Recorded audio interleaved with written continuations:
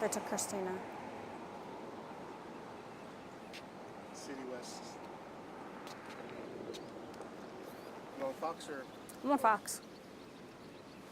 They didn't say which one to go into first. Yeah. They'll take me after, then we'll...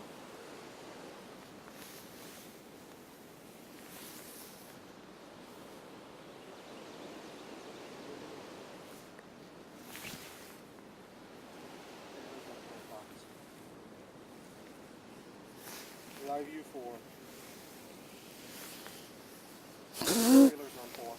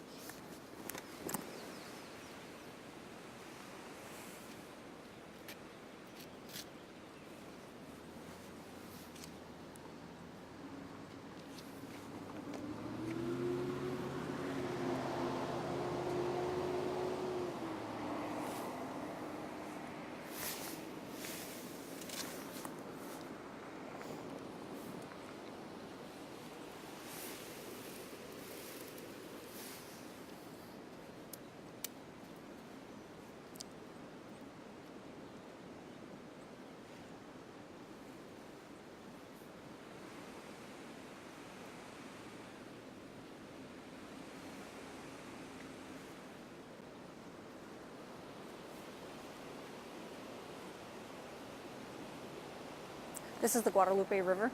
It flows right through. Wow. Are you going to be in the shot with me?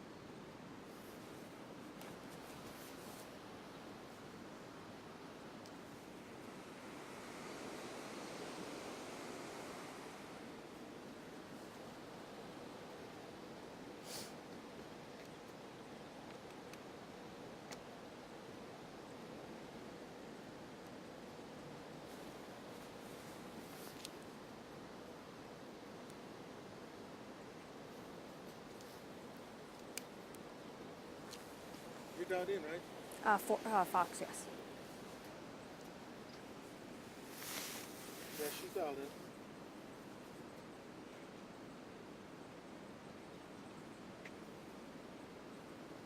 Yes, I can hear you. Good morning. You're doing it crazy.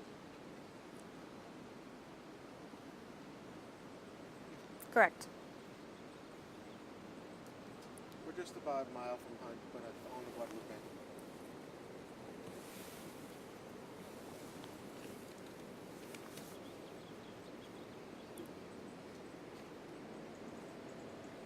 Wow.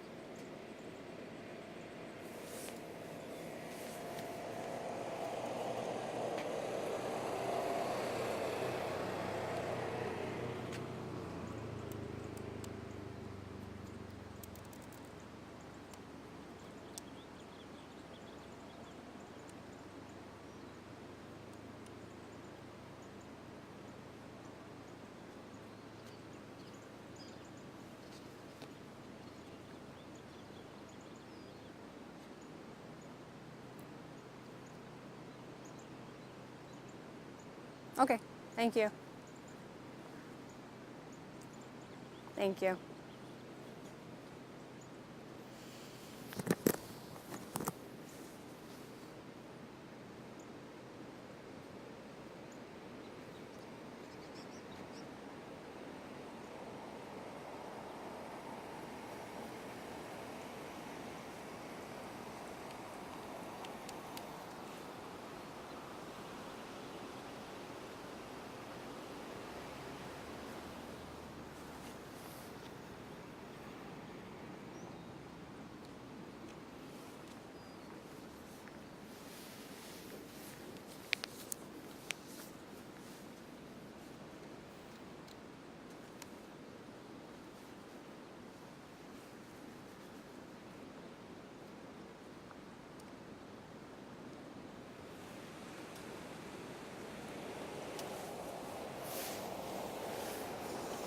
Somebody's not getting their mail.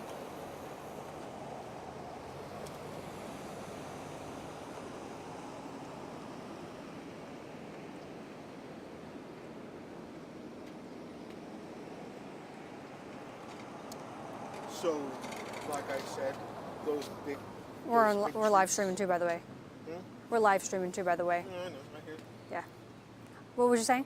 Those big trees, those are they're called ball cypress. Mm-hmm. That's really People strong. know what they are, and they grow by the river. Just huge trees topped over. It's very sad.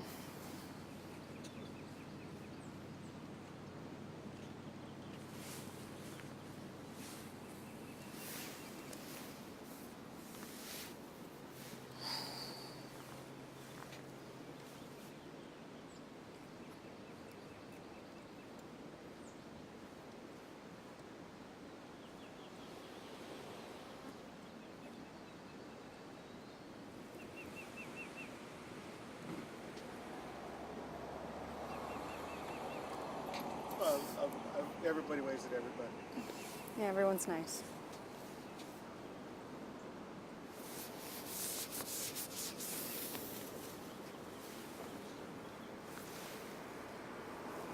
Nobody, no. You're asking for miracles, honey. Yeah. Do you know when we're going to OAI? Do you? We don't know. We don't know. I was going to do Fox first and then go to WOAI. Because they're taking me after this.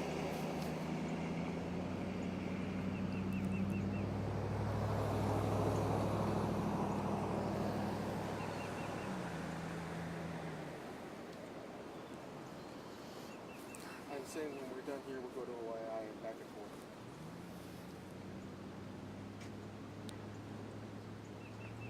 No, I know that. I love you.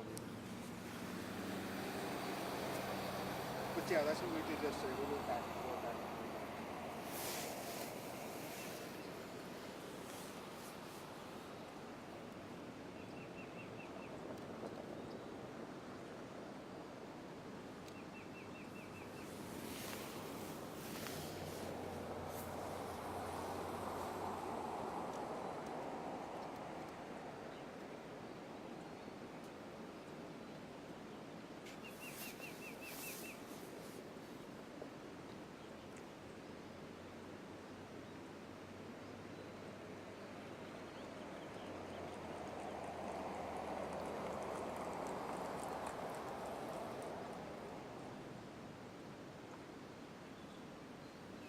Yeah. Can you hear me? I was going to go into the Fox side first and then WOAI. Yeah, that's what I told them. Okay. Just bounce back and forth. Great. And I'll let them know that we're here. I already talked to the producer. Yeah. That's what Vivian was. I was talking to Vivian. Okay. You start talking and I'll follow you. Okay. Thank you.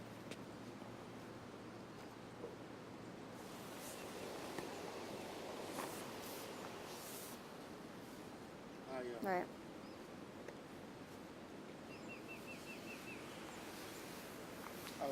I was so tired. I just washed my face and washed my arms for the bug spray and just went to sleep. Fuck it. I gotta wash my sheets anyways. Yeah. Oh. It's nasty. Yeah. Like you're funny.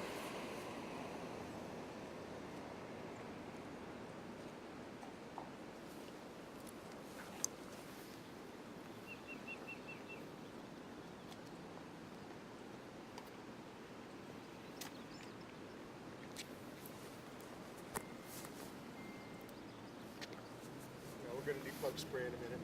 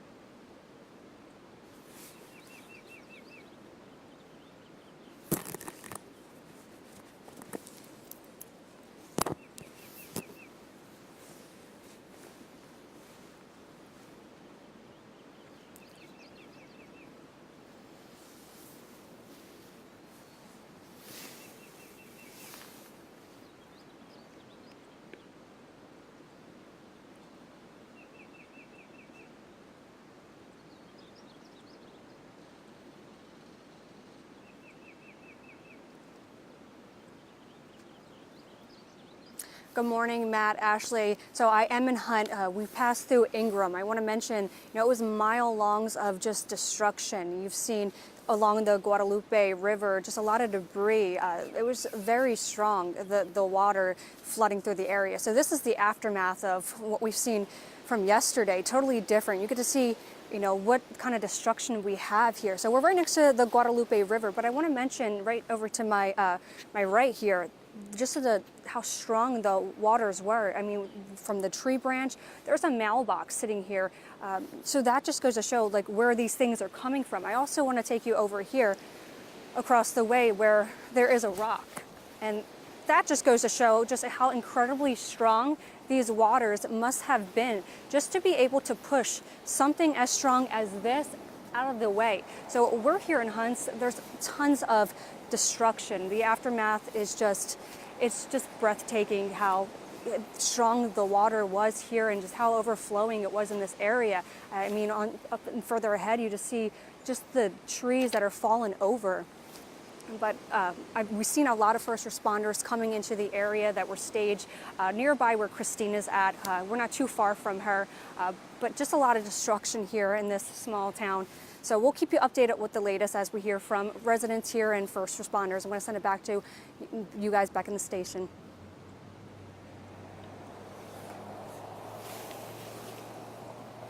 Yeah.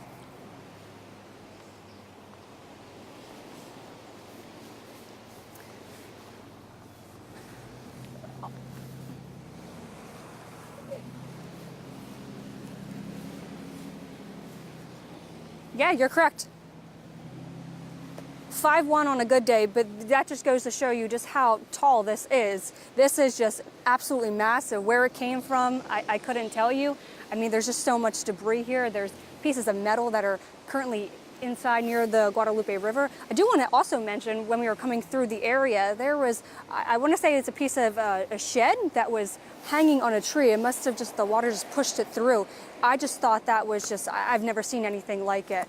But yeah, Matt, back to your point here, this just goes to show just how incredibly aggressive that water was coming through Hunt.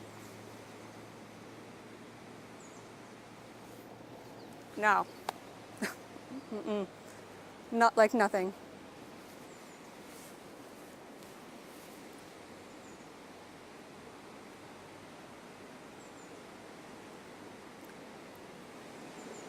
So we are right next to the Guadalupe River. We're about a mile or so from the heart of Hunts, actually.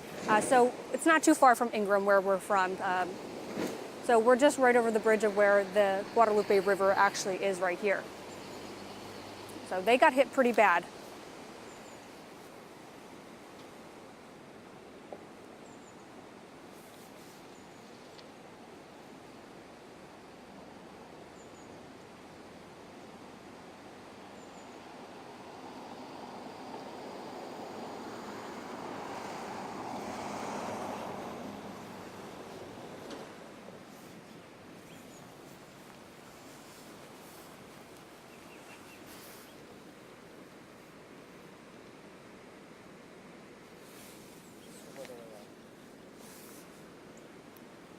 Okay.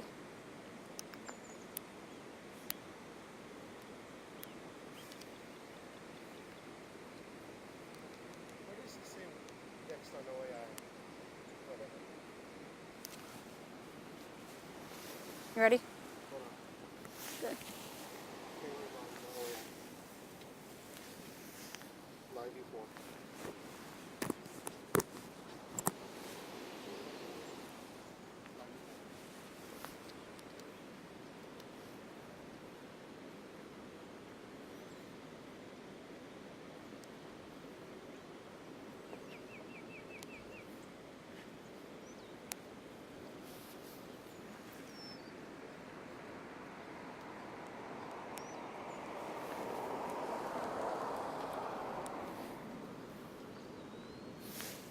What was she saying about the post office? It was also damaged, so we could stop by there as well to see what it looks like. Yeah, we could. At a certain point, we'll go into Hunt. Yeah.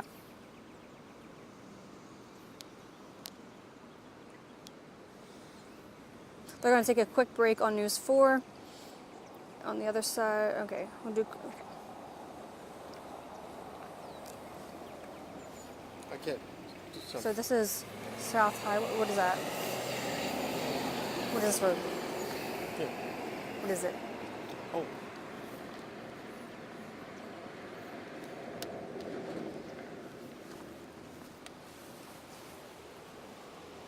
Get my glasses on and I'll take it. I think it's 27.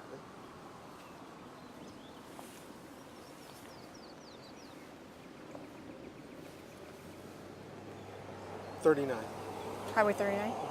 Not highway, but I think it's state highway. State Highway. Yeah, state highway 30.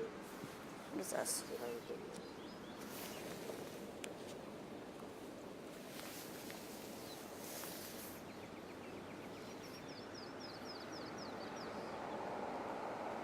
It might be Texas 39.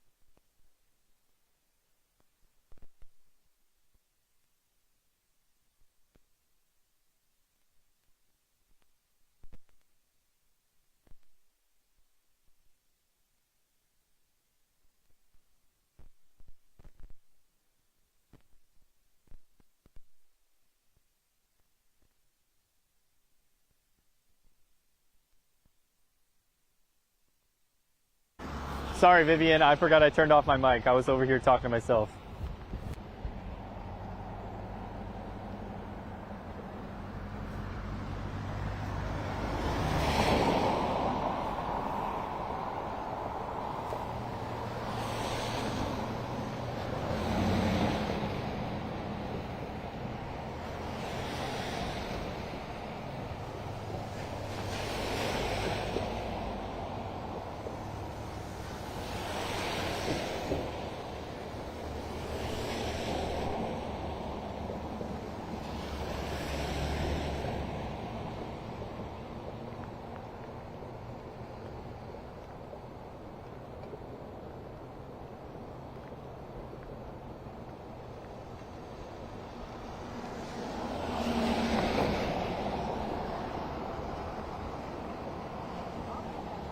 For the news company? Yes, sir. Which, I'm with News 4. They're with KSAT. okay. Mm-hmm. What are they estimating that down below the bridge? 15 feet? Below the bridge, I'm not sure. I know total level, it's sitting at about 24 feet right now. 24 feet higher? Wow, that's pretty good. And we're expecting more with the rain today? Yep. It was supposed to reach 32. Probably not going to reach that high, but yeah, it's been pretty consistent at about 24 feet. Does this predict that Canyon Lake would rise up? I'm sorry? The Canyon Lake? Oh, yeah. Did they project what that's coming up? They haven't yet. I know that this is all still flowing that way, so they're trying to get all the estimations. Well, it was so dry that they didn't think it would. Yeah, for sure. So it didn't crest as high as they said it was going to. Oh, yeah. Saying 37 feet, no, But it's still up quite a bit. it's up a lot from what it usually is, but I mean, that's, yeah, it's nowhere near as high as what they thought, which is great. Are we in your way here? Let's No. I'm just about to do a live shot right now, so yeah. I went to the other side and got one too.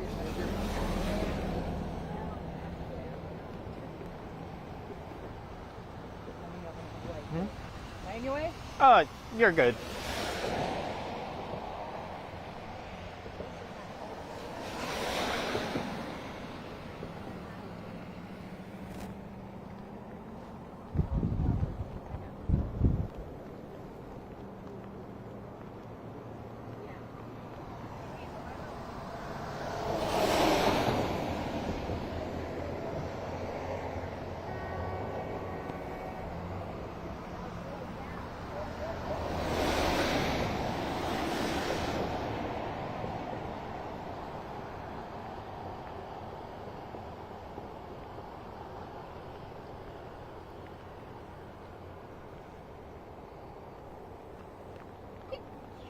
Bless you.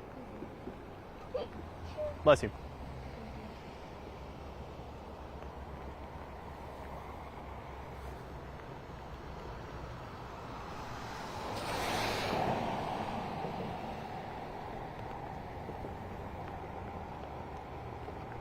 Yeah.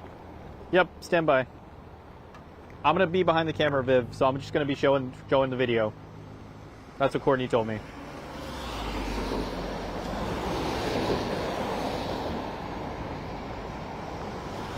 Yeah, can you hear me?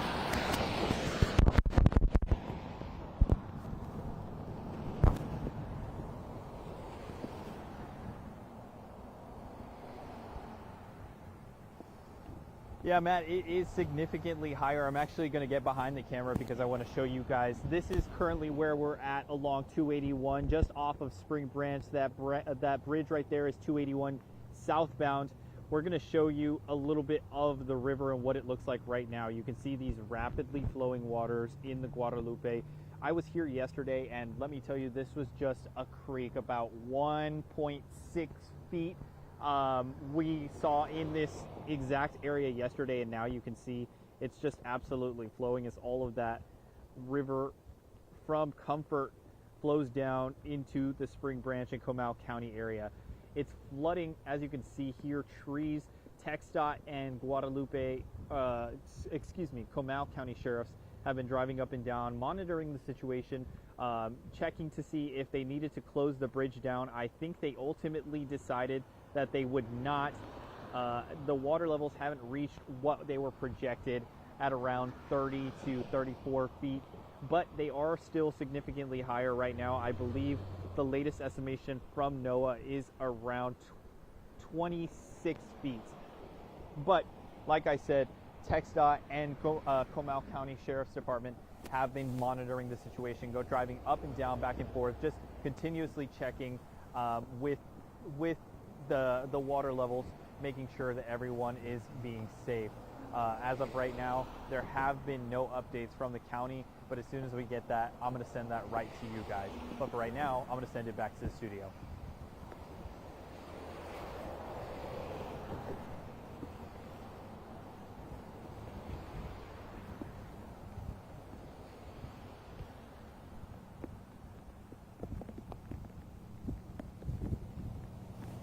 Thank you.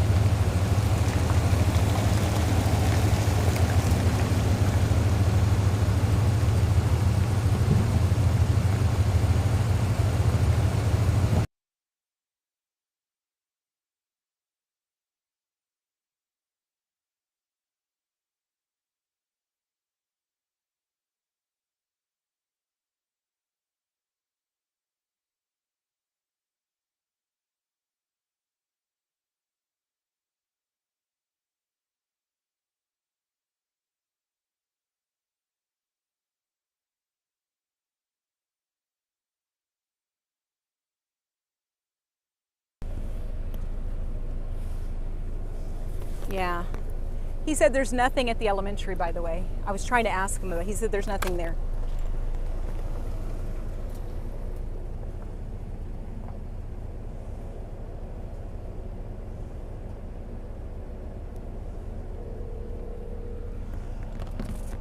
Thank you, by the way, Fernanda, for that. They were trying to get me information.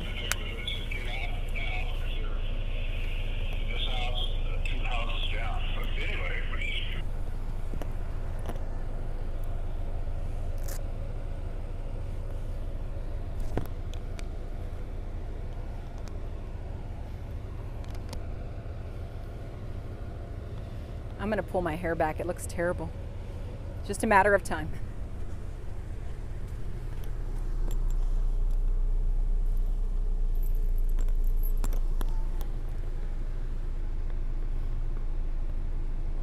Yes, I can. Yes, I can. I can hear you. Yes, give her a thumbs up for me.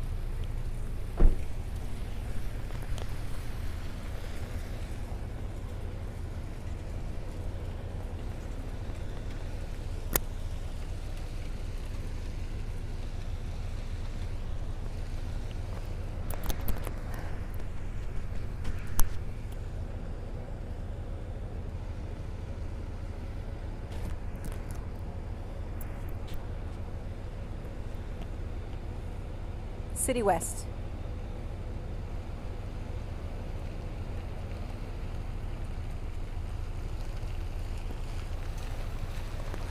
Be safe.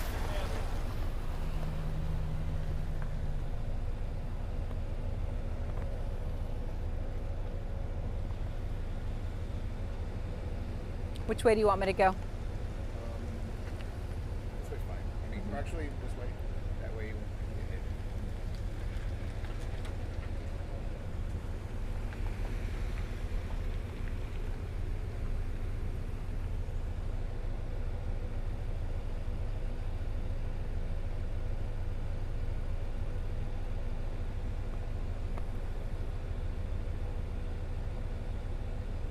Well, we're live in Ingram at a staging center here at City West Church, and I want to show you, I was able to talk to some of the folks here in one of the ambulances to get a little better sense of what's going on. We try to get in, but they aren't letting us in. It's all law enforcement and all of the rescuers, basically. They've got a tight lid on everything going on here. We've got so many law enforcement and so many EMTs, basically from different jurisdictions. We've seen a lot of them mobilize and a lot of them moving out. You probably see one here that's getting ready to get inside their unit. I think that is a game warden from the state of Texas. He's got a backpack on. He's getting ready to load up and head out. And we saw a great deal of them actually moving to do just that. I think they got their orders a short time ago because we've seen a flurry of them just taking off. In fact, we're about to see one leave here right now. And so what we have found out is this is a check-in area for them. We've seen a lot of ins and outs throughout the morning. Shift changes, we talk about it here. This is where they go, they get their marching orders, and then they leave for the day. We talked to a few of them and passing, and they say, yeah, we were out here yesterday, or no, this is our first time here. Here comes the game warden who's about to take off right now, and he's leaving for the day. They get direction where they're heading, and then they go from there. They mobilize, then they go from there. One direction or another, and then they take off. There's game warden passing, and then look, they've got ATVs on theirs. So they're about to take off with those two ATVs, passing another game warden that's taking off. They mean business. They're going to where they need to go. So this is kind of the hub of where they're heading and how they're going to get there. This is kind of the central nerve, if you will. And we've got more that are coming out too, and they're about to round up, get in those vehicles, and then take off to where it is that they need to go. So again, we try to get into that central nerve. Not going to happen this morning for us. So they got their marching orders. They're going to go where they need to go. And they've amassed from all over the state. We've looked on these vehicles. We've seen them from all over. We've got Uvalde EMS here. In front of that, we've got Schertz EMS. And passing us now is EMS Command. And this looks like it's from San Antonio that just passed us here. And we see some more cars and trucks that are backing up, and they're going to be heading out from different locations. So that's what we're dealing with here. We're going to try to get get some more information about exactly where they're going. It's places that we can't get to, but maybe only these vehicles can get to, because you saw the the ATVs that were here. And again, you can see the ambulances from all the jurisdictions. It's what Governor Greg Abbott says that we do best in our city. We've got the best rescue efforts in the world, and it's what he promised, is that everyone would be accounted for as a result of all the flooding that we saw here. And to your right is a mass casualty evacuation ambulance. Behind that is another jurisdiction. We saw a Fredericksburg ambulance as well. So many of them from so many different parts of the state. And again, this is where they get their marching orders, the staging area. And then from there, they get up and they go wherever it is they need to go to get that search and rescue effort underway, and hopefully not too many search and recovery efforts throughout the morning on the second day of what's become such a catastrophic event in the state's history in the Kerrville area. But reporting live from Ingram at City West Church, I'm Christina De Leon, Fox SA. We will send it back to you guys in the studio.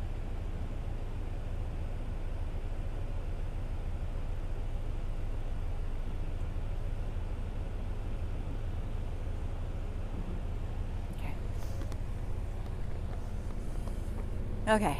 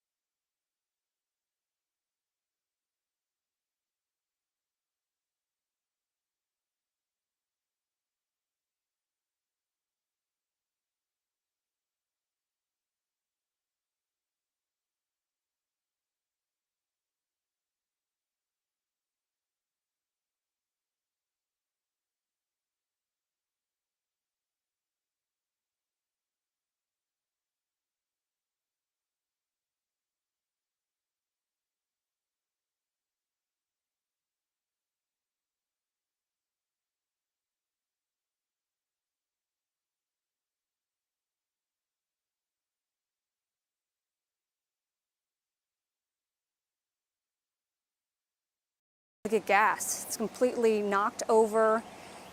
You wouldn't be able to tell with what any of this is anymore. There's a complete destruction. I mean, you can smell the gasoline in the air. Now, I want to also take you with me as we just look down the road, what once was. I mean, this, for people that live in this area, this looks just unrecognizable. There's just complete destruction right here. I'm going to stay close away from it, but there's power lines that are down. Down further over here, you just see piles and piles of just debris that is just stacked up I do want to mention, if we can get a closer look over here, where there's actually a vehicle that's flipped over, completely totaled, but flipped over. That just goes to show, again, how I've been talking about how aggressive this floodwater was here in Hunt and how terribly they were hit by just this massive catastrophic flooding here. I did talk to one of the residents that was driving by. A lot of nice people here in Hunt. They were asking if we were okay, but they did mention that they're just going to pack their stuff and they're going to head out of this area. There's just a lot of rebuilding and people just don't know where to start.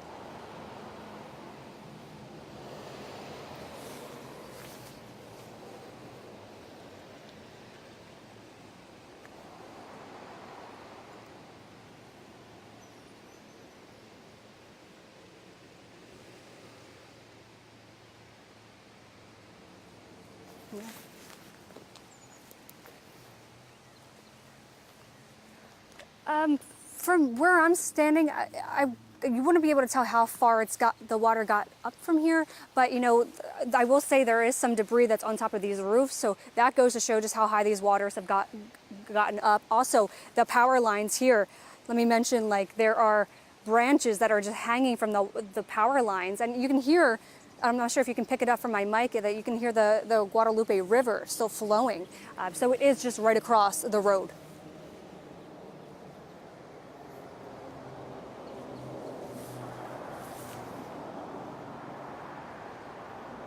Yeah.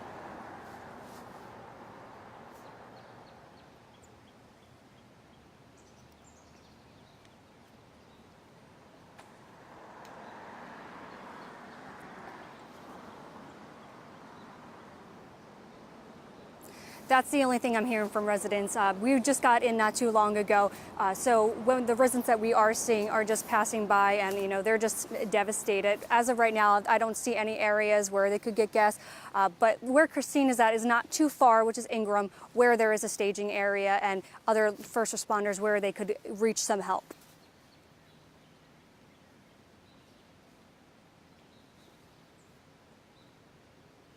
Absolutely.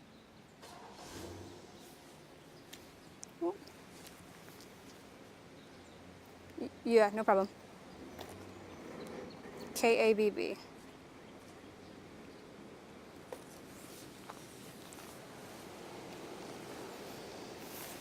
I'm gonna try to get this guy really quickly. Can you, I'm gonna shut my mic off real quick.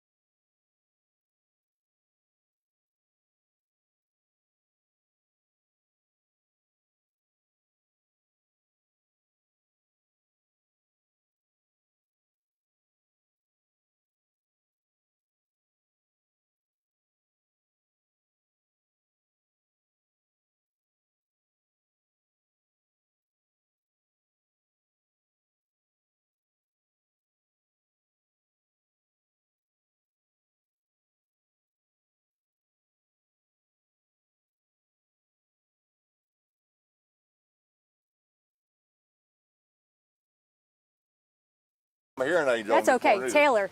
Huh? Do you know Taylor Swift? Taylor. Yeah, there you go. Taylor. It might be our accents. Are you turned on? Yep. All right. High speed. Are you able to, do you want to walk over here with me? Yeah, let me get this out. Yeah. I'll meet you over here in front. You're gonna interview him? Hold on. Turn that one off. Hey guys, if you can hear me. Turn it off.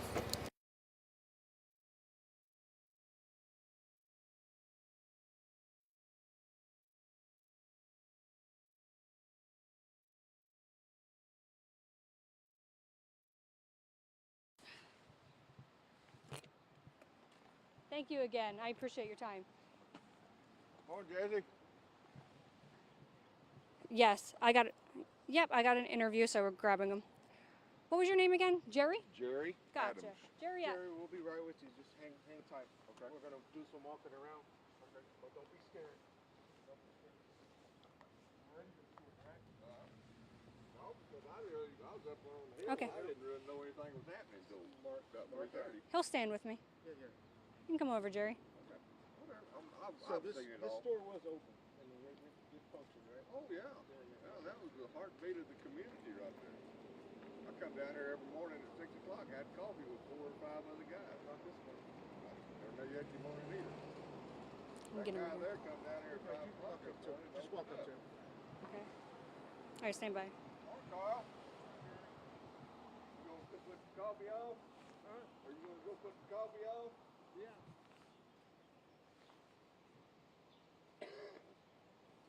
Yeah, just walk over to him.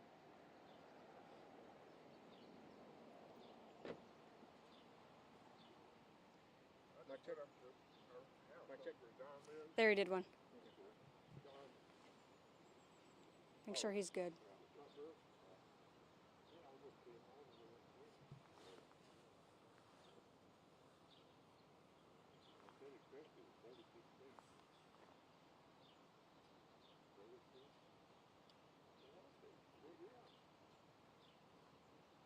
Look at the roof.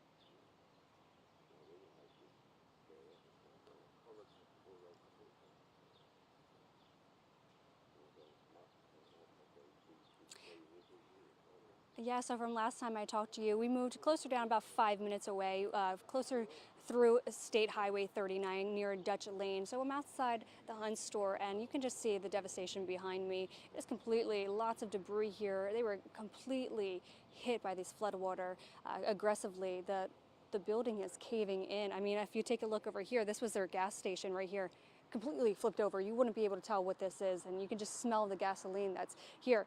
So I do have a resident, Jerry Adams, who has been here for some time. I mean, just look at this devastation here. It's unbelievable. Like I say, I've been here since 1987, and I've seen 2 or 3 really good floods, but I have never seen one that just total disaster like this one is. They said this thing crested at 36 feet, and it's just, you know, I mean, like the Hunt store there, that was the hub of the community, and people would come down, me and some other guys every morning to drink coffee, and sit and talk, and Carl was here every morning to open up and do the bookwork and everything, and like I say, I just live right up there on top of the hill, and I woke up at 3:30 in the morning, and I'm in a barn up there, and I had about that much water in the floor of my barn. And I thought, what is going on? I mean, I knew it was raining, but I really feel bad for the people that have lost loved ones and property and everything here. I mean, it's just really hard to fathom that, the destruction. It really is. And so, Yeah, the destruction. I mean, just look behind us. This is just piles of debris that have stacked up. I mean, what was your first reaction to see the Hunt store the way it is? I mean, the gas station here completely flipped over. I know you smell gasoline here. It's just sad. it was. I mean, I drove down there and my jaw fell open. I couldn't believe it, Because like I said, I've seen water come up maybe nearly to the road right here. I've seen it come up that much, but not up to there. And if we could take a look over here, closer to this field area, if you want to take a walk with me, you could see, Jerry, this area. What was this usually like over here? Well, that was just what they call the Preservation Society, and they always had our Sunday Easter service was down here at this little pavilion, and that was usually just a lot for parking, and when Hunt had their 100-year deal or whatever here a while back, they had a big park out there, and I mean, it was just kind of for everybody to use, what it was. So. And I could see from over here, you see a car that's completely flipped over and totaled. I mean, just looking at that wasn't there before. No, it was in this driveway right over here. So that just goes to show how aggressive this floodwater was coming through Hunt. Oh, yeah, it had to be coming through here 90 miles an hour. When I came down here at about 4 o'clock, right up there about where that sign is at a gate or whatever, right through there, Yeah. that's as far as I could come. The water was coming through here, that deep, and I couldn't even cross it in that buggy. Now, Jerry, I did speak to another resident that said, I'm just packing up. I'm getting out of here. Where do you start from here after rebuilding? How do you start? Where do you go from here? Church. and there's just a lot of, resources that are going to be needed for this. Oh yeah. Well, they've had the Methodist Church open over here for their, what do they call it, the base camp or whatever, and that's where I went over there to see if they needed anything, but there's nobody there now. So I guess everybody, once the shoemaker open, people could get out, and they've got plenty of water and food and stuff all already stacked over there. So hopefully they're all right. But it's gonna take a year or two or three for this thing to actually get back to the way it was, you know. And I know this is a small knit community. Where do you guys go for your gas now? And are you checking on neighbors and things like that since you are a tight knit community? Oh yeah, we checked on. We drove up the road the other day and went to every house just to make sure there wasn't anybody still in there. You know, I mean, we'll have to just go to Ingram to get gas and coffee. That's where I'm going next, unless you've got some coffee on you somewhere. Is there anything else that you'd like to get out to your neighbors that are watching here in Hunt? Just take care of your neighbors and take care of yourselves and pray. Jerry, thank you so much for your time. Well, thank you. So we will continue to be here in Hunt, and we'll keep you updated with the latest with this destruction. So back to you guys in the station.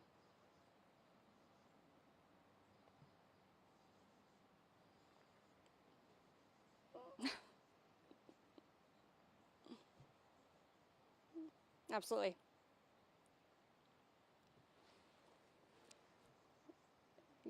Yeah, long time. Wow, you did great. Thank you. Thank very you. much. It's a pleasure Yes. to meet you. Pleasure to My- meet you, sir. Thank you, sir. Our Take anchors. care, drive careful going back. Our anchor said you would have got along with his friend in grade or college. Coffee's the best answer, he said. You're okay.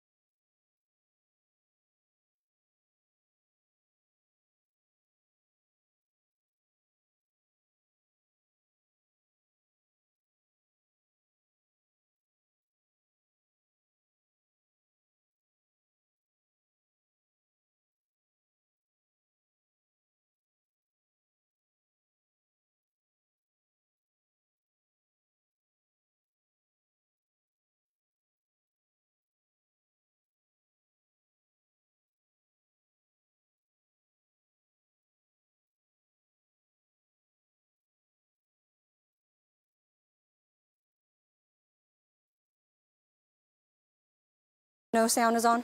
No sound. Cool. Put it in the thing.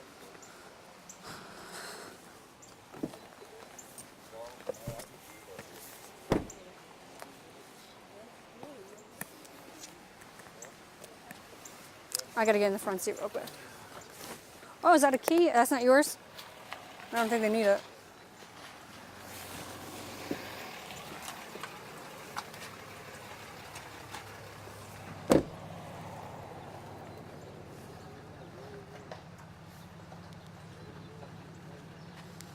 I told the guy what you said.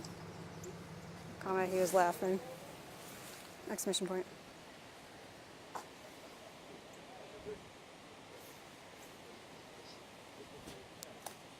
Thank you, by the way. Comment, you and Jordan are the only people that give me feedback.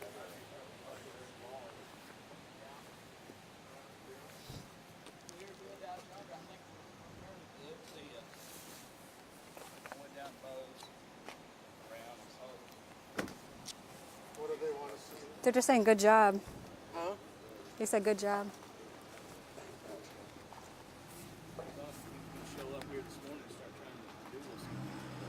So even when this is all, the way it is, unfortunately, this is still the hot spot for the community, it looks like. Yeah, this is where everybody will gather, right here. Yeah. I just got on TV. He did a great job. Now I'm famous now. You want my autograph? Come here. Jerry, I'm good. I appreciate it. I'll I'll sign come your get cap you for if I you. need it. No, Jerry, we appreciate your time. All right, it was nice to meet you and y'all take care of me. Yeah, you be safe. God bless you. God bless you too. All right, I'm on. Be safe. Get your coffee.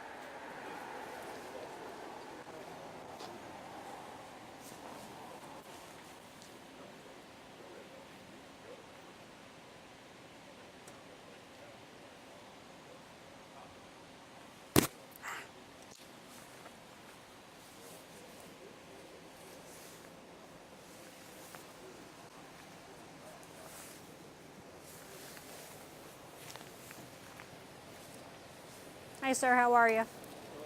I'm Taylor. I'm with the News 4 and Fox SA. So sorry, Carl. This is devastating for you guys, I can imagine. Is your home okay? Yeah, I live up the road up there. Yeah. But this is just. Yeah, you worked here? Yeah. Jerry was telling me. How's it feel to see something like this? Well, we're all out of work, but you know, everybody, all the girls and everything, the cashiers and the waiters and the cooks and, well. It's just very devastating. It looks like it's caving in, the building. Just. Well, especially if you drive down this way, you know, between Hunt and Shoemakers, it's just devastating. Yeah. Never seen anything like this. Oh no, there has never been anything like this. How long have you been here? Oops, sorry. Well, 22 years. Wow. And this is the Guadalupe River right here, so it just complete. How high up was it, the water? Well, if you come over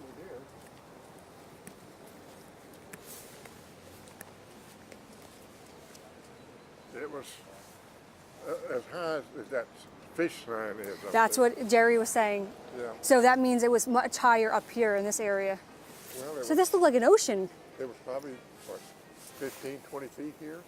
Wow. So this was completely flooded. Oh, yeah. Have you gone and looked at it? No. Well, come maybe show you.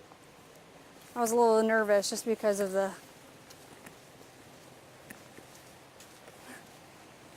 And where was this before, this toilet?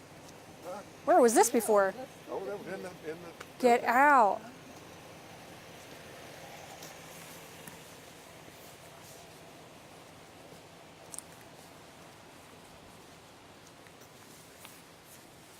you see some of the devastation here. Wow. And here's what.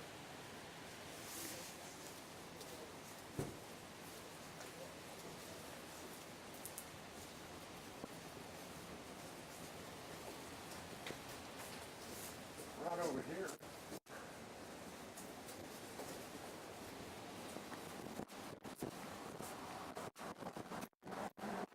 What's the post office?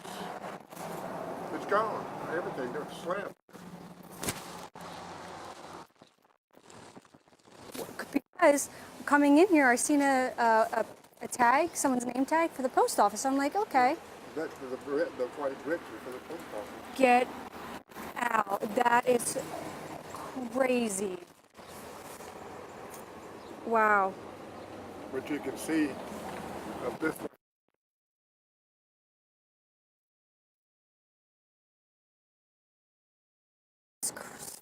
So your whole post office is completely gone. How many workers do you think were in the post office? It was at nighttime. There's no. You can't even get in. Where do you start? You blew up the whole thing. You The just- building's been here since 1946, and it's just a shame that it's going to have to end this way. Right. I mean, just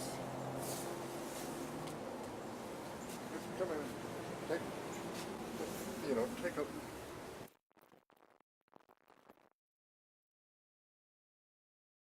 Just so shocked. Yeah, I'll let you get in there too. But your post office, I think, really blew me away. You were like, it was here. It was here. Oh yeah, It's gone. go. And then over here you can see more.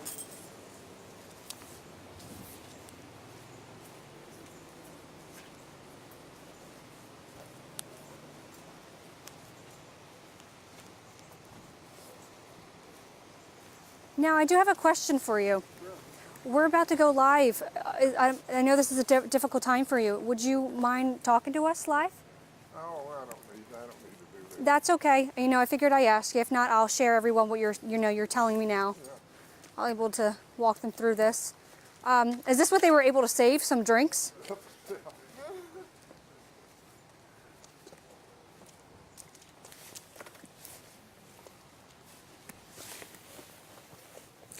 And you were the bookkeeper here?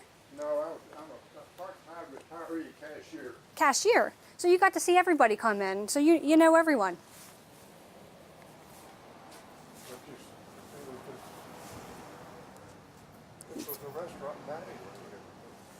just going to take a video of this. So tell me a little bit about this area. Was there a door here before? No, This is all open. no, it was all closed. Oh, this was all closed. Well, And they had a couple of windows, but wow. What was this area? Part of it? this was a storage area. We had an ice machine that was heated. The ice machine is gone off. All our big gas tanks back there floated off somewhere down the way. Wow. Well, thank you for showing me around. This is just devastating.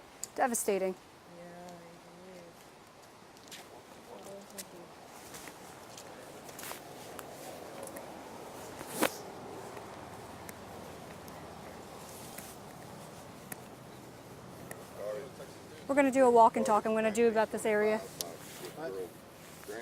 We're going to do a walk and talk. I'm going to go live for News 4. Right over here. That's the post office. It's gone. I'll show you.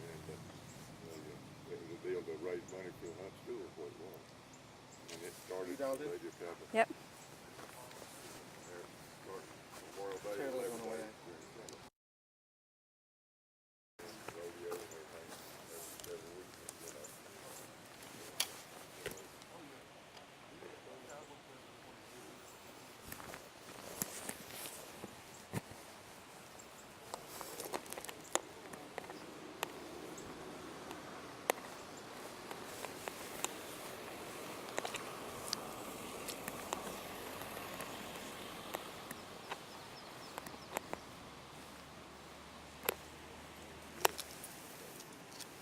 See?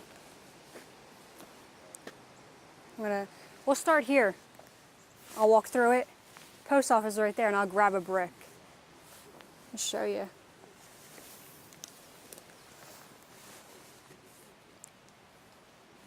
Hey guys, can you hear me?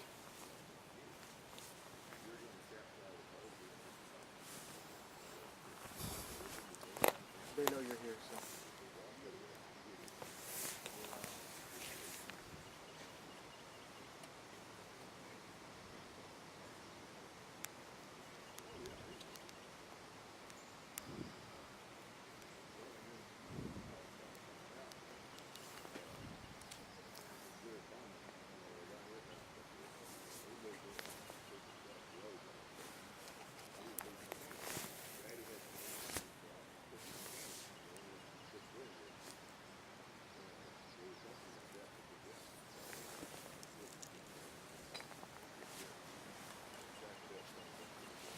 Give that to. Hey, this is Taylor.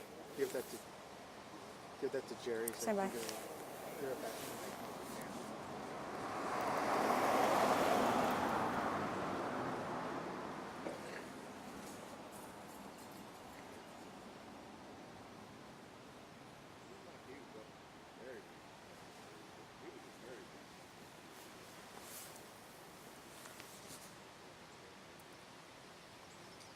Mic check 1, 2, 3, 4, 5, 6, 7, 8, 9, 10.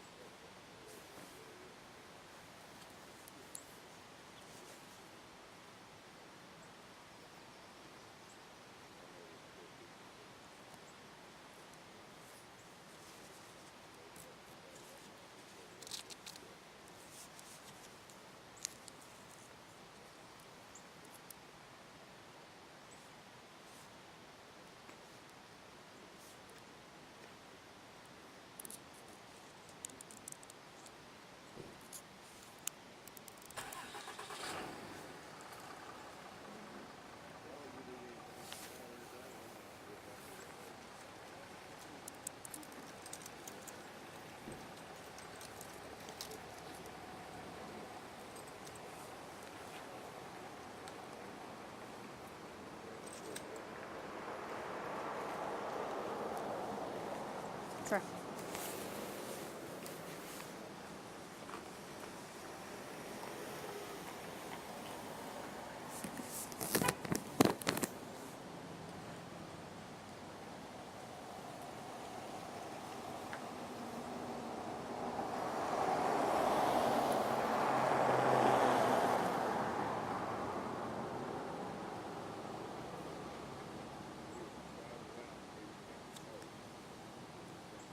Yeah, so this is a staple here in Hunt. So even after all this destruction, you could see they're still gathering here to be in this area. They're just completely overwhelmed and just devastated. I want to walk you through. They didn't want to be on camera, but they walked me through this area and what it did look like. So they said that this was once all boarded up. This was all brick and now completely opened up. That just goes to show how fierce that storm was and how it powered through.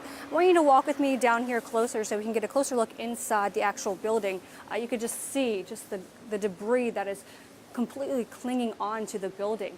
But if you take a closer look here inside, you could just see it is just completely packed in there, just all the debris that just swept right into the Hunt store here in Hunt. This was a staple, they were telling me. I did speak to the cashier who worked here for many years, and so he saw a lot of residents come into the area. I also want to mention that closer down here, again, there's lots of debris, branches down power lines.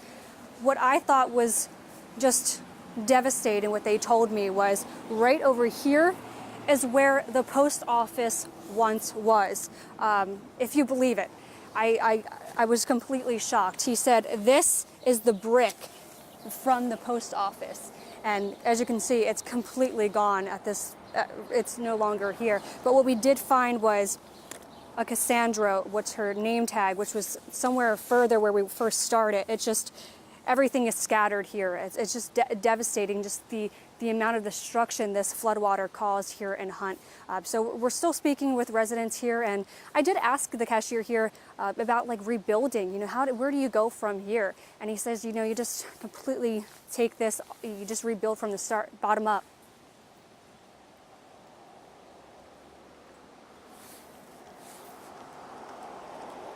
Yeah.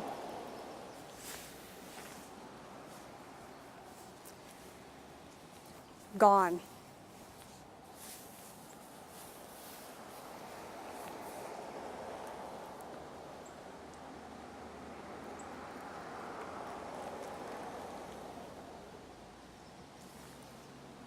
That's all.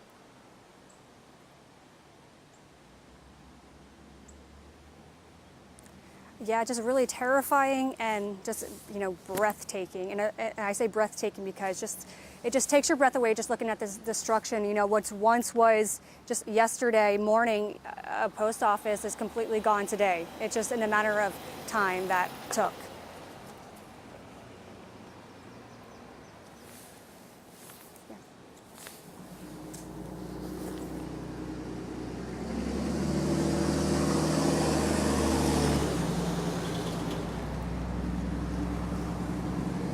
So they're just coming together. A lot of them, you know, they're just looking at the area. They don't know where to start at this moment right now. They're just, they can't even get in the building to even see how bad the building is completely destroyed. Yeah, there's so much debris that just packed in there from the Guadalupe River that's just right across the road.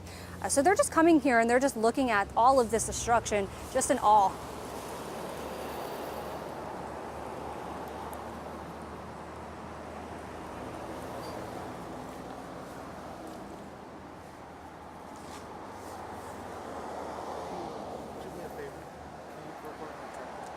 Would you drive it around? What'd you say? Go grab my tripod. Oh, yeah. Yeah. No.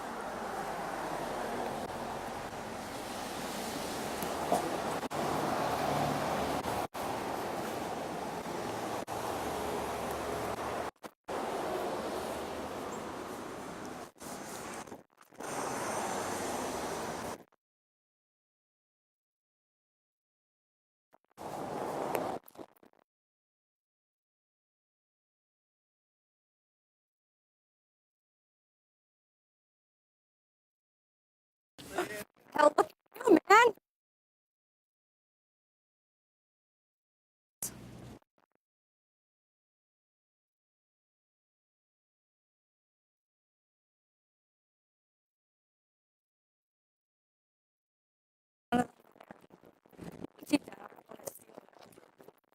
I'm not sure what.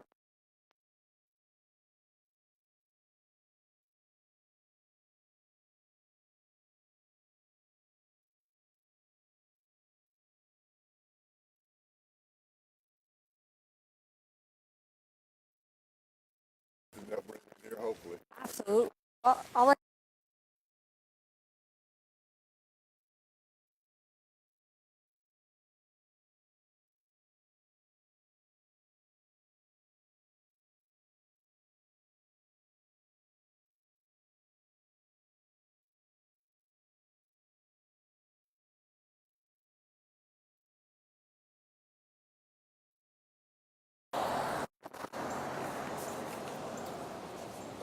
So the post office, if you look at Google Maps, was over on the other side of that, between those two trees. Mm-hmm. You can see where it was.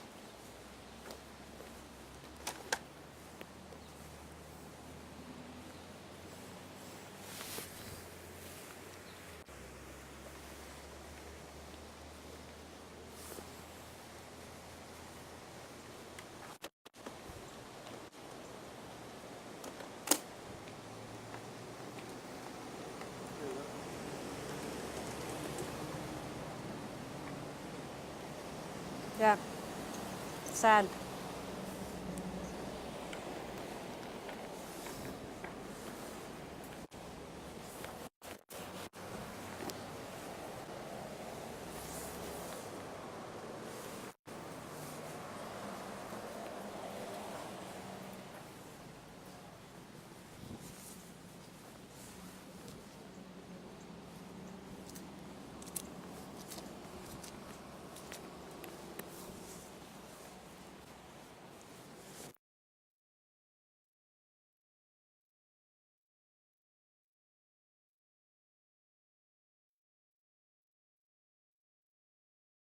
Is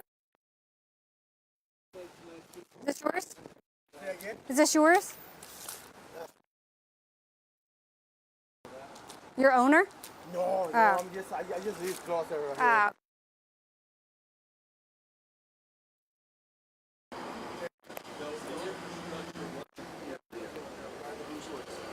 Oh, he's a cashier. Whew. My ranch is completely destroyed. I had lost 62 bales, 62 round bales, and because we cut last week, and if the cattle had been in, they'd have all been killed. Oh. How you doing?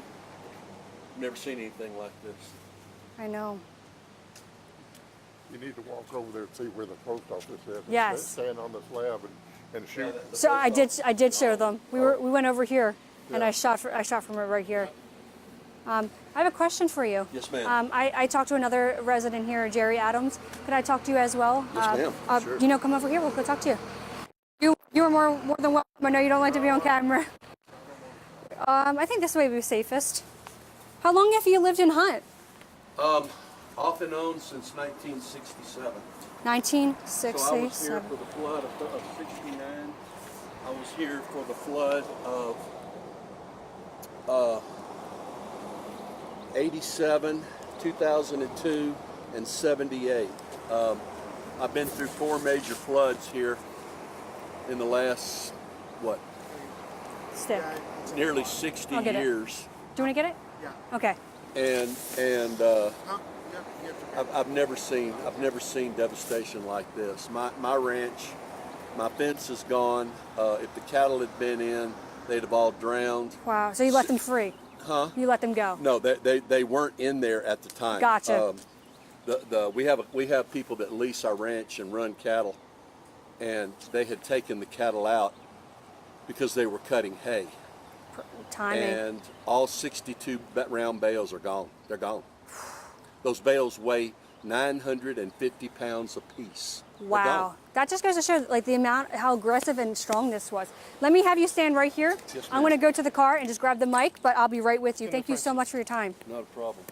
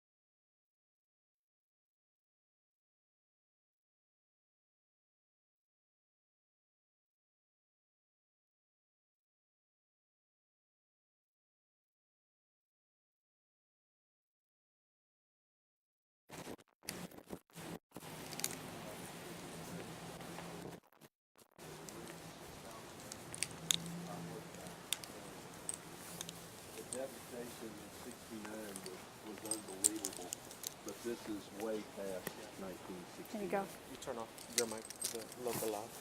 Let me turn that off. And I'm sorry, what are y'all names? My name's Taylor. Taylor, Yes. I'm Frank Siphon. Nice to meet you, Frank. Nice to meet I'm you Michael. all. What was your name? Mike.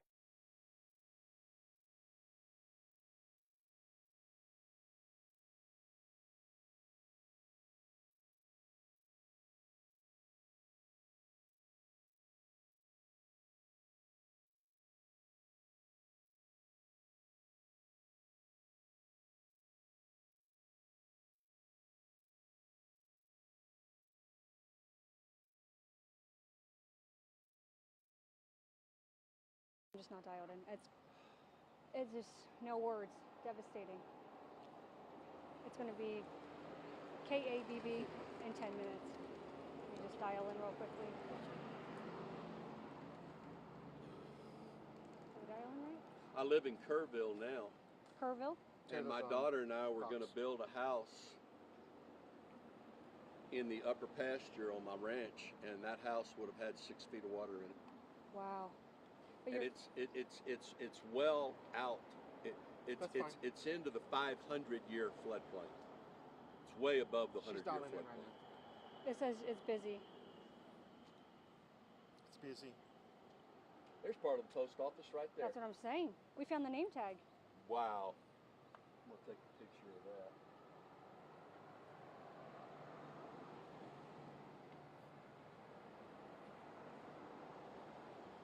You let them know.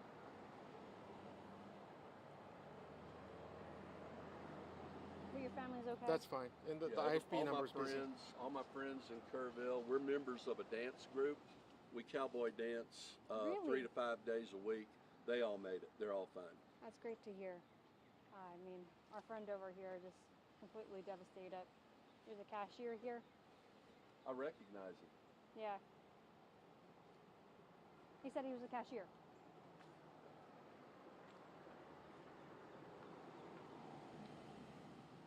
My dad bought our ranch in 1967. So I was here in 69, but it didn't get Nothing like this. 67, that was a great year. Why's that? Year you were born?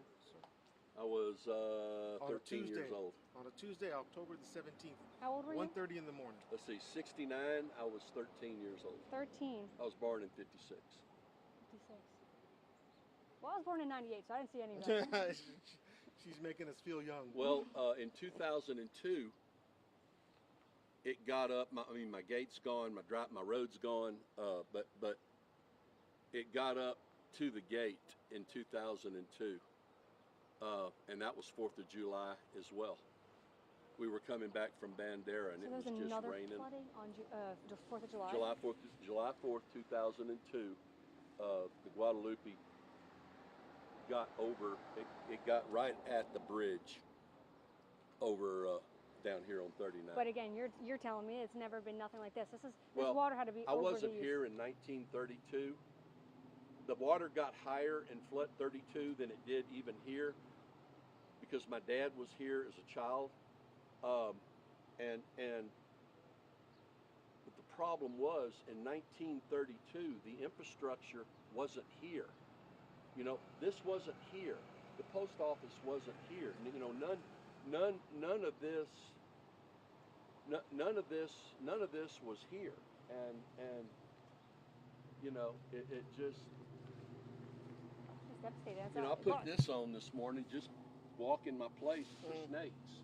Wow. Well, you know, they're gonna be a little pissed. Just a bit. Just a bit. Where do you want me to stand, Mike? I don't know. It's going to be a couple of minutes because it's. Did you get dialed in yet? Yeah, I'm dialing now. Well, we could do like a little walking, talking, and show. I mean, you grew up with this. Set the scene for everyone, so I appreciate you talking to us. Not a problem. At some point, I need to take this and plug into the car Okay. because it's going to die. I can stand anywhere y'all want me to. Oh, you're good where you're at. You're perfect. Y'all want to do a walkie-talkie? Yeah, yeah. I'll just walk and talk with you as we walk through this and just see this. Man, crazy. Even the houses over here. Yeah. And see, none of this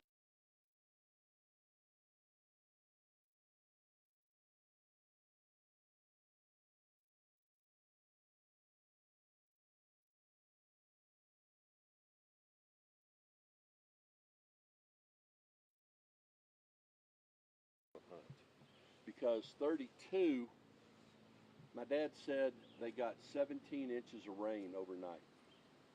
And the Guadalupe, I don't know if y'all know, but you go down here between here and before you get to the Waltonia Lodges, there's a hill back up called Pleasure Hill. My great-grandfather settled that hill in the 19th century. And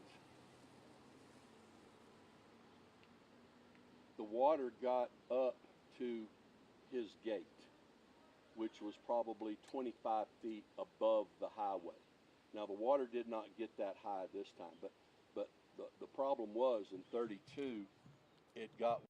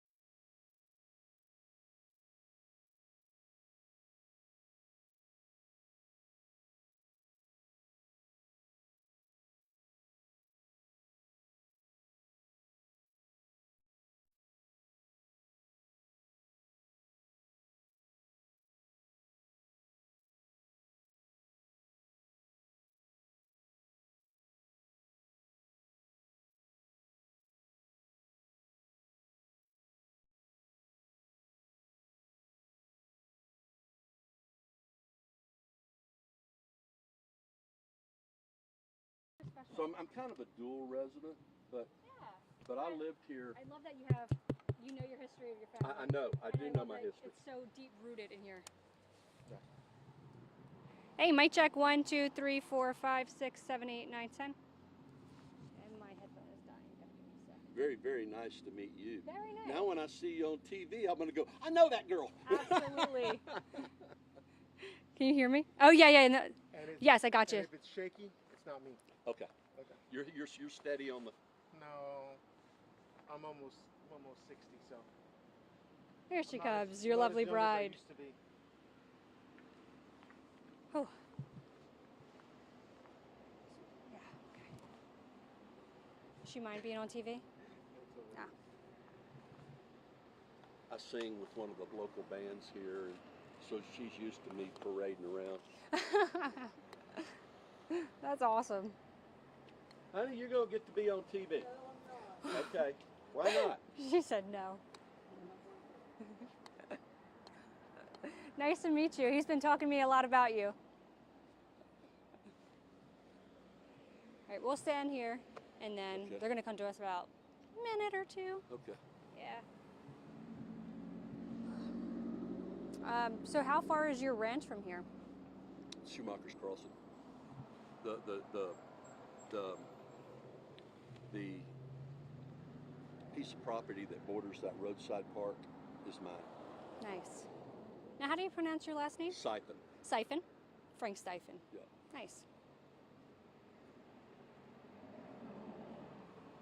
How long are you guys in town for? We live here. Oh, for the summer? No, now we live here permanently. Oh, wow. Alrighty.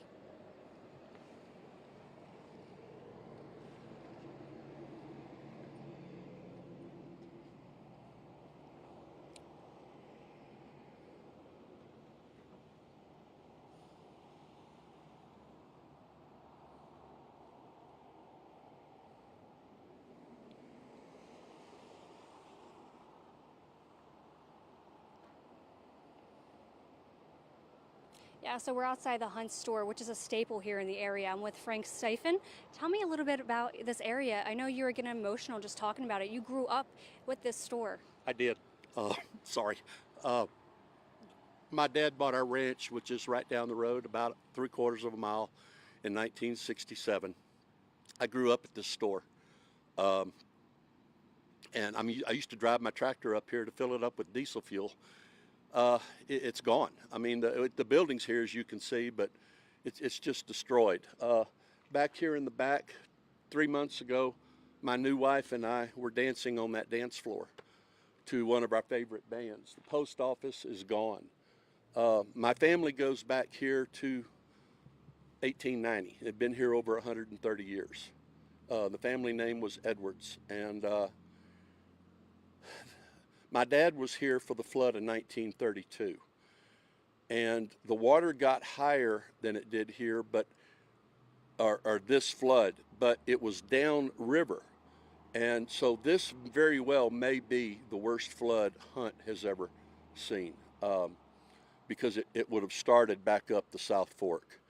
The devastation is unbelievable. How these kids survived in any of these camps along the river is nothing short of a miracle. But I did. I grew up with this store. I've like I said, I've danced here. I've been here, sat by the fireplace in a rocking chair and drank a beer. The devastation. There are just no words, Taylor, that I can say that describe what I'm seeing. My ranch, it was completely underwater. The water got that high. Just unbelievable. And I know we were talking a little bit earlier. This is a small knit community, and everybody knows everybody. Yes, Hunt is a very small community, and the people here do know each other. The store was more than just a store where you could go to buy staples and a beer or a hamburger or whatever. It was really a social meeting point. It was a lot of fun to come here and eat and have dinner and visit with people. Yeah, there's you talking about how you just married your wife a month ago, and you're dancing in here, and now just emotional just seeing what it looks like right now. I mean, there's some deep-rooted memories in this building here for you guys here. Yeah, there are. we've only been married 6 weeks, so it's new for her, but for me, it's a lifetime. My summers were spent here, living here, and I really, really enjoyed it. Just, it's unbelievable, Taylor. That's all I can say. It's just unbelievable. It's just unbelievable. Yeah, just no words at this time. I mean, your post office, where do you guys go right at this time? How do you rebuild from this? It's going to take a long time. I mean, this community is resilient. They will rebuild. It's not going to be easy, and it's not going to be short.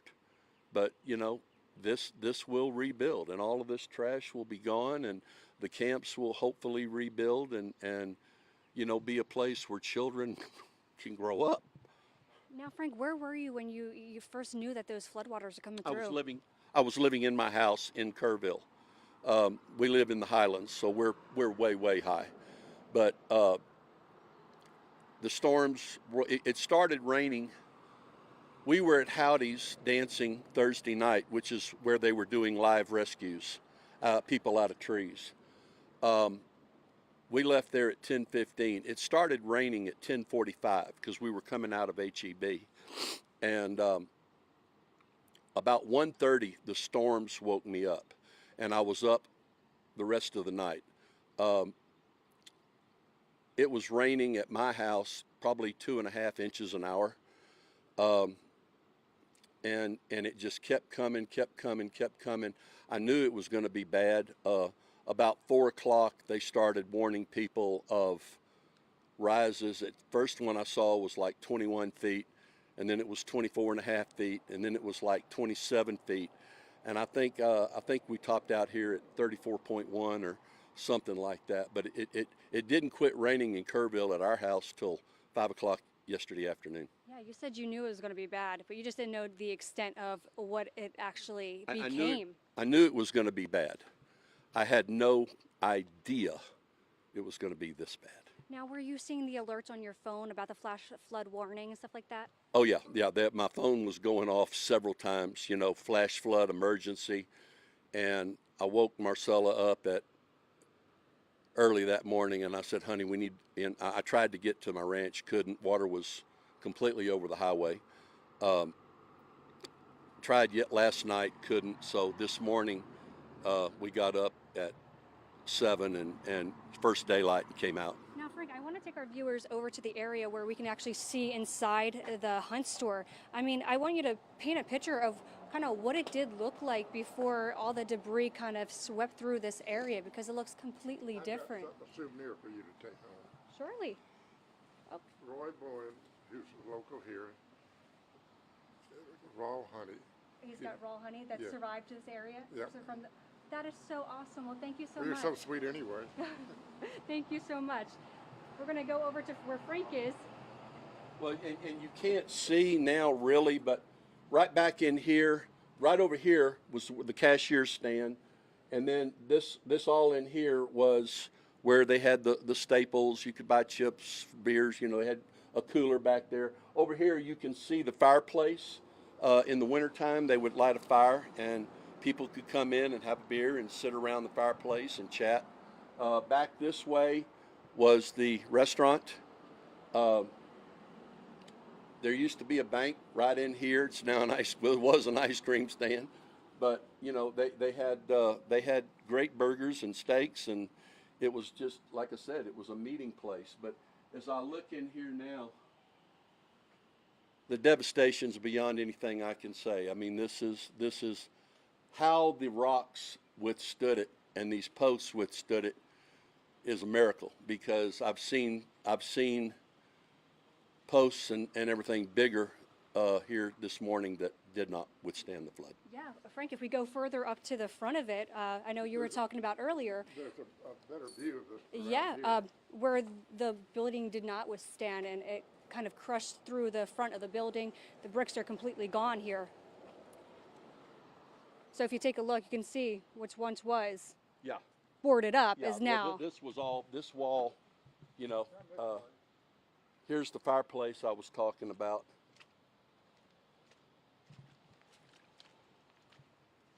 And then you also had a gas station that was Well, right here the too gas as well. pumps were here. You can see they're destroyed. But if you came around to the back side right over here, they had a diesel pump. And I could fill my tractor. So yeah, this used to be boarded up, and now you can clearly see right in through the Hunt store. I'm gonna get you a closer view of this. Now, Frank, how does this make you feel, just being able to stand inside here? Is this where you danced with your wife?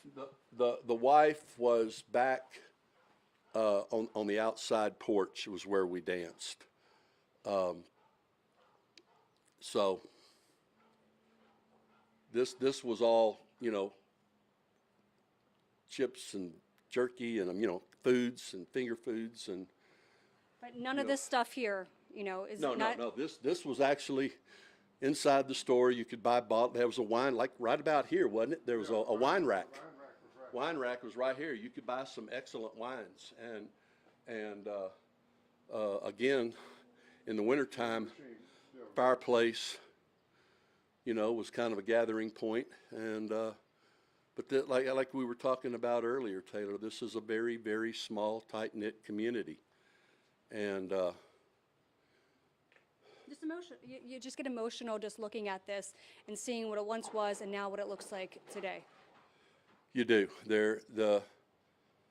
I thank God that people survived it, that we're here to talk about this. What those kids went through and adults along the South Fork of the Guadalupe River,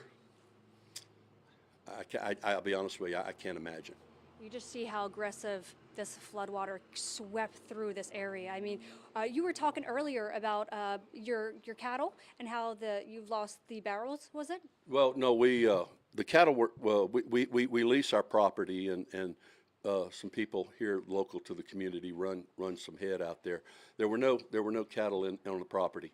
There were 62 round bales of hay because they just cut, and each one of those bales weighs about 950 pounds. They're all gone. All 62 bales are gone.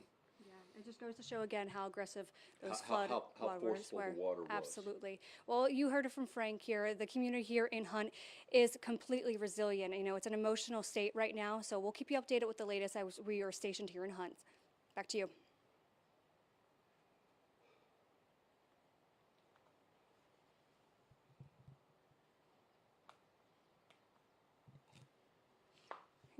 You're welcome. Frank, thank you so much for your time. Thank you.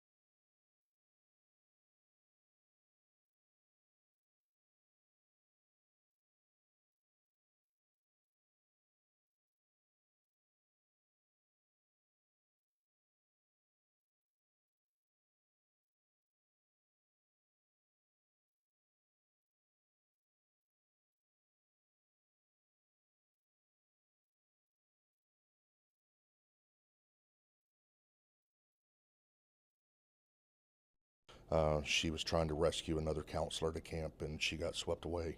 And, you know, it hits everybody. It hits everybody hard. And for a community, a tight-knit community like we are, we're 25,000 people in Kerrville. And, you know, pretty much everybody knows everybody here. And when we have an event, a catastrophic event like this, it hits hard and it hurts. But everybody coming together, you know, the outcry, I was telling you in the break a while ago, I've had Marines that I served with from across the nation reaching out saying, what can we do to help? And the answer to that question right now is pray. That's what we need. We need prayers. That's what we need for the families and for our remarkable, I can't tell you how many first responders are here. I was in the operations room a while ago. We have obviously our Kerrville Police Department, Fire Department. We have our Sheriff's Department. We have our state officials, game wardens, Coast Guard, Texas Rangers. We have federal agents here that are here to help, sent down. And it's just like going, wow. Every city that is around this area in the state of Texas has shown up. I can't even tell you how many. We were trying to count. We can't even count that amount. It's unbelievable. I had the mayor of Brazoria, which is down south of Houston, calls me yesterday and goes, what can we do? If you say the word, we're coming. And it's just like that kind of outreach and support is loved. Not needed right now because we have so many resources, but it is just unbelievable to see how the state and the community has come together. And I think what makes this so difficult, and I think as a nation and as a state and as this community feels, is when it involves children. That's what makes this so hard for so many people to take in. And I know as a community, we all come together and we feel this as a community. Can you talk to us about how Kerrville, this community, has come together? Because when we talk about children, that's what makes it so sensitive for everybody in this community. And that's what makes people get up and move as quickly as we've seen them out here. Yes, ma'am. You know, children are the future of this nation, future of our community and our future leaders. And to have this tragedy with our children out at the camps is unfathomable. It's, you know, we were supposed to have our 4th of July party yesterday in the park, 4th on the River, hosted by the Arcadia Live. Well, they pivoted from hosting 4th on the River to being a center for resources. And things like that. It's the churches coming together. You know, First United Methodist Church opening a shelter, having 150 beds for displaced families and individuals from the flood. That's how our community is. We all come together as one, and we work together as a team, and that's what's so lovely about Kerrville and Kerr County. Yeah, and so it's going to take years for this community to really maybe get back on its feet. It's obviously devastating, and we're going to wait for more information to come out at 10 o'clock, and I know you guys are trying to gather that for us right now, and you've got a little bit of an operations center going on back there, but this is where we're going to have this press conference and more updated information. Or is there anything else that you'd like to add, any information that you'd like to give this community? I know so many people are watching. Anything that you want them to know? Just pray. That's what we need. It's I can't say that enough. And you know, it's as a Christian, and I'm not trying to throw religion out, but we come together as one. We pray, and the Lord Almighty above will watch over and protect everybody and get us through this. So, right, and I know there's still search and rescue operations going on, and you guys are doing everything in your power with the help of so many resources here in Texas to get as many people out safely as we can, and that's what you guys are doing, and that's what you hold steadfast to. Yes, and of course, we will bring you updates as we can from this youth center here in Kerrville. At 10 o'clock, we will have live updates for you. And again, thank you so much for your time. Jeff Harris, City Council person here in Kerrville. He was gracious enough to come and talk to us. I know you're doing God's work here, and we appreciate your time, your efforts, your energy. And at 10 o'clock, we will have updates from this event center. But for now, we will send it back to you guys in the studio.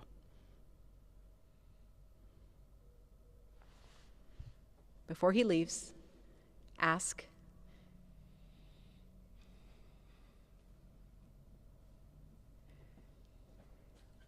where exactly where you are searching today? Do you have that information? I do not. That's our first responders. I'm here just to support city staff and any way that we can. We have the mayors here. All 5 council members are here trying to help, staying out of the way and letting them do their deals because they're the experts. And I know that when I was at the Operations Center at West Church, they were getting orders at different locations, is what I was trying to glean that information to, Marissa. Good question. And they were told different locations. They weren't telling me where, but they were going to different locations through ATV and through the big trucks. And they were told different, they wouldn't give me, because I was trying to find out too, or thinking like alike, girl. They were told different locations, but they wouldn't give me those pinpoint locations. And that does sound right, that they just wouldn't be one location, right? Correct. But they were told different locations. So one person would drive off this way, another would drive off that way. And so they were given multiple different locations to get to, and that's where they were heading. And one would go ATV, one would go raft. And so it was different locations near that Mystic Camp Mystic. And they wouldn't even tell me that, but I know that they are still looking for people from Camp Mystic.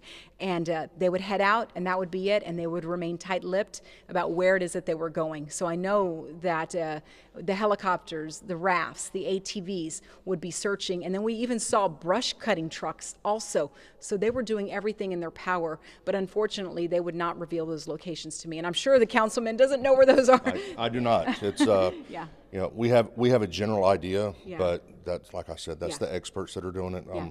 We're staying out of their way and letting them do their deal, Yeah. because that is the number one priority we have right now, is search and rescue. Yeah, absolutely. So that is the best we could do, because I did try asking that location, but what I did glean was that it was different locations. It just wasn't one spot. So unfortunately, they just would not reveal those locations to me. So I'm sorry, I don't have the better answer for you, but it is an all-out effort, and it's a whole bunch of people that are doing it all at once as we speak right now. So we'll send it back to you. Yes, ma'am. Thank you. Okay. Okay, now they want you to go to Fox. They're very, very, very happy with you. They liked you very much. Pamela Andon, we want to go in today. Pamela Allen runs a nonprofit organization. Where's the most help needed right now? Right now, for nonprofits, we have so much stuff. We don't, you know. Okay, I've got to stay put. They want you right now on Okay. Fox. You're very popular. Well, unfortunately, that's. Okay. Do you need? Because last night was kids' clothes, so. They're doing weather over there on Fox. Here, I'll put it on for you. This is a different weather guy. 90s. You know, you've got soil, just like in South San Antonio. You don't have the same limestone foundation as you do in the hill country. What do you need specifically? She'll bring whatever you want. She's with water can soak in I can't much think of better her name. out and around I'm Seguin than it A friend can of mine that's there in along that Tyler, 35 his church is bringing a whole One bunch of thing stuff that has down become from Tyler. kind of very evident. Last night you in said the kids' past couple clothing. Kids' You said clothing, your weather. diapers. Do you need all of that still? in San Antonio, the message. Okay, perfect. say I saw the snippet of the interview that you had with this guy in OAI, and it was really good. So you can take as long as you want. This guy. Turn around in these flash flooding events. Jeff It is Harris. I'm gonna make sure. And that's just something to consider. Kerrville. If you They love you. Brian's gonna finish this weather hit, and then we'll toss to you. So maybe in another minute and a half. direction. I mean, we saw how fast that water came up. Is that okay? Yesterday, You're Yeah, very no, popular. no. Your phone's blowing up. for a few hours yesterday morning spending time with your family. I had a video. I turned to a Kerrville camera, and it was dark outside, and placed it on a gazebo out near Louise Hayes Park. Over the course of 15 minutes, literally watched the water run.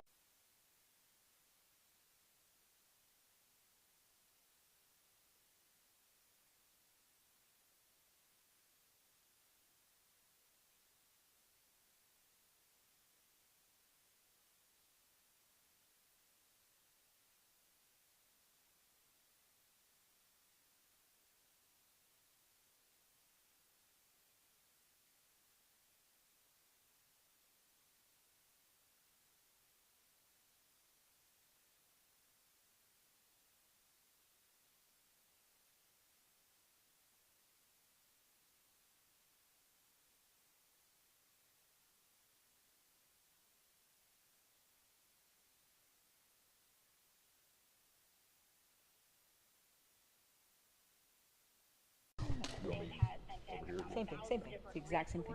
Okay, I'm taking this off. Efforts do continue, so we are. Here we go. Here we go. 40 minutes. from the press conference.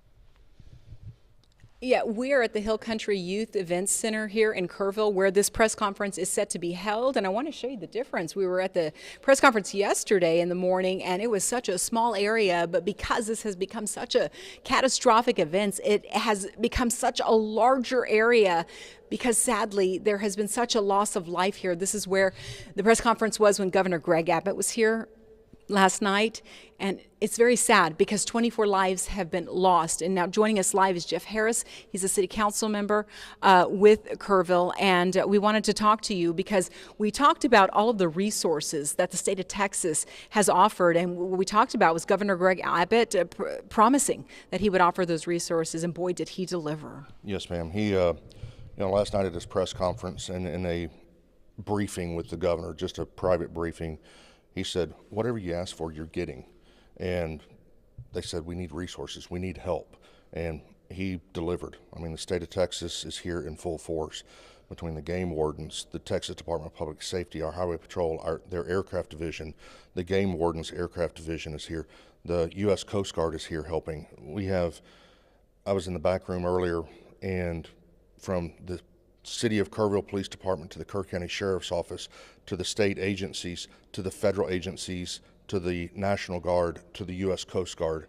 I mean, in Kerrville, everybody is coming together to help us do a search and rescue operation for the devastation that we've experienced here in Kerrville. Yeah, and that is just within Kerrville. We were talking about all of the manpower that we have from all of the local cities surrounding our area. We were counting when we were over at the West Church, Bay City West Church, and we were talking Uvalde, San Antonio, Fredericksburg, Schertz, and we couldn't even count how many cities from the surrounding area that just drove on up to give you guys a hand as well. We couldn't even count how many there were from those areas as well. Yes, ma'am. It's the local support in the surrounding areas, the support that's been given to us, people reaching out. I have a friend of mine that's a council member in Fredericksburg, the neighboring county. They've sent EMS services to us. We have had the mayor of Brazoria down south of Houston call me yesterday, and he was like, what can we do? You just say the word and we're there. I was like, Philip, thank you so much, but what we need right now is prayers. That's what we need. We have so many people, we have boots on the ground and, wings in the air, so to say, right now, looking and trying to rescue anybody else that's out there. And what we need is prayer. That's what we need. So. Especially prayer, because when we talk about so many children and so many camps that are by the river and not even that close to the river, we talk about the Guadalupe River and these camps and these little cabins. We're talking football fields away from the river, and that's close, right, for these camps. This wave of water that we talk about, or wall of water that came through the area, is so unpredictable, and it came at night. It is so devastating and is so gut-wrenching for people. They can't imagine what these families went through, and these children.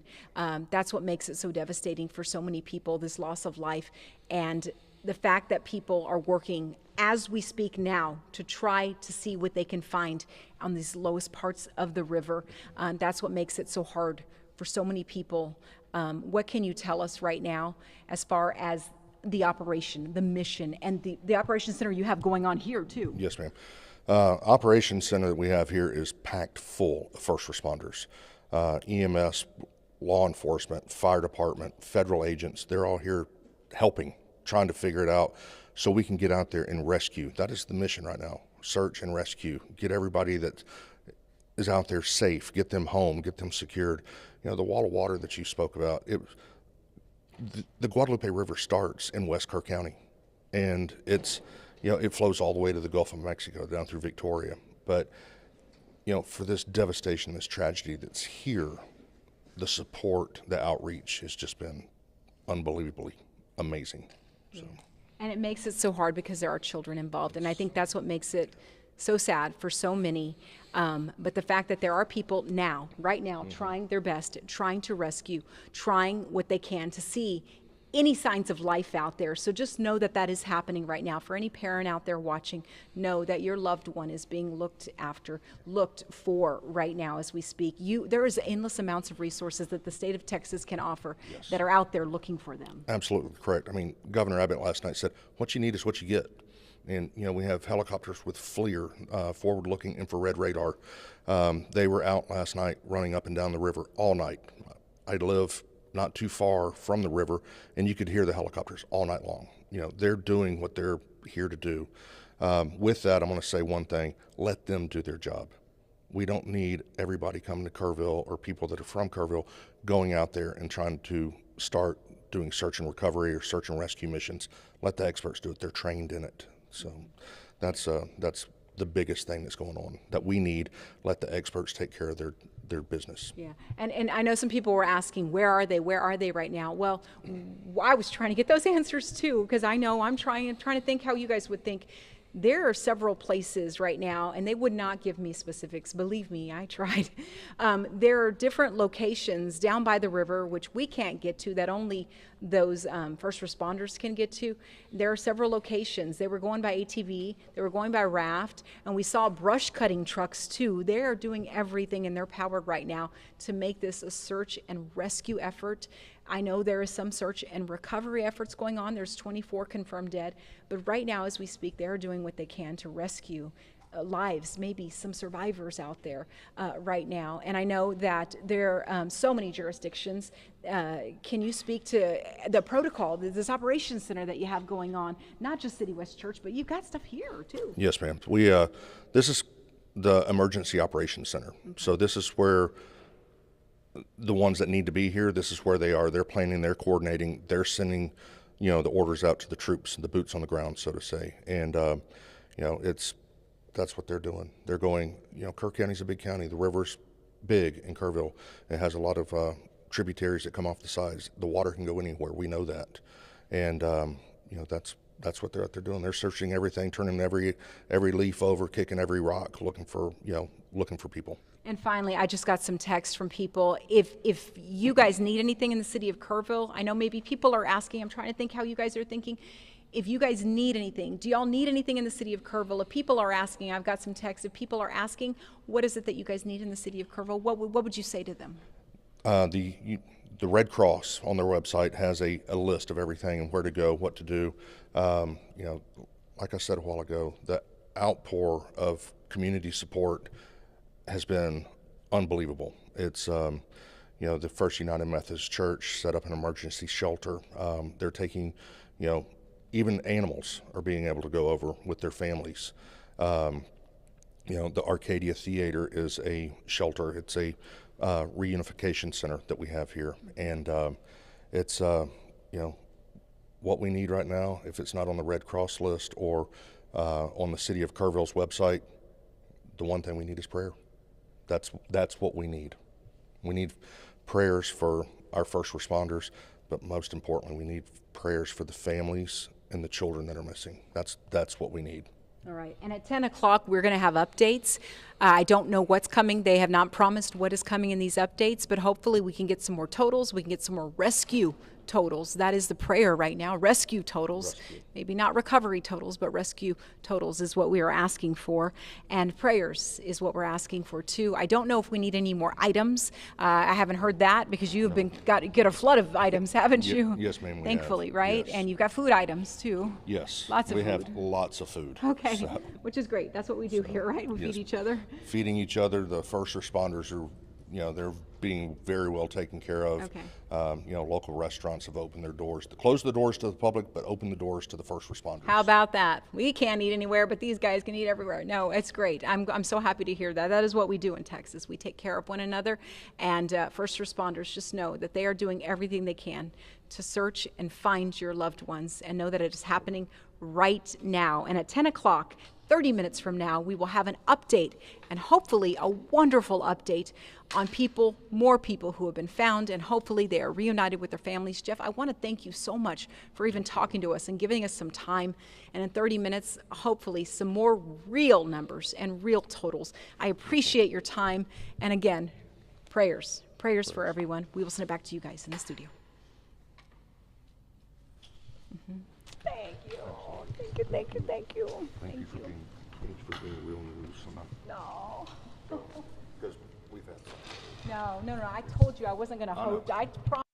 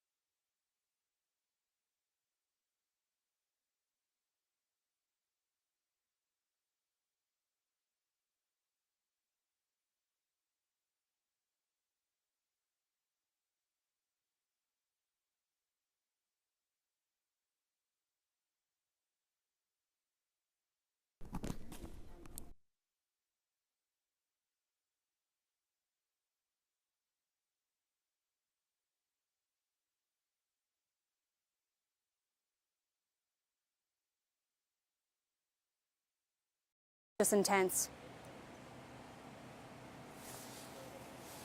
Yes. Absolutely.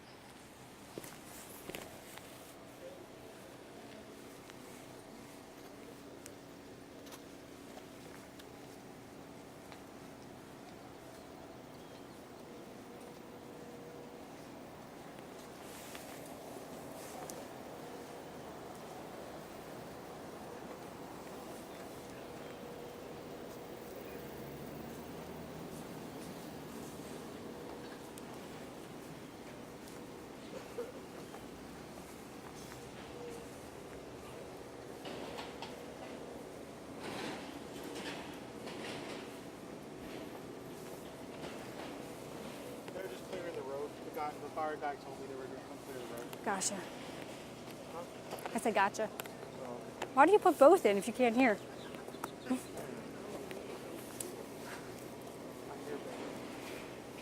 hear more. Yeah.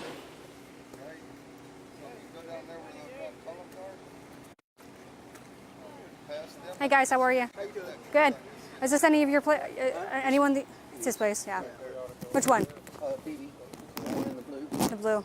How are you? I'm so sorry about this. A lot of residents I spoke to, just this was a staple in the area. One guy, his name was Frank. He said he got married last month and he was just dancing in there. So a lot of big emotional scene here. Everybody's saying that, you know, they could have been warned and all that. There's no way. There's just the way it rose. Were you? Yeah, I live right down the road. It just came so fast. An hour, 30 feet. Yeah, that's insane. Yeah, they're telling, people are saying that, you know, it's sad because everybody's turning it political, and it ain't about a political. Yeah, no, this is just. This is about a community coming together and trying to help each other, and this was a historical marker, like this stuff. Let me turn my mic off real quick.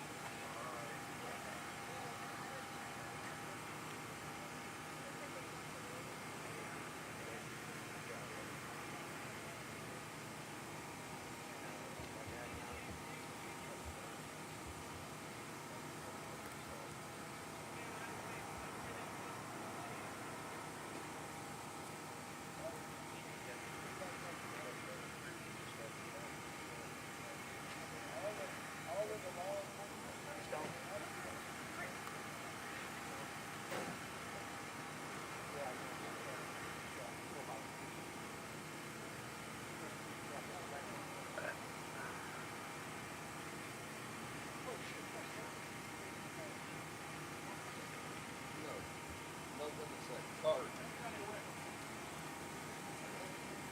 You ready to go? Ricky, I'll catch you in a little while.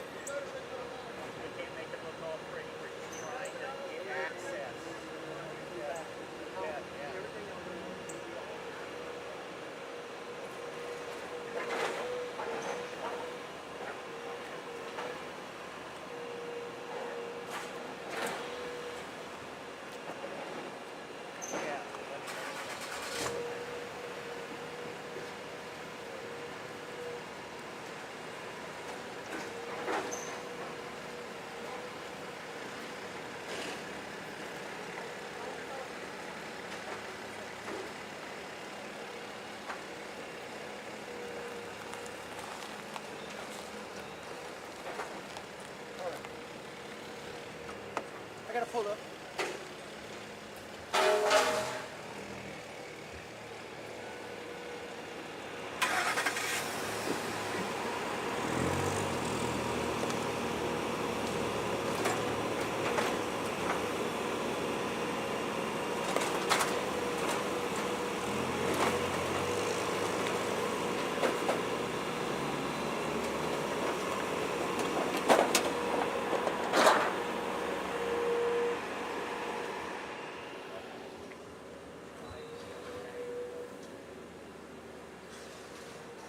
Responder talking to us.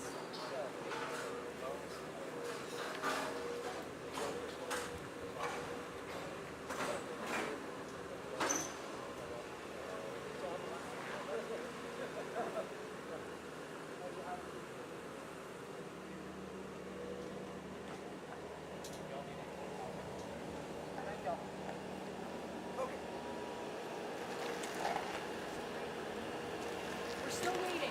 Oh, you're good. You're good. Oh, baby didn't do it. He told me you didn't want to talk to me. Yeah, he's. But if you only understood, like, I'm not coming from a place, they don't let me finish, but I understand it's a tough situation.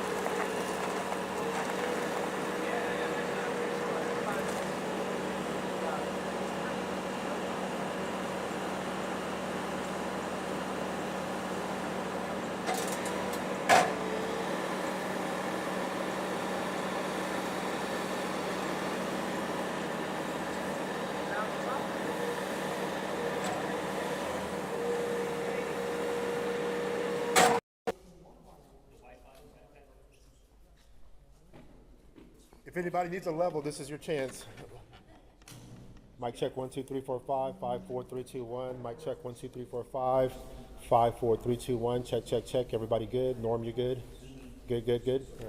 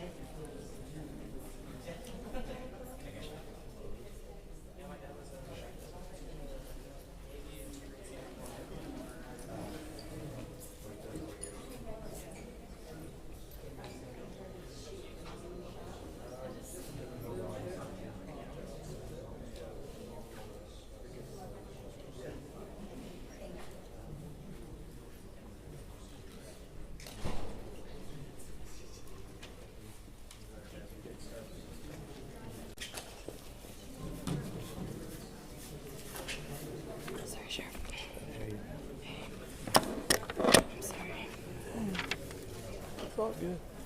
It's all good. You already helped?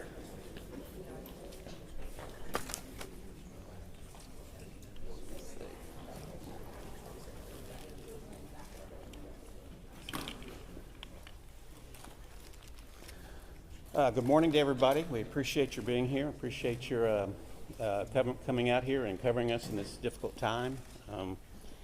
We're going to have this is a press briefing this morning. We're starting at 10 a.m., so we're starting now, and we're going to have two more today. We'll have one at 2 and one at 6, and the purpose of each one will be to update you from whatever our previous numbers are. So this morning we'll be updating you from where we were last night, and then at 2 we'll update you from where we are now, and 6 same thing. And speaking this morning, we are going to have Kerr County Sheriff Larry Letha leading us off. United States Representative Chip Roy is here with us. Kerrville Mayor Joe Herring Jr. will be speaking briefly, and Kerrville City Manager Dalton Rice. And when we are done, because we are still in active search and recovery mode, we're going to keep this short. We'll allow 5 questions, and I am going to turn it over now to Sheriff Letha. Thank you. As probably a lot of y'all know, Sheriff Larry Letha, Kerr County. One thing I want to tell you, I appreciate y'all covering this. One thing I'm really big about is transparency. Really appreciate y'all getting the message out there. We will do our best. Like you said, we'll have 2 more briefings after to get you information as we get it. What I want to start with, I want to make sure you understand. These numbers I'm going to give you are at 8:55 a.m. this morning. These are changing rapidly, okay? So every time the next time we meet, I'll update you, but just bear with us, okay? They will be changing. They're already changing. I'm up here, and we'll try to do a really good job. I've got some notes here I'm going to read because I want to be pretty accurate on this. Then I'll talk a little bit before I turn it over to Chip Roy. We are now more than 24 hours into this tragic event, and Kerrville Police Department, Kerrville Fire Department, and Kerr County Sheriff's Office, and other first responders from around the Texas are continuing to conduct rescue and recovery operations along the Guadalupe River corridor.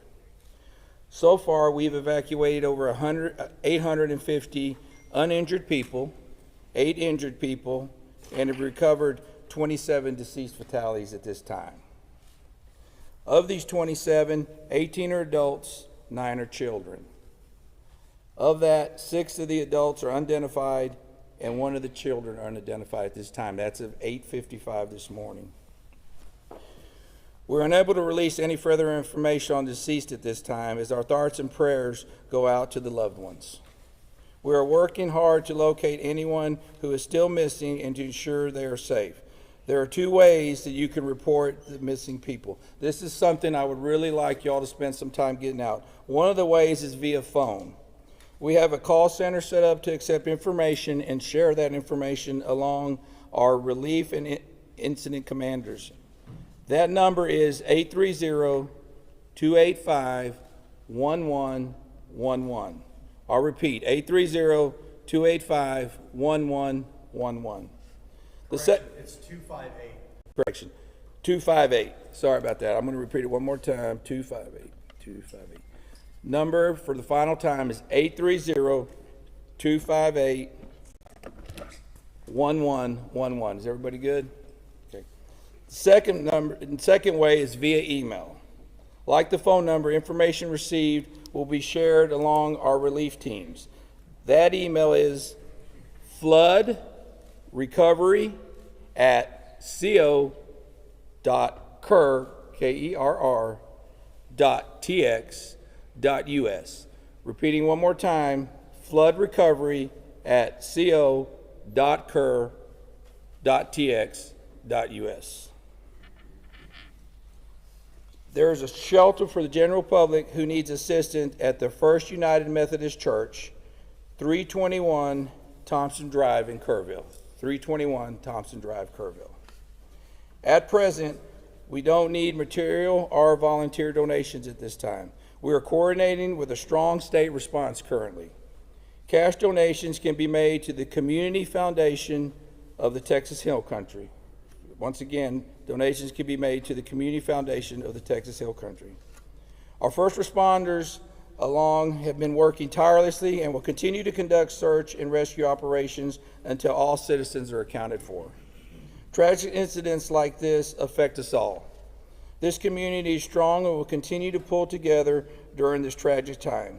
We have been humbled by the outpouring of support. We are very appreciative of everyone that's stepped up to help us. One thing I want to tell you and assure y'all is that we will not stop till every single person is found. We've got all the resources we need. We're here for the long haul. As I said, numbers will be changing rapidly. But like I said, we will not stop till everybody. I can't tell you, I've been asked how long will this take.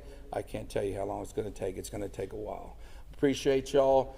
Like I said, getting the word out. Like I said, after this we're going to take about 5 questions. At this time, I'm going to introduce you to United States Representative Chip Roy. He's going to say a few words.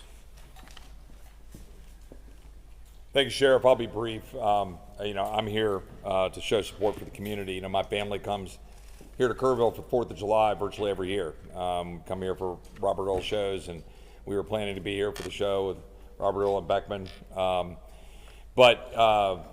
These are the events that we're dealing with today, and trying to explain to a world that's watching this and asking questions what a flash flood looks like, where you have a 26 to 30 foot rise in the water in a matter of an hour, 4 to 6 a.m. on a holiday, and the people that are having to respond to that. I just got everybody pause, take a breath for the recriminations and the Monday morning quarterbacking, because there's so many great people in this community that are responding and moving quickly. Lives lost, saving people, like camp directors, and I'm going to let other people name names and stuff. That's not my job here, but we know the stories of people that have been heroic in trying to make sure that the lives lost was at a minimum, and trying to recover individuals. I got a call and an update this morning. My kid's school, there was one of their schoolmates was missing, and was one of the kids. She was on a mattress for 2 or 3 hours in the middle of the night, and she's united with her mom, and that's wonderful. And those are the kind of blessings that we should be celebrating, while we're also mourning the loss of life as we identify those that didn't make it and are now home with their Lord. So I just want to appreciate the first responders, the coordinated effort from the state, local, federal partnerships. Yesterday I was on the phone with the president, with the secretary. I expect we'll have some additional visitors today. I'll let other people talk about that, but I couldn't even get the conversation out with the secretary, trying to explain to her what we were dealing with.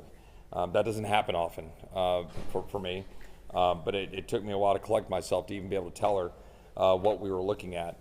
And they've been fantastic, made available immediately at the request. I talked to NIM about the need for help with the Army Corps, talked to the Secretary and their team, and they're immediate. It's been an extraordinary partnership. I think there's been 1,000 or so boots on the ground combined between state, local, and federal. I'll let them say the numbers, but obviously hundreds of people that have been rescued, 160 plus air rescues. I think that number's going up. Airlifting and taking in resources to some of these camps that are isolated. So let's focus on that. Let's focus on finding those who can be found, and then we can always assess what we need to do later going forward. But extremely proud of this community. Let's finish the job here over the next few days, support the local law enforcement and the first responders, and pray for the families, particularly those who have lost loved ones. With that, I will turn it over to the mayor.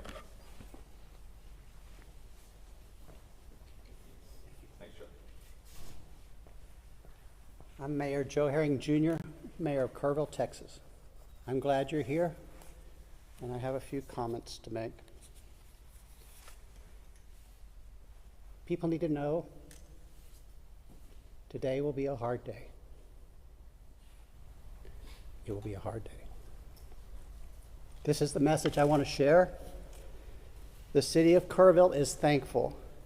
We have help from our city crews, from county personnel, from state agencies, and federal resources, including the Coast Guard.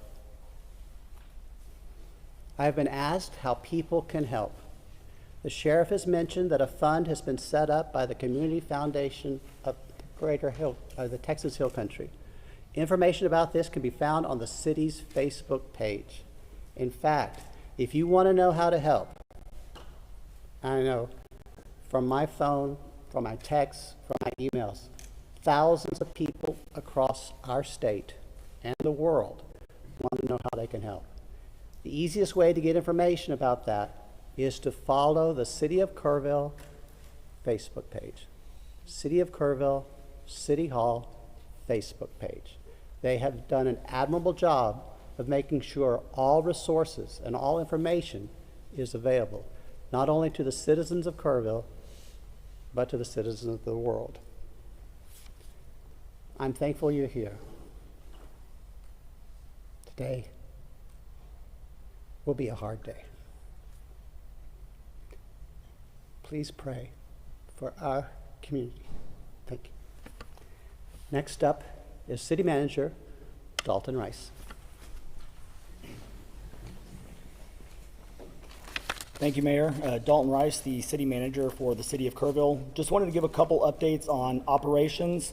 Operations did continue through the evening. We used specialized equipment with a lot of helicopters trying to identify any areas that we could find heat sources or whatever. So operations did continue throughout the night. Obviously the water did recede into this morning. I do want to encourage folks with road damage, even though a road may be open, please use extreme caution. If water does get under the road, we are seeing a lot of debris, a lot of asphalt that is washing up, so there could be some other damaged areas. We did start boots on the ground operations about 8 a.m. this morning and started about southwest of Hunt, so southwest of Camp Mystic. These folks will be traveling very difficult terrain up through Ingram, and we're going to start getting information. So again, as the sheriff had alluded to, the information is changing constantly, and it's going to be changing by the minute. Talked about roads. Don't do your own searches. We know everybody wants to get help. As the roads start clearing up, you're gonna want to get out there. We are in constant communication with families. We're in constant communication with those around, and so we will continue to effortlessly work through working with our partners. Again, we've been working with Border Patrol, Texas DPS, game wardens, federal side, U.S. Coast Guard is here. We want to thank them. Air assets. Again, we have hundreds of state and federal and local resources out here supporting this community. We do have grief counselors out there, so if there's anybody that needs any support, please don't hesitate to reach out as well. We still are operating shelters. Shelters are the same ones that we gave out before. Good news is a lot of the shelters have gone down in numbers, so there's either been those that have been reunited or kind of moving on. A couple of locations we had 18 girls in there that have been reunited with their families. We're down to about 4 that we're working on reunification as well. So reunification efforts are continuously ongoing from the missing person side. Here over the next few hours, we're going to be putting more information out there as far as missing persons, on how to contact if you have somebody that is missing or a loved one. Y'all have the camp number right now. We are continuously working on the other missing person side. The best way that I can sum this up is we have the known, which is the 27 potential missing campers that we're looking for now. The unknown is how many people were here locally, visiting, on vacation, doing other things in the community that we just do not have numbers. So these numbers are going to change throughout the day. And with that, we will take 5 questions. How many people are still missing? On the missing individuals, the 27, are those all, that you said campers, are those all children? And then also, do we know the total number of missing that you know of, not the unknowns obviously, but the knowns of adults and children for the county? The 27 missing is the children from Camp Mystic that we have as far as right now for the number. As far as unknown other missing, we do not have an accurate count, and we don't even want to begin to estimate at this time. Can you expand on that, Mr. Rice? A lot of people in the community, business owners, people that are living along the river have said they are very concerned the number will go up of missing, and they want to know more about how you guys are looking for them, what the efforts are, maybe even some of the challenges. Can you speak to that? Yeah, absolutely. So like I alluded to with the operations piece, we have basically a team of about 34 folks from Texas Task Force 1, DPS, game wardens, and Border Patrol that are boots on the ground on each side of the river, starting in Hunt, and they're starting to make their way up. Across this entire area, it's probably about a 17-kilometer stretch. They are going to be in very debris terrain, very difficult, challenging contours along the riverbanks. So it is a very harsh environment. We are doing what's called a primary search, which is basically a very quick search, but when I say quick, that is up, down, sideways. They're turning over as many rocks as they can, culverts up in trees. They are looking at every possible location, and then we'll start going into a layered approach, or what we also have from the locals, which has been a really great resource. Any floods that we have, there are no collection points where it really tends to collect along the riverbank. We do have intel on what sites and locations those are, so we can also put additional resources into those collection sites and start getting a more focused approach on that. We've seen a lot of tragic flooding. We've seen a lot of tragic flooding in central Texas over the past few weeks. There are so many people, I know this is so early, but there are so many people already asking what can be done to stop the loss of life. We saw 13 in San Antonio. We have seen an unknown number, but at least 27 here. They're scared. Yeah, it's a great question.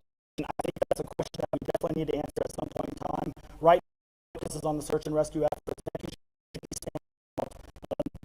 Get some closure, where we can.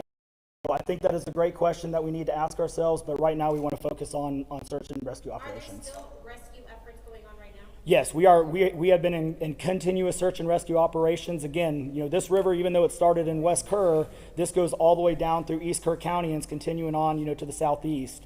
So yes, search and rescue operations are continuously ongoing, and we'll continue to update on that. So One more question. Where are you finding these folks right now, the active rescues this morning? Are they stuck in an island of land? Where are they? Typically rescues, if we do find them, they're going to be in trees, or we find them, either on high ground. Again, most of the rescues that we are having at this point in time are other camps. So we have a lot of camps, and they are all accounted for, but they are isolated because of road damage. So we know where they're at. We're getting them food, water, resources, and now it's a matter of just getting them safely across, low water crossings or other areas to other shelters. There's so much confusion, though, about these kids. We know that there's missing kids, there's pictures, and there's names and all this stuff.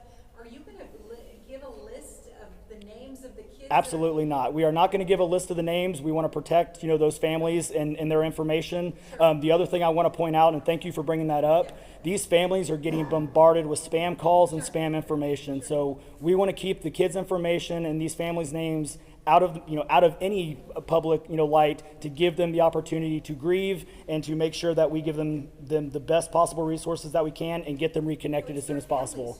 So some of them are, and some of those have been a great help as well. So yes, it is a double-edged sword, but we need to work through it. So our next one will be at 2 o'clock, and we'll give updates then. Thank you.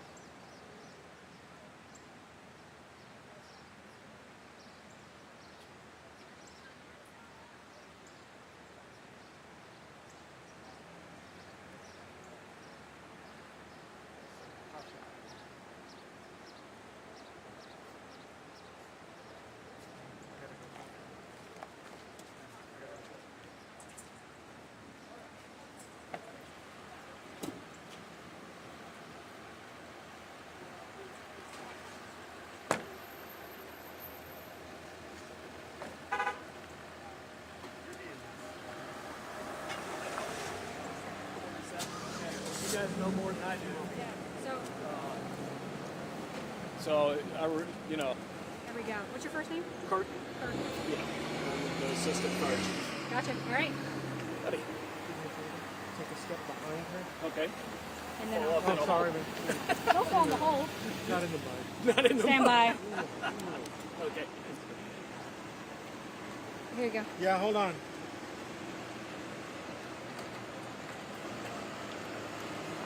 Kurt or Kurt? Kurt. Kurt.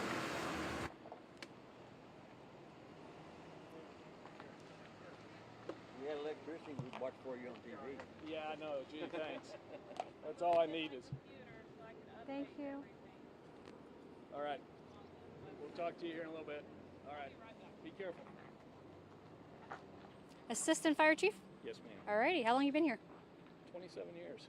It's amazing. Yeah. I've been part of the community a lot longer, off and on, but full-time 27 years.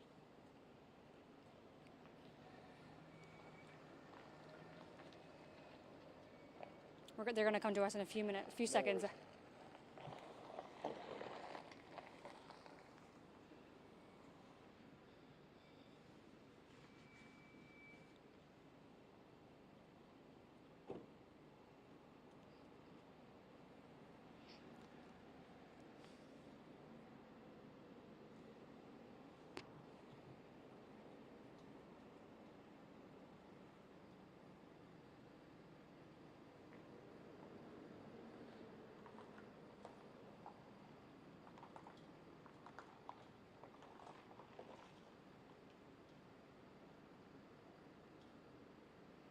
Hey Matt, so we got some action going on here in Hunt. So I do have Kurt, he's the assistant fire chief, been here for 27 years. Tell me about this. This is, monumental. I feel very much like we're looking at the video from last summer in the hurricanes in Carolinas. Community is pretty hard hit. Everybody's good. Lost a lot of stuff. Lost some lives. The Hunt Department we're trying to make sure our community's okay. The state's kind of left us out and let us take care of everybody around here. And of course, the state is coordinating all the recovery efforts. Now, what are we seeing here? Are we seeing some bobcats out here kind of pulling the debris? We have a whole lot of folks that have volunteered equipment. We've cleared out the North Fork of the river with volunteer equipment. We're working our way up here. Been working with KPUB and TxDOT on just what to do with the debris, how to get it out of the way, how to get the roads back open so that 2 lanes are passable. That's really what our biggest effort is right now. We've got the 2 local churches set up for food and food donations and that kind of stuff. We're letting them take care of that, and we're just trying to make the best of what we got. Awesome. Well, thank you for talking to us, and also thank you for the work that's being done here today. Yeah, it's awesome. amazing. Yeah. All right, we're going to send it back to you in the station.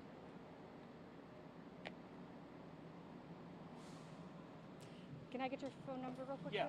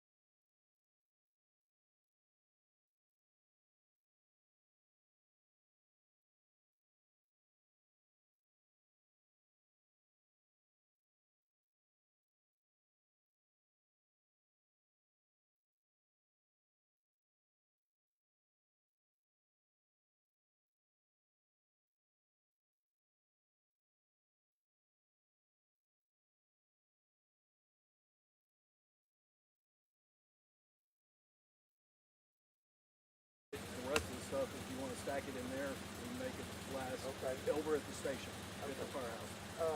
So that ice machine there, if we could find power somewhere, it's got about 250 bags of ice. We could plug it in. let me see if I can chase the generator down. How big well, Oh, not much. It's running. It's 150. Okay. We're running it now with the generator back and forth. Okay. So you're running. We're from Honda. We brought a bottle of water in. Your whole police department was here last night. I know. You could have. I seen 6 of them going back, and we were on the way up here. They came past me up at this water crossing up here. I said, who's left in Hondo? Not many. And the guys they were like, there ain't much left. No, usually they're on every street corner, and they've been kind of desperate when those days. Well, appreciate you running up here, man. So the two Baptist, the two churches, and then Well, like I say, we're at that church right there, but they that's ain't got great. no power. I know it. So we unloaded all the water, and we brought, there, but I said, we need something for the ice water. Yeah, I would say put it in the cooler at the Hunt store, but that one ain't happening. So, all right. Well, thanks again. I'll be back up with them. I think the buggy. I'll be back up at the firehouse. Need something? Stop up there and give me a shout. Okay. Bring that up to the firehouse. Just bring it up to the firehouse. I've got a big cooler or a big freezer. No power, but at least it's insulated. We can throw it. Kirk Griffin. Nice to meet you. Appreciate it. All right. Hey, you need some ice, brother? Good? Okay. Hey, I'm going to call Texas first, see if they can donate. Yeah, I mean, whatever we can get. Pay for it? We're not going to.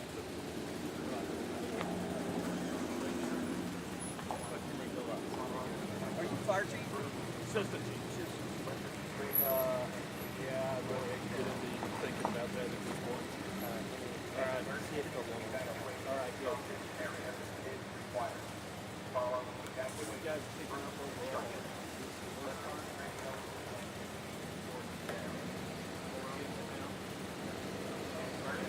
Evacuation of this area is required. Follow evacuation route instructions.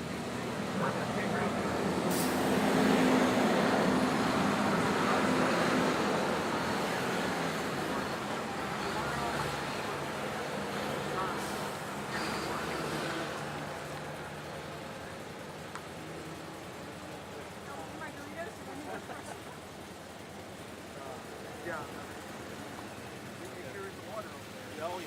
No, I know. Well, put up high. Big splatter, too. Yeah. Once it starts getting flat, there's no place for it to go.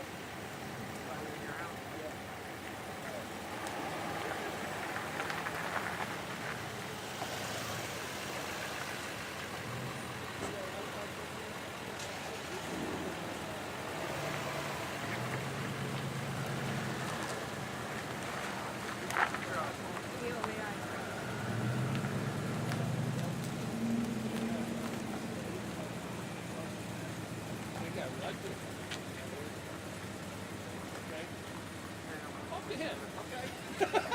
I'll talk to you. Thanks, Kurt. I really appreciate it. No. So we are also.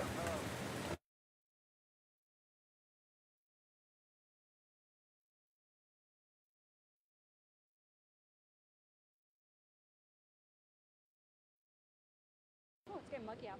It is getting muggy. Yeah.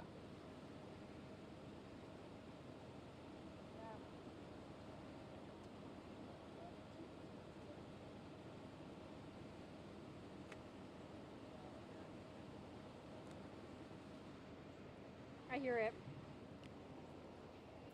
Okay. Did you get a chance to look closer into the Hunt store? It's gone. There used to be a little white building on the other side that was Yeah, post office. that's what we did. A nice slab there. And I tried to pick up the brick. Brick is heavy. Oh, yeah.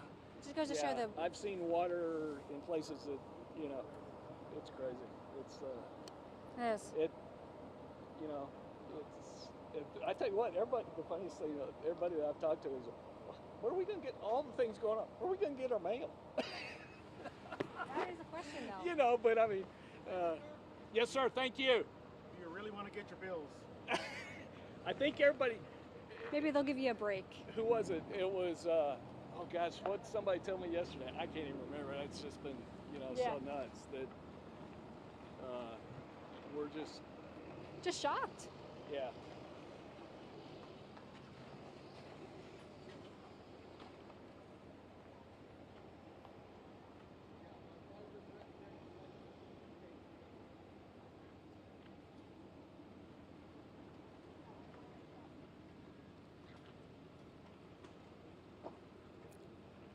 They're going to toss to us in a few minutes, a few No seconds. You're used to this. You're a pro. I've given more interviews in my life over the years on stuff. It's crazy.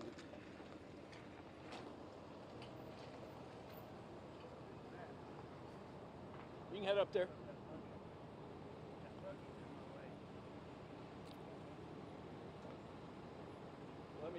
Yeah. We're going next. Yeah. Sorry. I don't know. It's running. Yeah. Thank you. I won't keep you long. May get just a bit.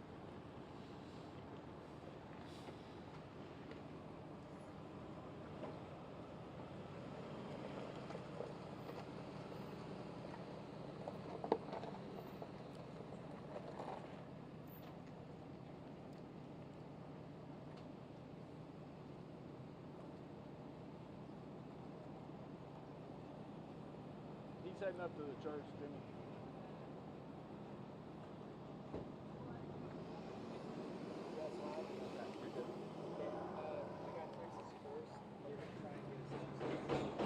Okay. Water gun, fire department, I don't know who's gonna pay for it. Yeah. We'll figure that out later. Again, Kurt. Channel 4. Channel 4.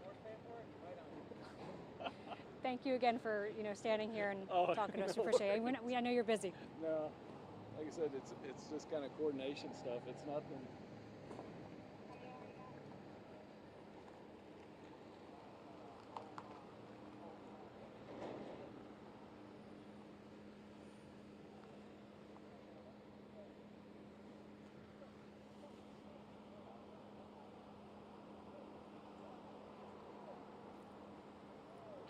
How do you pronounce your last name again? Griffin. Griffin. Easy. Yeah. It's like Smith.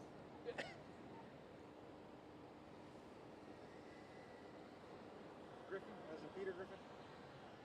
IN with an IN. Everybody for some reason says Ian. I'm like, I've never met anybody with it spelled that way, and that's one of those things everybody always asks. If I'm being a real smart aleck, they say, "What's your first name?" Like the Scottish Church. Scottish Church are Kirks. So, and that just really throws them off. Kurt. Yeah. Kirk. My parents wanted a name that couldn't be changed. My dad's real name is Gerald, and he goes by Jerry. So.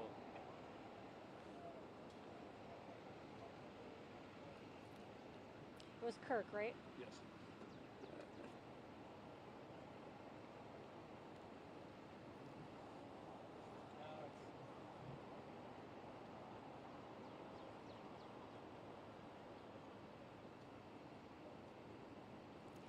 Welcome back. So it is getting much hotter out here today, but it's no more rain we're having here. It was misty, but it is getting pretty muggy here. I am joined with Kirk. He is the assistant fire chief here. Yes, You've been here for 27 years. So Yes, tell me a little bit about, we got a lot of action going on, a lot of first responders. They're all volunteers out here working. Most of them are volunteers, right? Most everybody you see is volunteers. We've got a super community that's supporting us with a lot of equipment, trying to get. Biggest project right now we got working on is getting the highway open to 2 lanes both ways, just getting the debris off and so that everybody can get in and out. We've got a couple river crossings upriver that are closed that are impassable, and they'll stay impassable for a while. We're able to get to every place in our district and in the area that's been affected. We're getting there. A lot of volunteers. We're taking care of the local stuff. The state operation is taking care of the recoveries, as you guys have probably heard. We appreciate their help, and they're letting us take care of what problems that we're experiencing. A lot of problems. I mean, the Hunt store here was a staple in the area, and also your post office. A lot of people are wondering what happens with your mail now. Yeah, exactly. It's funny, yesterday's conversation when everybody heard that the store was closed and the post office is gone, you know, how are you going to get your mail and where are you going to go to eat lunch? So the Hunt store is probably a total loss, and we'll make it back. But this is going to take some time. There's a lot of efforts going in. You see behind us, there's a lot of action going on, a lot of moving the debris out of the way. Yeah, that's our biggest thing at this point is trying to get everything passable. We've got vehicles and trees and that kind of stuff, and fortunately, we'll just keep working it. Now, if there are people here in the community that need some help or, want to help, how can they go about it and where can they go? Yes, ma'am. Any food donations to either one of our two churches in the community here. We've got a Baptist church and the Methodist church. The first responders are based out of Ingram, just a little bit further back. And so that's where that operation's going. But if you guys make it to Hunt, and you got something food-wise, the churches are where we're trying to put it. Absolutely. And is there a message that you'd like to send out to your community members? Everybody's safe, so stay that way. Absolutely. Thank you so much for your time. I appreciate it. All right. Thank you. I also do want to mention, I did speak to the owner's wife here at the Hunt store. They said that they're going to post some updates on their website, which is thehuntstore.com, and they'll post some things on there because they said there are a lot of people who are looking to get in and help. They want to do new donations and things like that. So they said pay attention to that, and they'll continue to update the website. Jordan, back to you.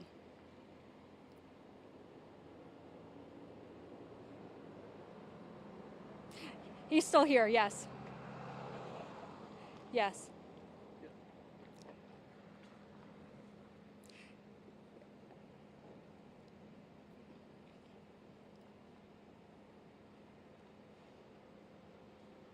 Are you able to tell us a little bit about Camp Mystic, since it's in the area, and how difficult it may be to get into that area? The road is clear to there. The bridge that is right before Camp Mystic took a big hit. The road base, and it peeled the asphalt right off the top of the road. So we're dealing with gravel and a lot of debris that we're trying to get smoothed out to get in and out there. We helicoptered a bunch of people in and out yesterday. That was very successful with Army Blackhawks and the DPS helicopters and one sheriff helicopter. So it's accessible. We did get ambulances in there yesterday. It's just there's no road left. And of course, it's not smooth after getting washed out. So they're trying to get that repaired enough to get vehicle traffic in and out with ease. And so that's the latest I know from up there. Access-wise. Yeah, just overall, just very devastating to hear. Yeah. Yes, you get. It's amazing when you got one road in and one road out. You tear up a piece of it, it puts a kink in the operation. So. A lot of first responders up in that area, just getting to that location. Getting to that area, yes, ma'am. We had fortunately had game wardens, a lot of police support in and out of the whole San Antonio area. We had police support out of Hondo and the areas south of us that came in yesterday. Greatly appreciated. Made sure everything worked real smooth. So it's all just a matter of time and just resources in getting there? Resources down a 2-lane road that's 1 lane right now. So that's our biggest issue. So that's why the skid steers, that part of the effort is our biggest task this morning. Thank you so much, Kurt, for that information. Yeah, so again, a lot of resources with that. Getting into that location is just really difficult, is what we're hearing.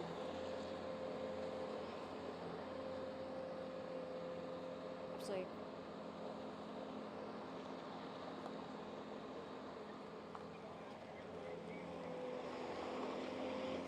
Okay. Do you want the...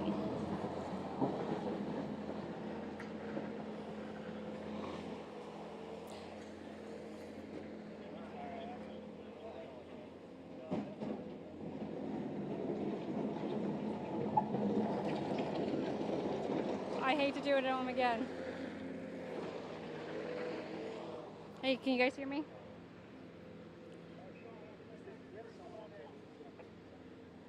K-A-B-B. K-A-B-B. K-A-B-B.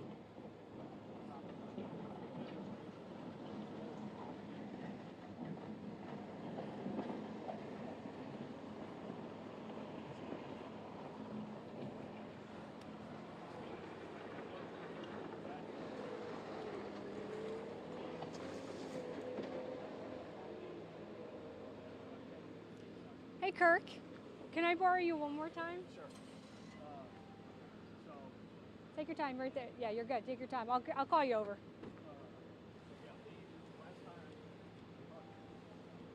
I'm dialed in. I don't hear anything.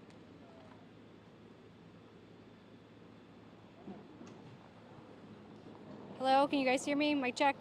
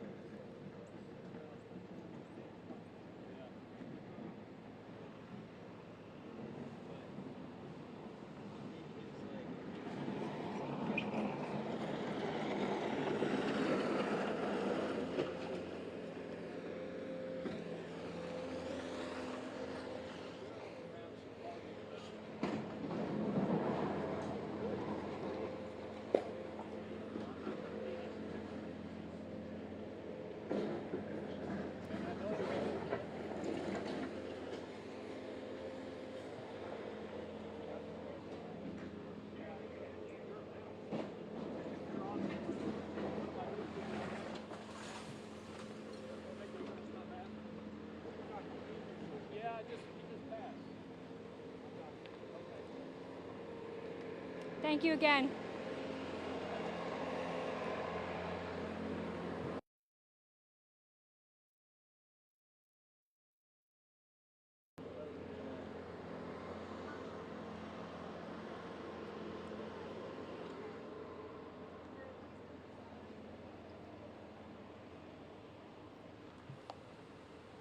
So that road to get down there.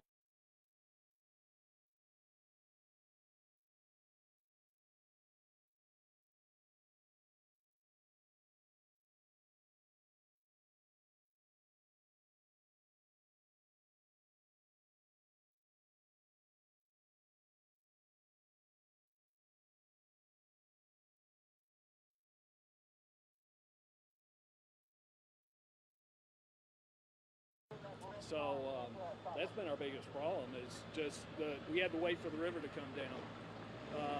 Fortunately, in our part of the world, we're not like what we saw in North Carolina and that kind of stuff. The river here drops very quickly.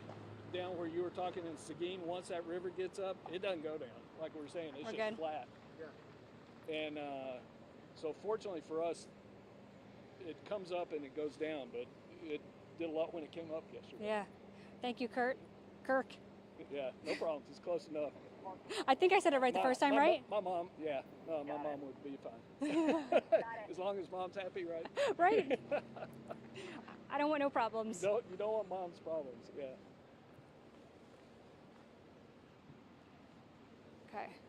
You from the San Antonio area? I'm from Philly. I moved really? here, yeah. And I've been loving it so far, yeah. Oh, good. Welcome. Thank you. I actually went to high school in Northern Virginia, so I know that part of the world pretty well. Nice. And, Okay, they just went to our. Okay, we're next after this one, I think. you did good at losing your accent. Oh, if I say water, there it goes. I have to fake it on air. There you go. There you go. Water. Good. I think I slipped up once today. Don't say pop. Oh, I say soda. Yeah. My dad says soda pop. Everything's a Coke, right? Just like Coke. Right. It's Or the same. It's safe at Coke or Dr. Pepper. Yes.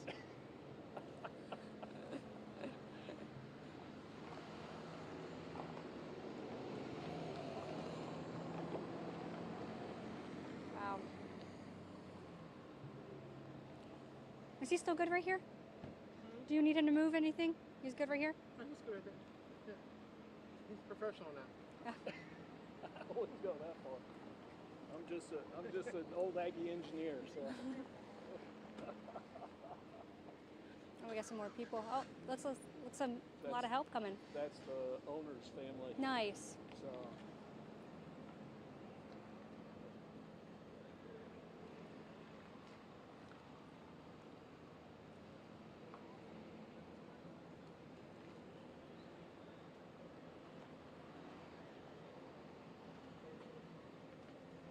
One last Ford pickup, black coming through.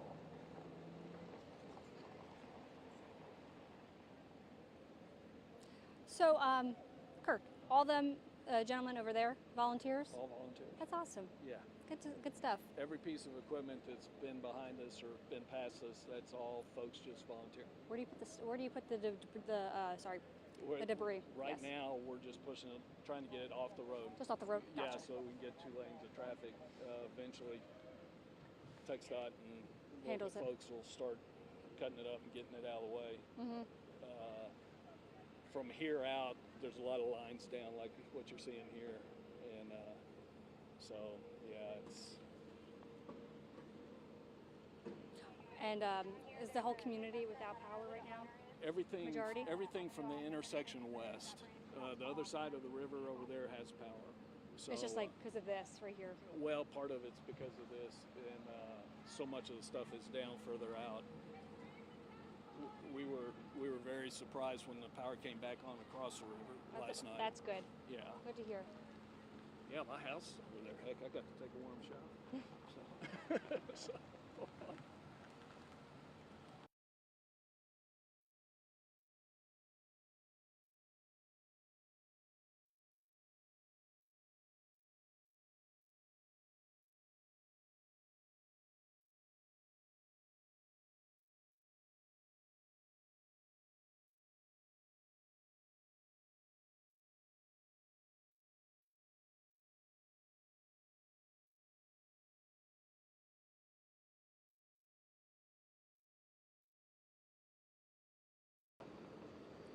Alrighty.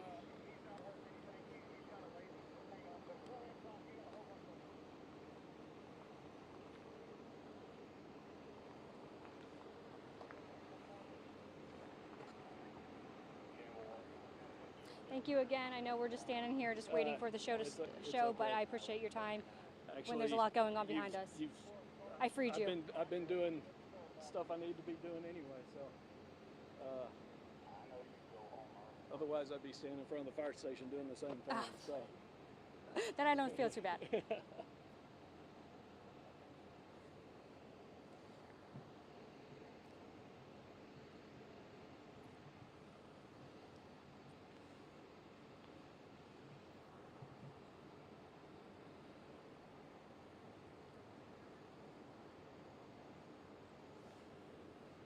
the buses here that are going through, Yeah. Are going to Camp Waldemar to get the girls out of Camp Waldemar, so Wow. that their parents can pick them up in town.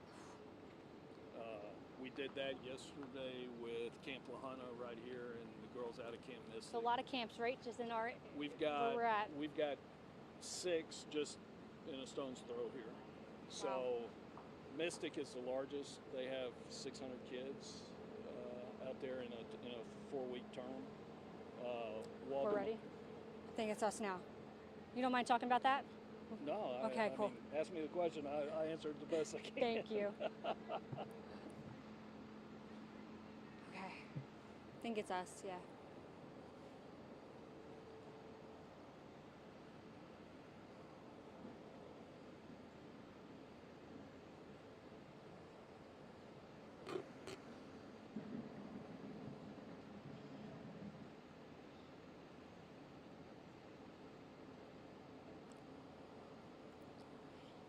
Thumbs up, I can hear you.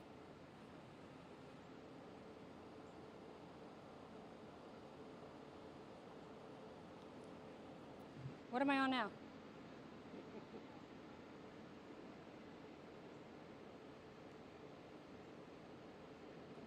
Yeah, I was supposed to come over here and then go back to News 4.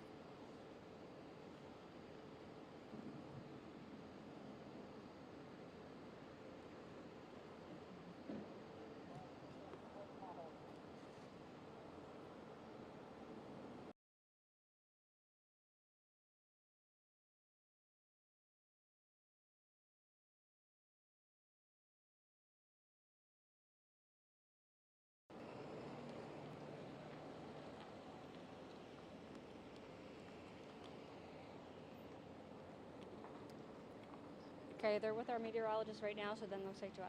Good deal.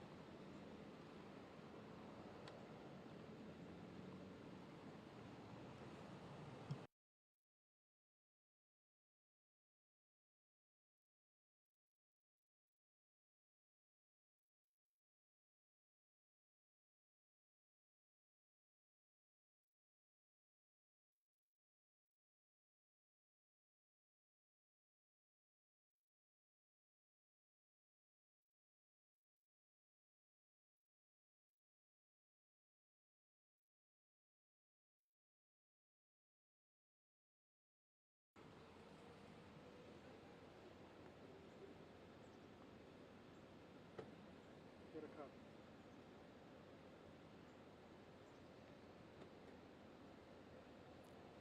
I said get a cup.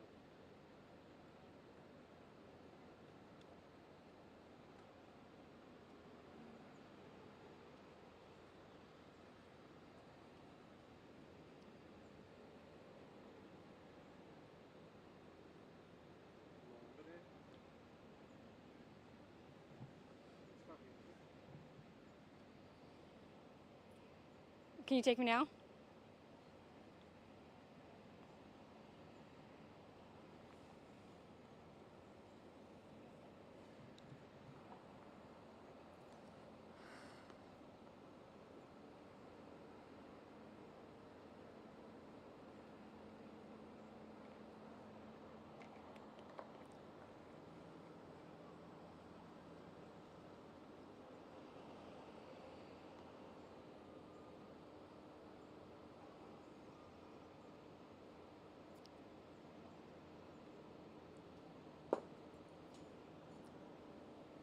What was that?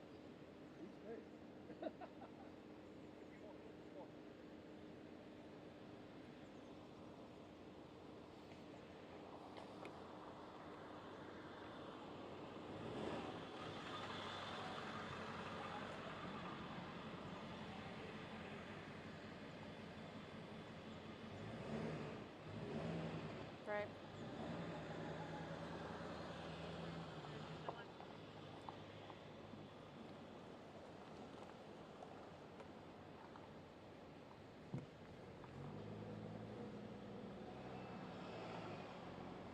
That's the busiest I've seen hunting there forever.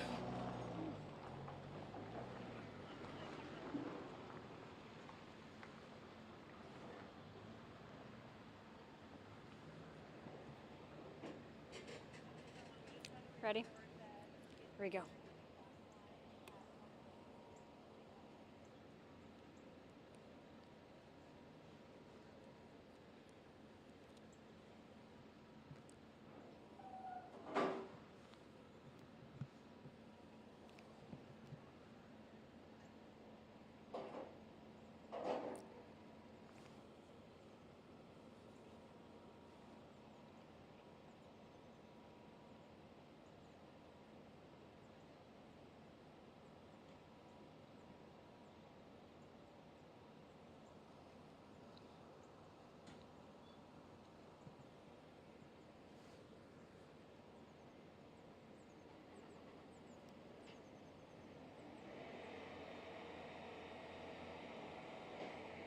Welcome back. Yeah, so I'm still here in Hunt, Texas, where we have some action going on. We have a lot of volunteer first responders clearing the area, making that debris that was in the way out of the roads and onto the sidewalks, just so we have more room for the road. So I am joined with Kirk Griffins. You've been here for 27 years. You're assistant fire chief. Tell me a little bit about the camps that we have here nearby. You said there were 6, right? We have 6 large summer camps in the area. 3 of them have been pretty much evacuated. We've got the local school districts are volunteering their buses, getting the kids back into Kerrville and to Ingram to get picked up by their parents. So that's worked really well. We basically evacuated 2 of the camps yesterday, Camp La Junta and Camp Mystic. Camp Waldemar and Stewart are getting kids out today, taking those kids to some churches in the Kerrville area to take care of them and get them back to their parents. Now, we did see right behind us, we had those buses come by, and you told me they were going to go get those girls, right? Right, and so they'll be ferrying girls back into town to, I believe, I don't know which church. I'll misspeak if I say that. No problem. But anyway, so yeah, the school districts have been fantastic in supporting our efforts. Now I want to go over to Camp Mystic and talk about that. You said that's the largest one in the area. Yes, ma'am. To get there is pretty difficult. We did lose a lot of the road base in areas where the river does come up over the river, the roads. It basically just peeled the asphalt off the roadbed, and so we've got gravel roads with big holes. Fortunately, TxDOT did get in last night and got them at least passable, and we continue to do that as both out the North Fork of the river and the South Fork. A lot of resources are needed for this, and that's a small area to get to. Yes, it is. Fortunately, we've had a bunch of people donate their time and equipment.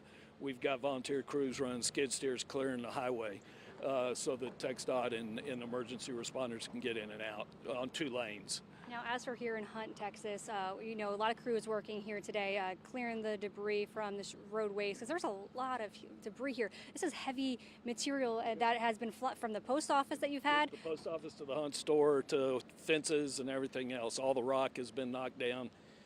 We've got rock and brick everywhere. Yeah.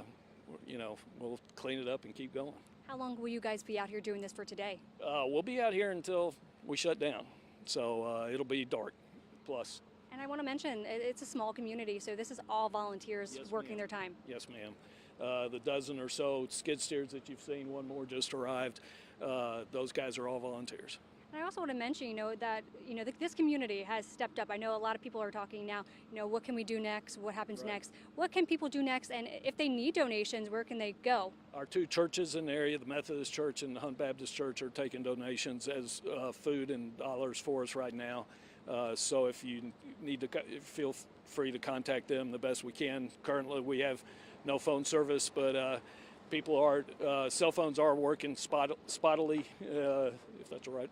And we'll go from there. Yeah, we were talking about that earlier about your side is you have power. My side of the river has power. This side of the river doesn't. Yeah, we do see the powered line. Telephone lines, power lines are down. So even old dial-up phones aren't working right now. So especially anything that's fiber or anything like that, our local community company HCTC is working really hard to get things back up in Jenin for us and doing a yeoman's job. Now, are you able to talk to me a little bit about yesterday and that scene of just the water rushing through? I mean, the Hunt store here completely damaged. We had water way higher than any of us have ever seen. It's my understanding that since the 1930s, I've been through some pretty good rises here. I haven't seen this, and first report that we heard from the other side of the river yesterday, about a mile downstream, because we couldn't get across, that the post office and the Hunt store were gone, and we kind of went, yeah, right. Sure enough, we've got a slab where our post office was, and the Hunt store will probably have to be demolished. So, is there anything that you'd like to get out to the public that we might have left out? No, ma'am. Appreciate everybody's volunteer and all the efforts to date, and we'll just keep ginning. Awesome. Thank you, Kirk. Thanks so much for your time. So I'm going to send it back to you guys at the station. But I also want to mention I did speak to the owner at the Hunt store, and she did inform me that she's had a lot of community members reach out to her that are wanting to help. And they're going to update their website page, which is thehuntstore.com, and they'll have updates on there throughout this tragic event that's happening here in Hunt, Texas.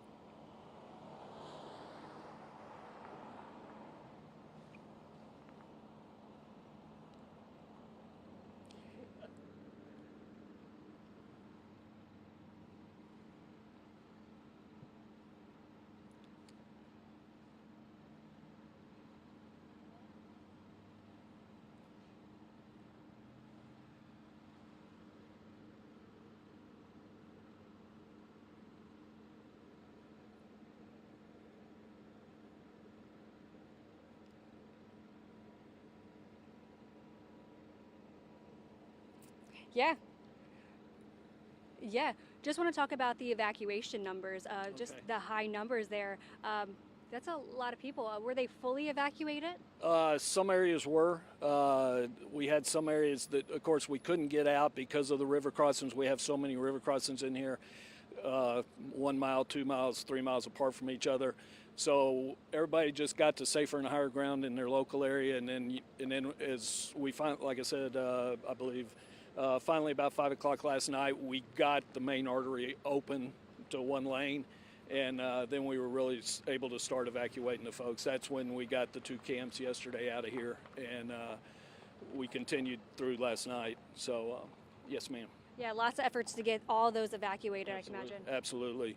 A lot of helicopters. I know there were a lot of people that tried to personally get helicopters in. We did establish a no-fly zone over the area because of helicopter traffic, just to be safe. It was still raining, not good weather. And so, yes. Yeah, much better weather today for all that stuff. Much better weather. Of course, the urgency is kind of gone because we can get there in vehicles now. So that's a positive thing. Absolutely. Thank you so much, Kirk. We appreciate it. Send it back to you guys at the station.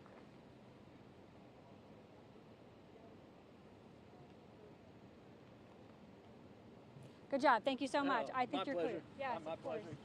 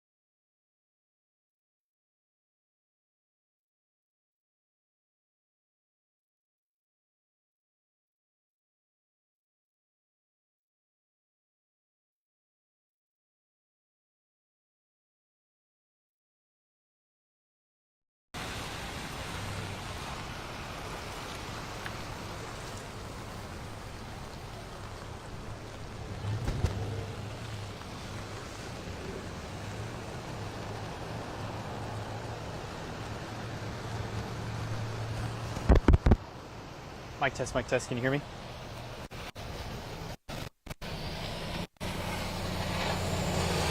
All right. Just give me a second. He's dead. I gotta switch it out.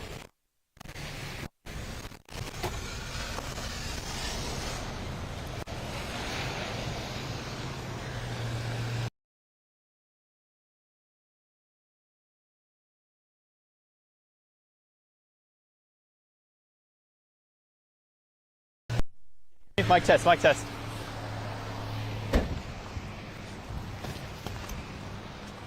Whew.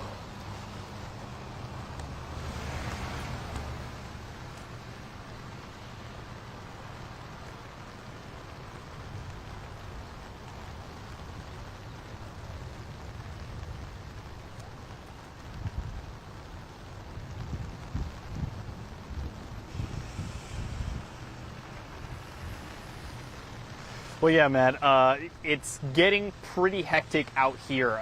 The water has been rising significantly faster.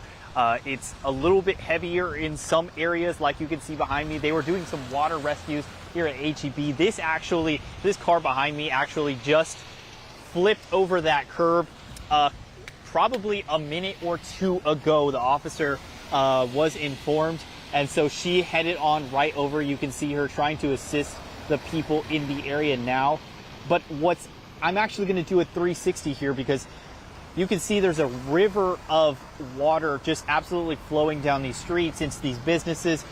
It actually ended with a car stuck, and I believe he's just behind this sign. But you can see the water levels rising all the way into the parking lot. It's making it super difficult. It looks very shallow from the perspective on the street, but then you get into that water, and I promise you, it's about, I want to say, a foot deep. It's getting very, very heavy out here. The rain pour has been consistent. I will say that it was raining a significant amount harder a little bit earlier today. It's raining a little bit lighter now, but just pouring on is just adding to the flooding that we're seeing here.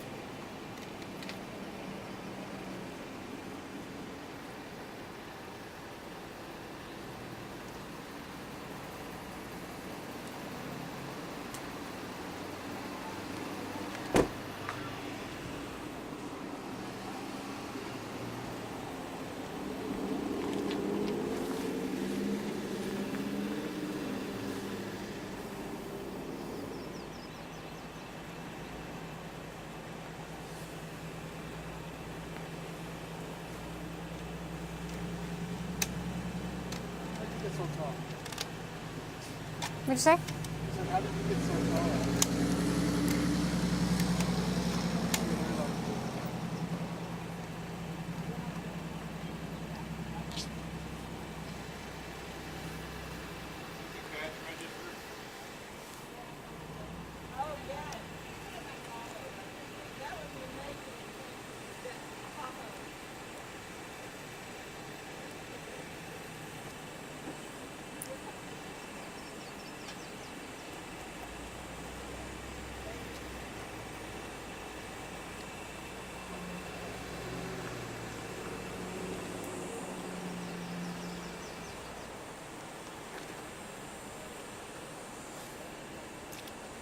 Found the box that records the surveillance cameras inside the bar.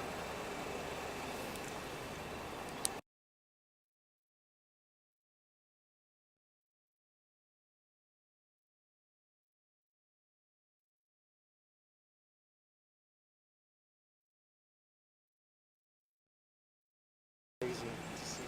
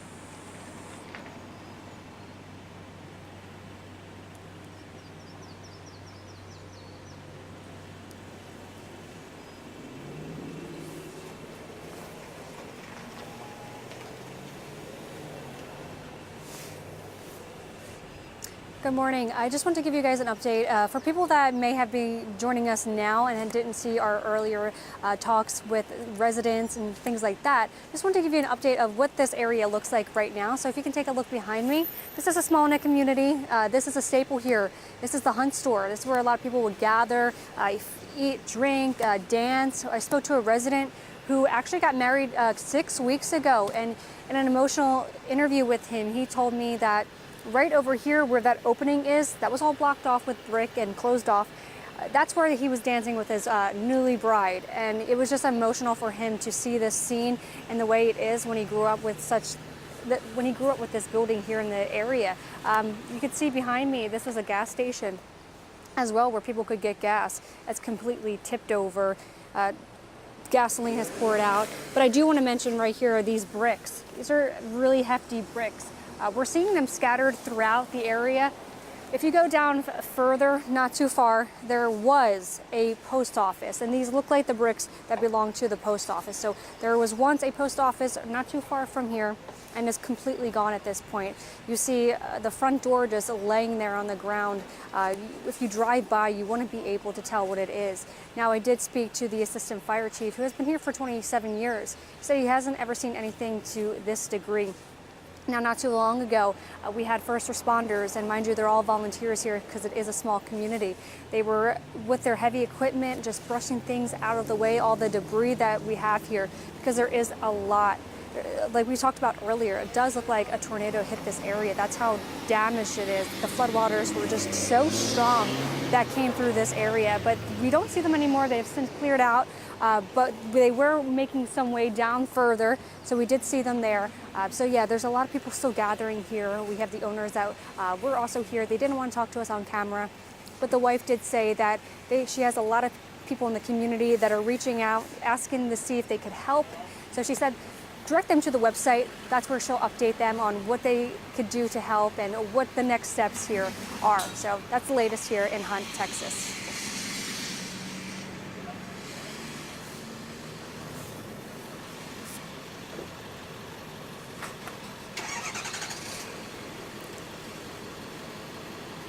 Gosh, I would say that the post office is just the main one.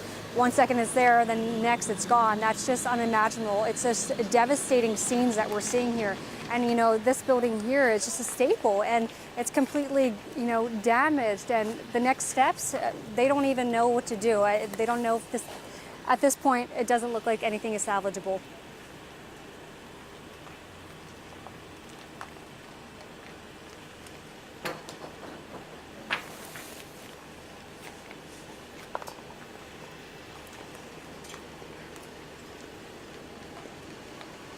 Yes, as we're speaking, yes, tons of people still making their way in here.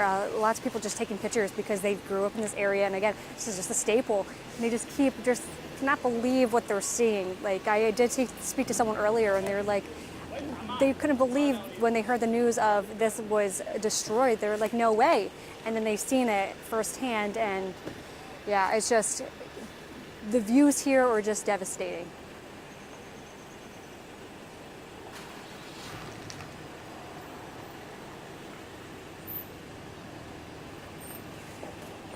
Right. And then they see it.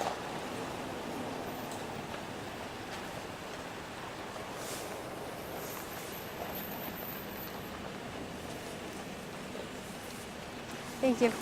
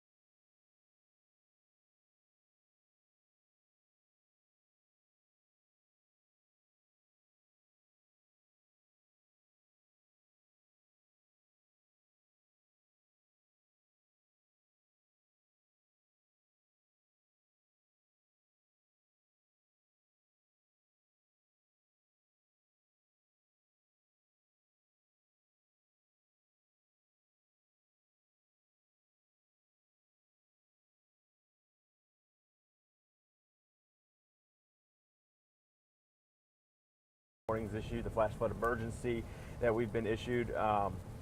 So we may see, may go over to River Road later on. We'll be tracking the storm, see exactly where it goes, see if we come across flooded roadways, people stranded. It's kind of unknown. You don't know what to really expect. We know we're going to see that heavy rain, but how much of it in one particular location, how fast the rain comes down, that's kind of a question mark here, and where exactly that falls as well is a question mark. So we'll be tracking it wherever it goes across our area this afternoon, and we'll keep you updated on everything we see and everything we come across.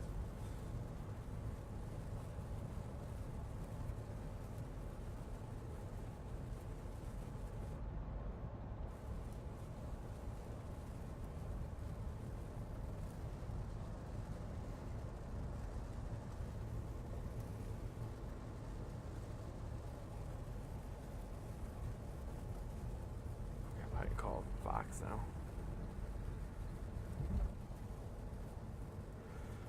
One or the other. All right. Do you have any idea who's producing these? Yeah, anyone? Do you have any idea who's producing? Just talked about. I don't even know who it was. Sounded like Carissa, maybe. Sounds right. Okay, that sounded like Carissa. That might be the News 4 one. I'm not sure who's doing Fox. So we'll find out. Okay, 210-901.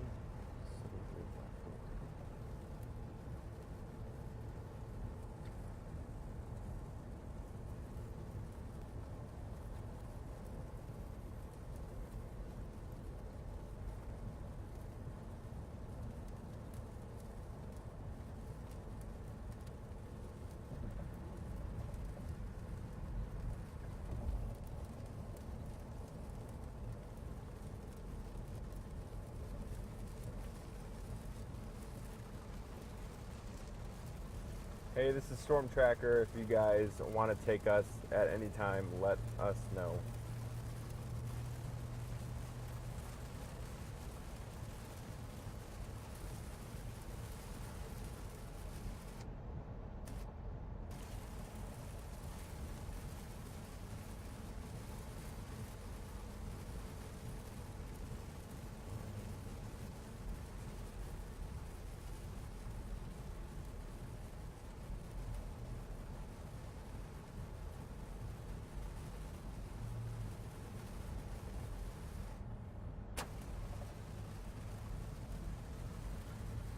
Hey, can anyone hear us?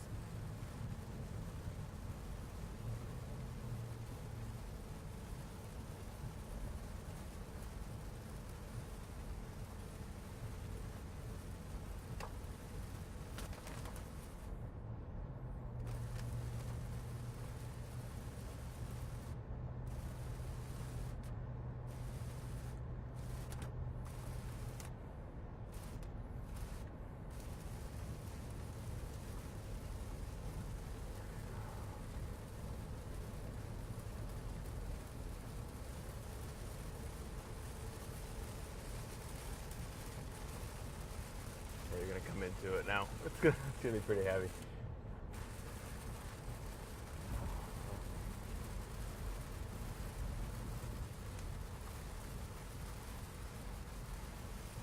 Hey, yes, I can hear you.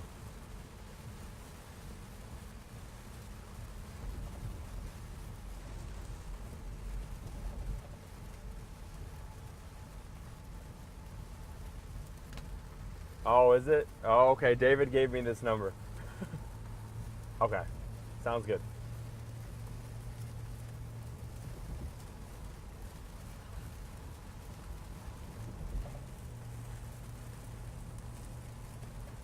Okay. Sounds good.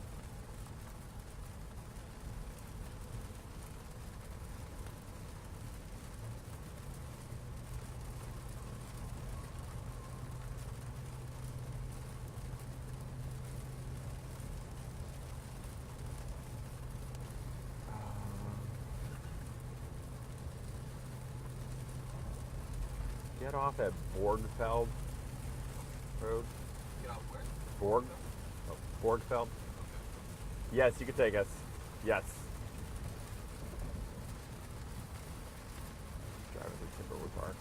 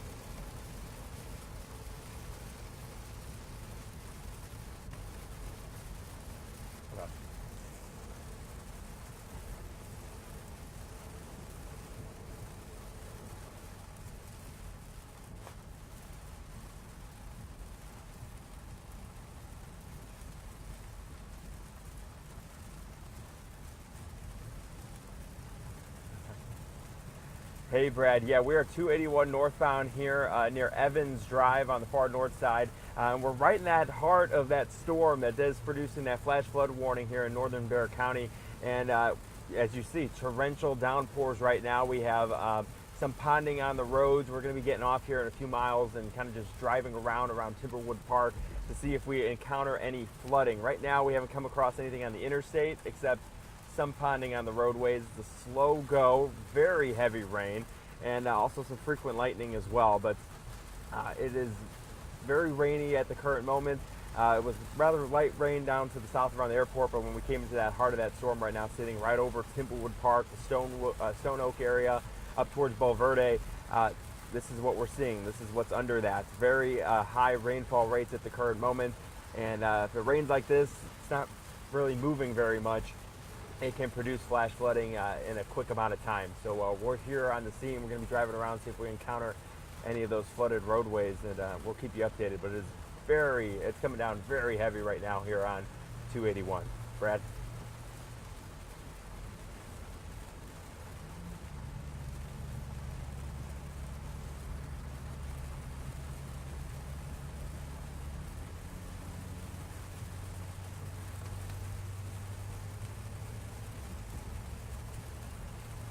Yeah, it could be worse. Hopefully it does kind of move to the south-southwest. It's kind of drifting that way. Because if you see rainfall rates like what we're seeing now, you're talking about 3-4 inches an hour, that can create a lot of problems in a very short amount of time. And would not be surprised if we do see more flooding on the roadways if this storm doesn't get moving pretty quickly.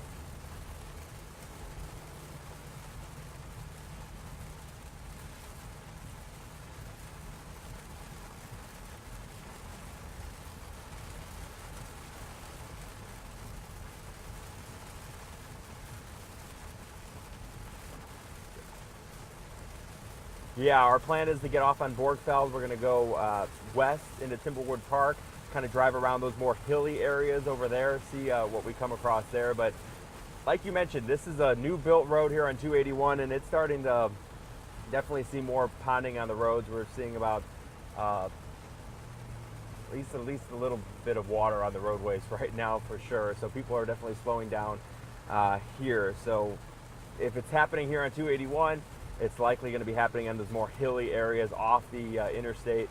So we're going to be driving around some of those less main roads in a few minutes here.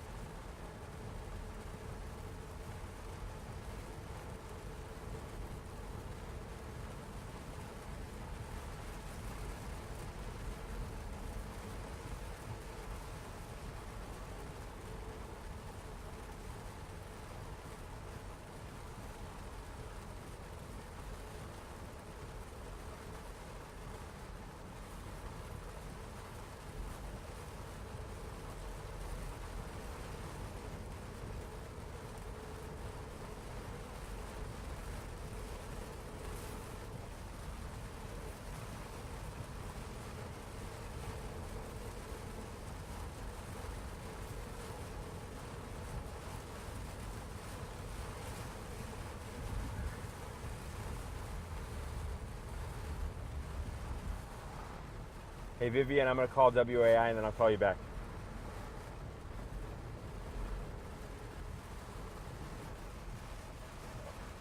Take a left then.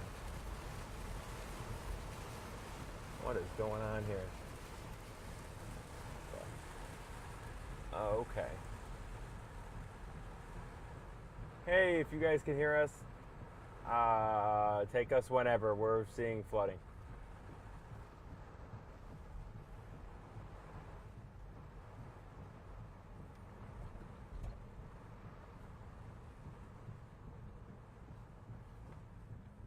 people go that way? Probably turning around. I think so. I'm assuming there's a flood up here.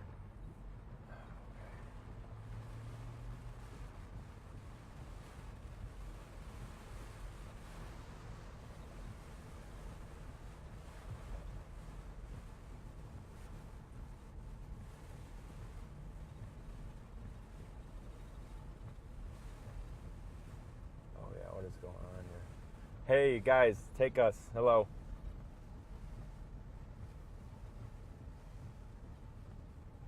Clarissa, somebody?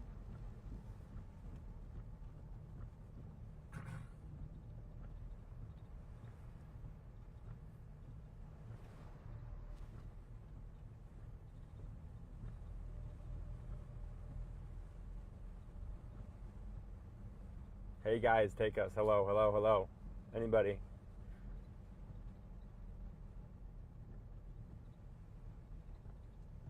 Oh, there's flooding.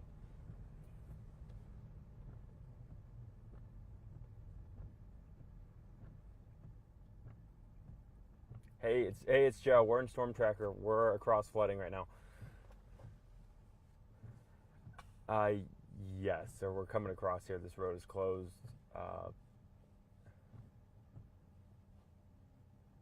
Okay, sounds good. Why is somebody running in there? Oh, there's water over here too. Okay, I guess we're on 281 in Borgfeld in Timberwood Park. Yeah,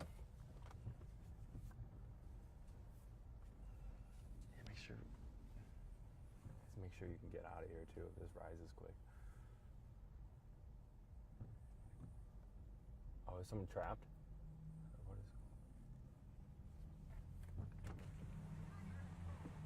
What is he okay? Take our groceries in, but there's no way the car is going to go up our driveway. Not at all. Yeah, Are you no. guys? Is he okay? Can you guys get out?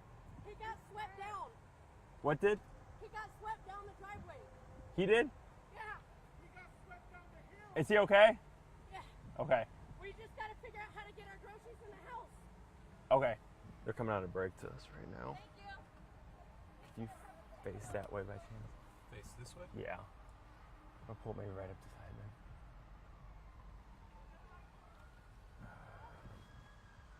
You turn around and fix that. If you guys need help, let us know. Yeah. Yeah.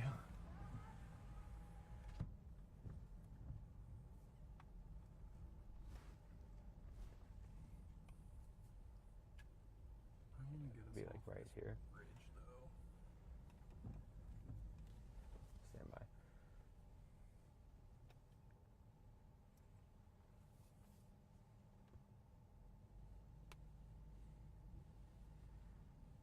Hey Marisa, yeah, we are here on 281 on the Borgfeld exit in Timberwood Park. And as you get off 281, you're on the frontage road here before you get to Borgfeld, and there is flooding over the road. And there is a residence just to the right here. You see them trying to bring in their groceries. They were telling us that someone that does live there here, they're trying to bring them their groceries, but they were swept down their driveway because of the floodwaters. And this road right now, you cannot get across to get to Borgfeld. So we do have police coming from behind us right now. They're likely going to close off this road. I'm not sure. They're going to try to evacuate the residents that live right here. There is floodwaters also to my right here under the bridge, and then you have the flooded road in front of me. So right now it's an active scene. It looks like the police behind us are closing off the road, so it's just us in this vehicle here that is currently trying to bring their groceries in, but hopefully we're trying to get them out. We're gonna again, they were swept. They were swept down their driveway. Right now the rain has calmed down a little bit, so it looks like they're trying to bring the groceries in. But right now it's a very dangerous scene as the waters are rising right now. This road is inaccessible, and we are making sure these people are going to be okay. So right now that's the current scene here in Timberwood Park.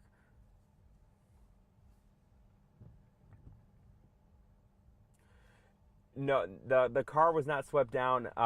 The person that lives in the house just to my right, he was swept down his driveway. I'm not sure if he slipped and went down. That's what they told us, that he went down his driveway. He was swept down his driveway. I'm not exactly sure what they're planning on doing right now because they're moving the groceries to the side if you can't get to the residence. I'm not sure exactly what they're trying to do, but that's what they told us right now. So there is one gentleman to the right of where you see them right now. That's a residence that was supposedly swept down his driveway, and then you have this car here with groceries. I'm not sure if it's a DoorDash or something like that. And we do have a police officer running in right now, so he's going to help them and figure out what exactly is going on.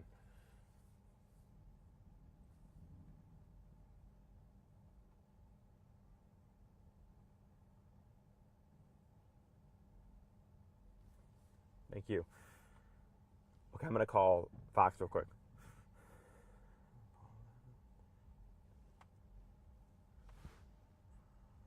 That's perfect. Yeah, that's a good shot. Hey, Vivian, I'm back. You guys can take us. I don't know.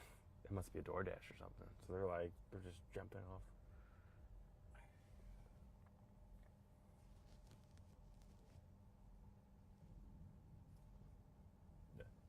Yes.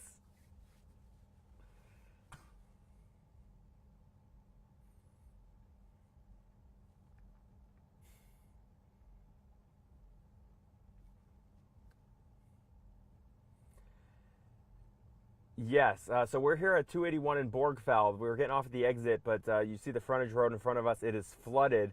We talked to that car in front of us. It seems like it's a grocery delivery. I'm not sure DoorDash or any other company like that, but it looks like they were dropping off groceries. They said that the residents to the right, the one that was getting the grocery delivery, supposedly he was swept down his driveway. He seems okay.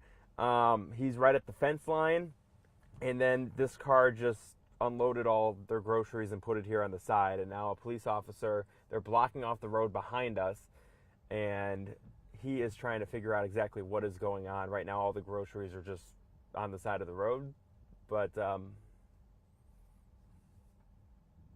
you go a little further?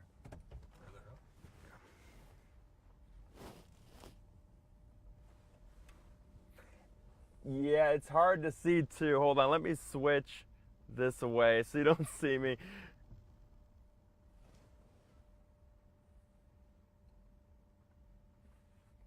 This officer's going to want to talk to you,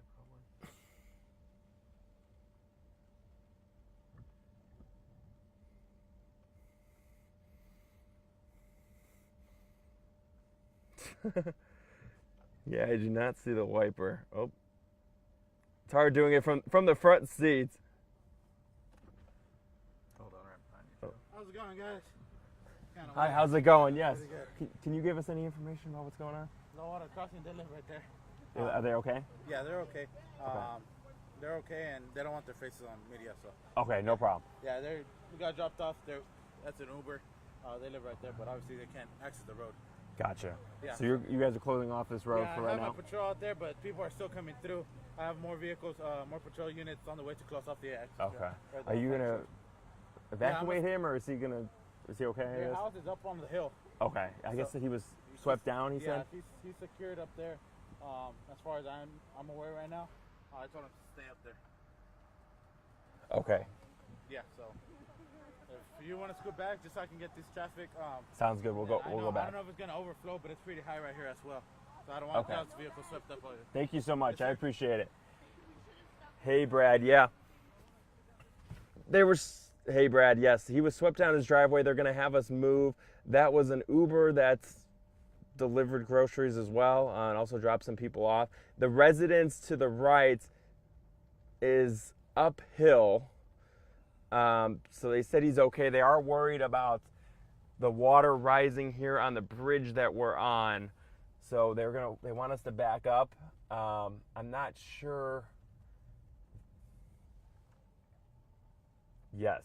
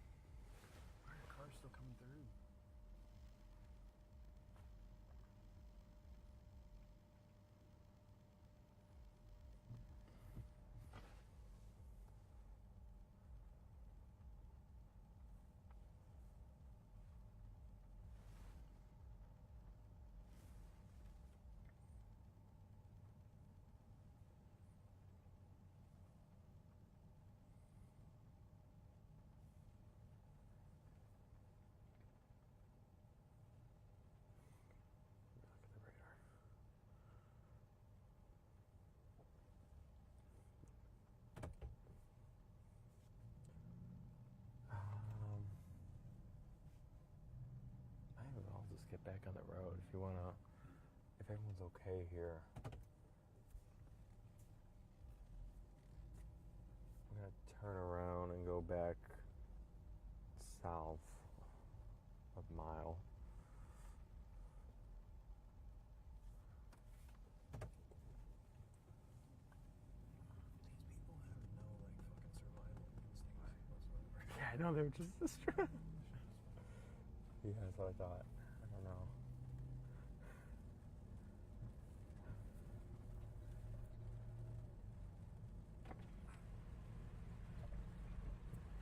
Thank you. Good luck tonight. Thank you. Okay. Yeah, I'll call back the News 4.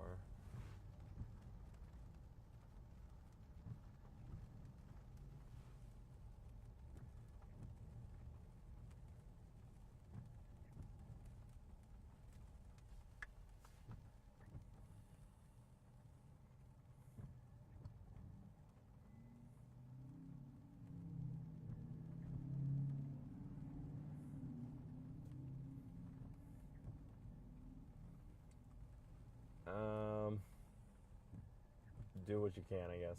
I guess if you want to go north, we can go north. I mean, that's the option. Yeah, we can go north. And Yeah, that's fine. Yeah, yeah.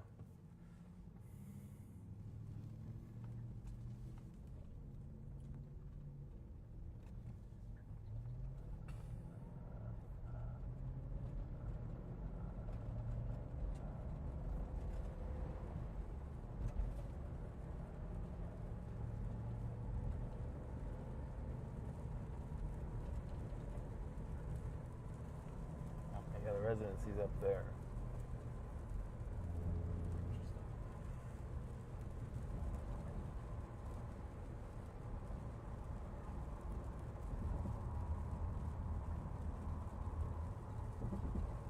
I'll call back to News 4.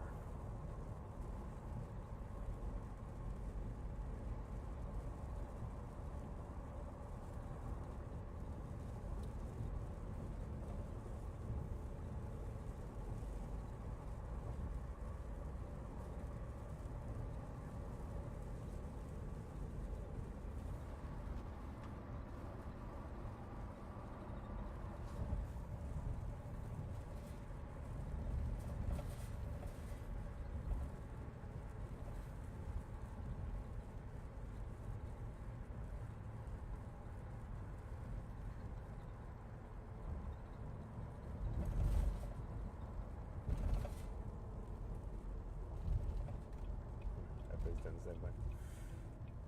Oh, what are they today?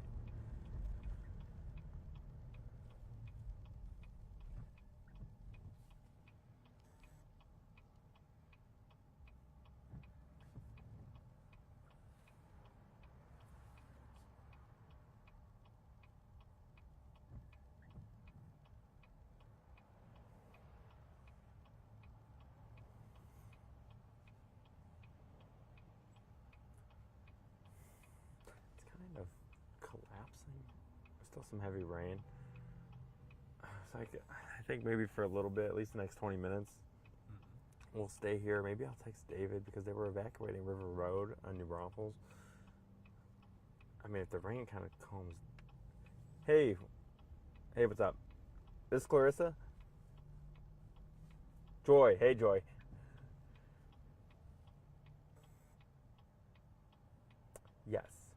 Yes, whenever you guys are. Yeah, we did come across, we were with you a little while ago, and then we talked to Fox, and we had more information. We talked to the police and everything, but now we're in a different location. But whenever you guys want to talk.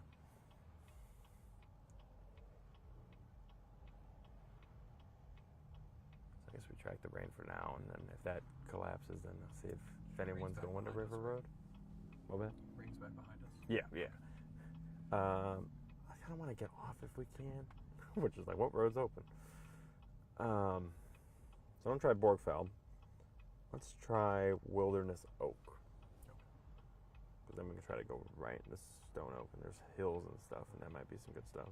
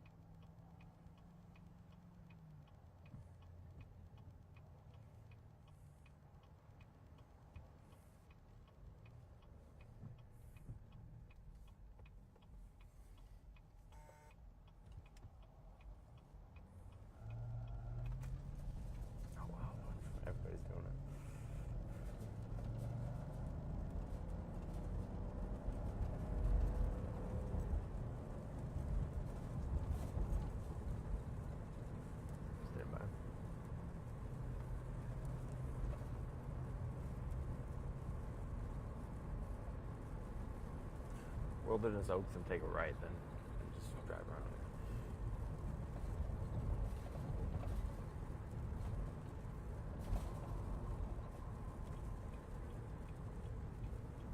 Hey Jordan, hey Marisa. Yeah, we are back on the road. So last time we talked to you, we were off the frontage road of 281 near Borgfeld, and we did come across a Uber that was delivering groceries. That's what we were told, and also had a few people as well, 2 residents. And the residents lived just to the right of where we saw flooded roads over the frontage road, and the house was on a higher elevation. There was a gentleman that was inside the house that was waiting for his grocery order, and he supposedly got swept down his driveway to the fence line. He's okay. We talked to the police, and they were checking with him. They were closing off the frontage road, and they were watching the flooded roadway. Everybody was okay as far as the police was telling us. They were just closing off the road and just checking on everything there. So it was an active scene, but everybody is okay, which is good news there. So we are back on the road right now. That frontage road is closed. We are now going southbound on 281. We're going to get off at Wilderness Oaks. We are still seeing the heavy rain. It has backed off a little bit in intensity, but it's still very heavy rain, still a dangerous situation. If you don't have to get on the roads, especially if you're seeing rain right now across our area, best thing to do is just stay inside and stay safe, because the amount of rain that is falling down, the rate of rainfall can create flash flooding in a very short amount of time, and you want to make sure you're as safe as possible. So we're on the roads. We're checking to see if we come across another scene such as that, but the good news is everybody is okay from that particular location, and right now we're getting off at Wilderness Oaks. So 281 Wilderness Oaks near Timberwood Park is where we are right now, and we're going to drive around the side roads and see what we come across. Back to you guys.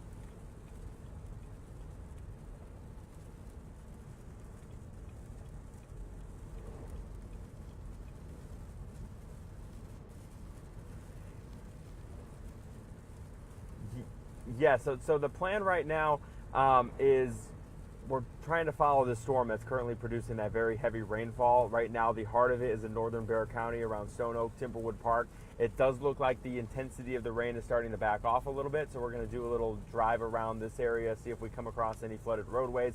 If the rain starts to subside, then we'll go more over to Comal County and along River Road, which they were evacuating along the Guadalupe there a little while ago. Right now in that area, the rain is relatively light, so we're going after the heavy stuff at the current moment, but if that subsides, then we'll move over there. So it's kind of a wait and see how the radar comes about in the next 20-30 minutes, and we'll go wherever we need to.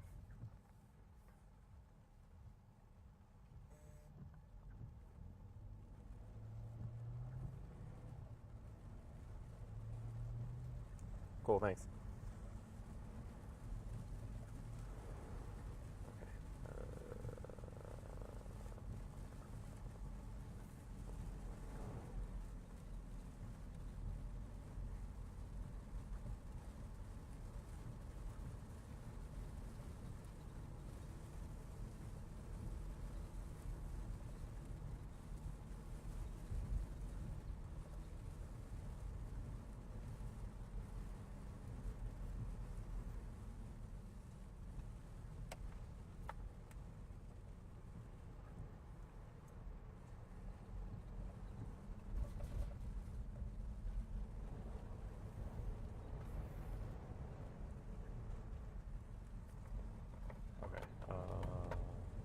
Some flooded roads.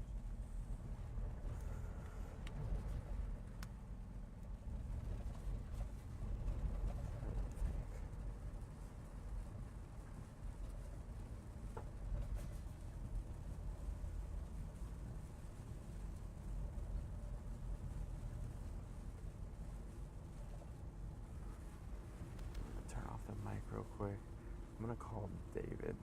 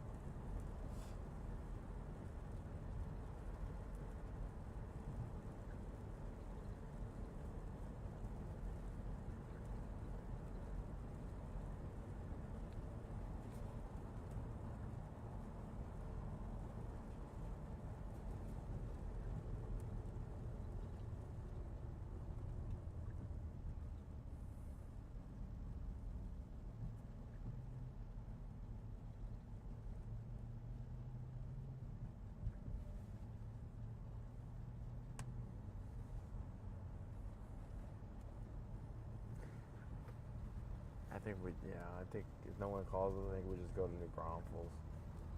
Go along that river road, see what's going on.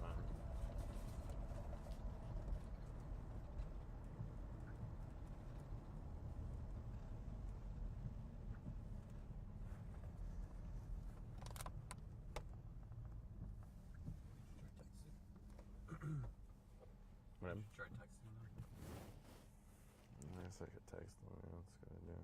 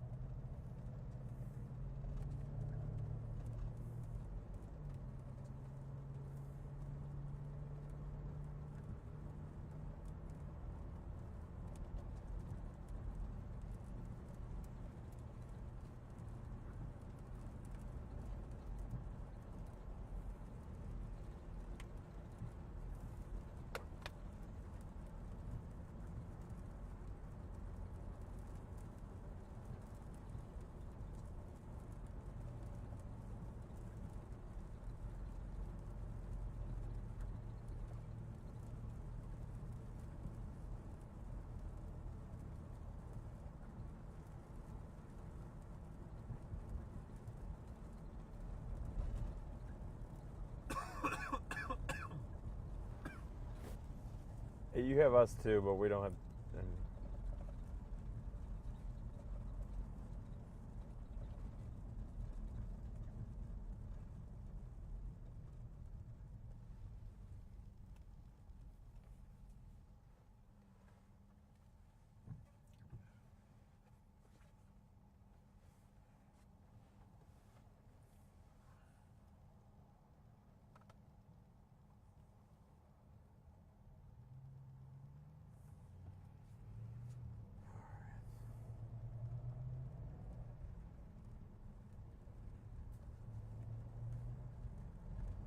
Oh, Brian's calling.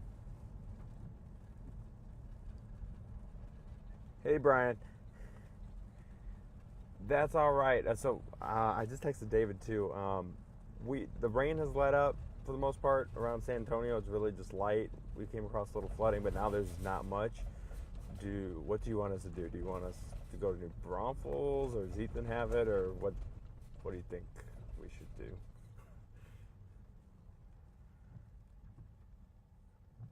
Yeah, we're talking. Okay, sounds good. Hey, David. Yeah, so the rain has calmed down. Right now, at least can't say a little later, but right now, there's nothing imminent with heavy rain that would cause flooding. It's more light rain, so all the heavy flooding rainfall has backed off. So right now around San Antonio, it's wet here. We're driving through Stone Oak. We're about 1604 now.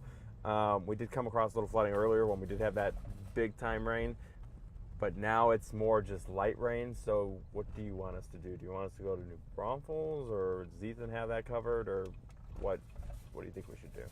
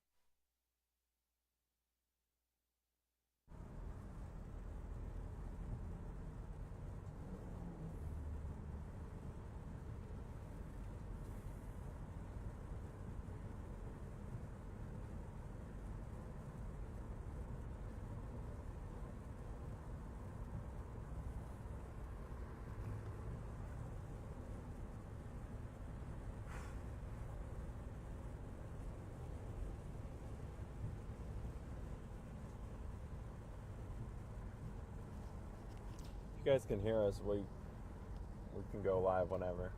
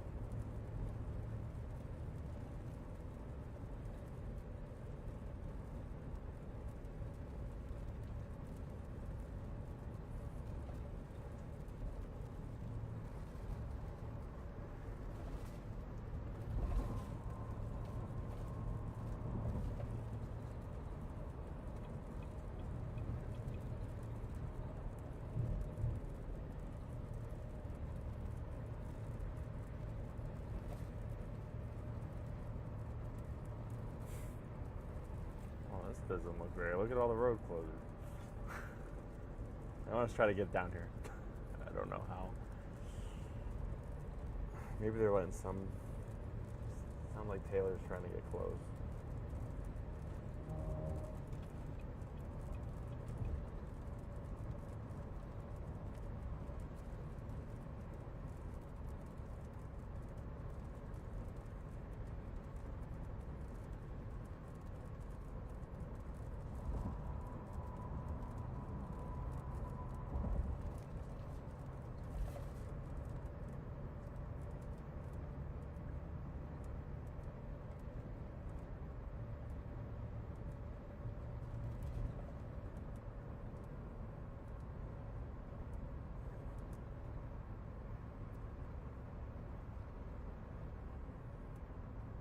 Trying to come in from the south.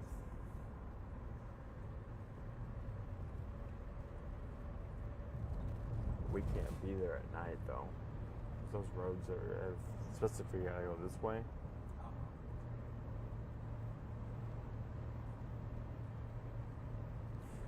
We could try.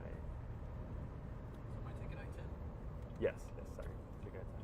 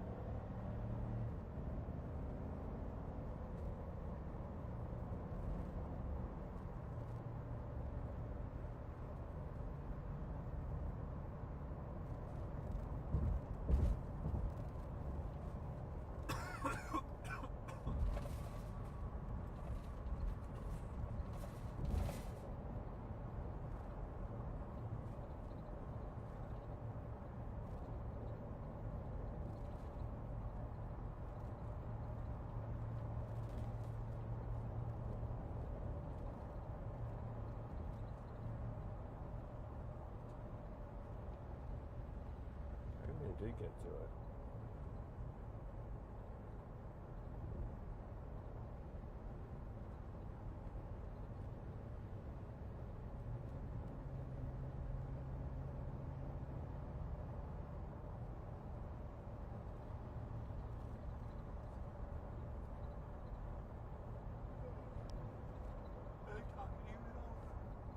No, they're not talking to me. I'm listening in to see what they're talking to Taylor. I don't know if they David wanted us to be on to do lives of us driving up there. I just want I could text. Oh yeah, you could do that. Yeah, my bad. I'm just trying to figure out where they are. If they got to the camper, and I might text Taylor and figure out what way they went. They might let us in, especially with this big vehicle. We look important.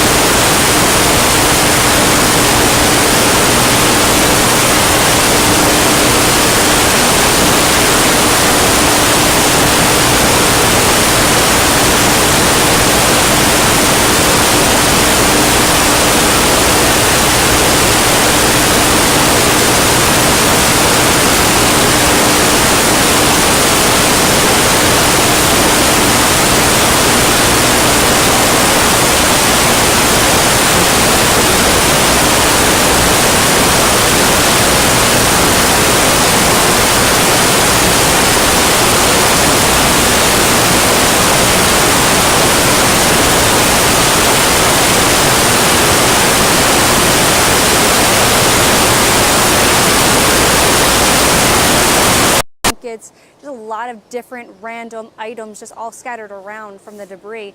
So we traveled up here. This is as close as we could get to Camp Mystic. As you can see, this is across the Guadalupe River. We did go further up to see where the entrance was. We were met with some first responders where we weren't able to get any closer, so we turned around just to get a shot of this, where you could see ahead, you could see the campsite. I do want to mention what really stands out is this building right here, where you can see clearly straight through it. The whole front is clearly just torn apart, and again, you can see right through it. You see people still driving, trucks in the area. We've seen a few people walking around the campsite. I do want to mention that I've seen some people that are doing searches down below near the Guadalupe River here. And then we were talking to another person that knows this area. They say usually you can't see through here. You can't see through the campsite because of these trees are so tall.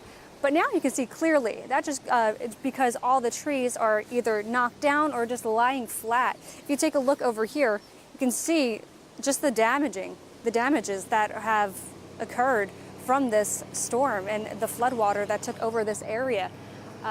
Again, a lot of debris is still on this area. We did hear some helicopter. We heard a helicopter above us, as well as a drone. And if you take a look over here, you can see some first responders making their way down the road. coming through this area. Again, this is Camp Mystic, where over 20 girls are unaccounted for. So this is the latest here that I'm seeing. So we'll keep you updated as I see any new developments here.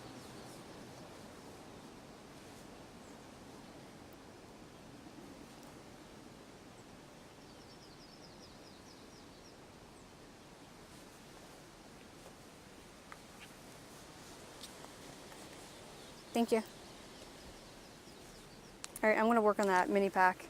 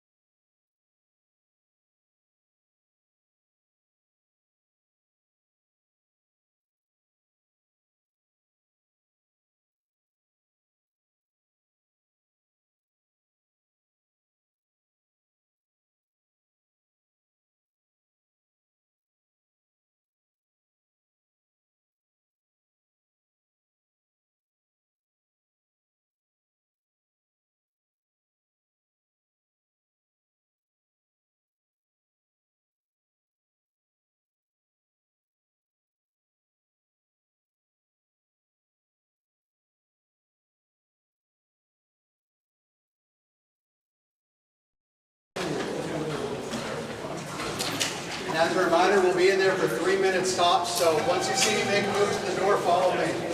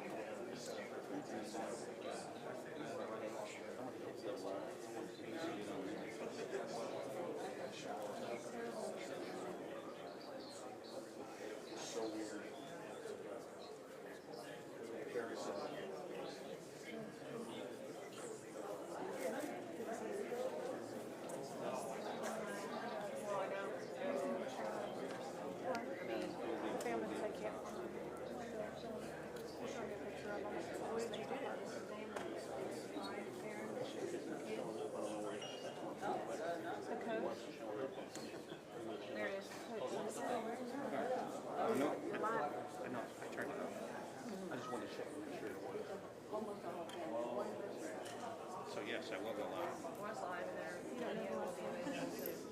Okay, so you pour music already. Oh, you're just gonna post as me. Yeah, it's okay.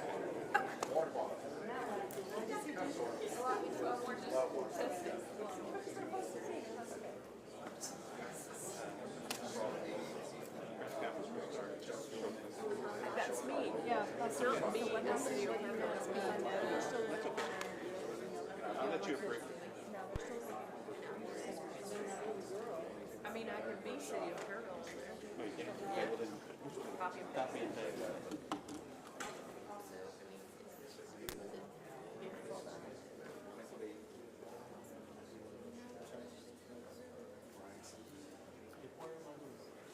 And then put notes, you can't come in.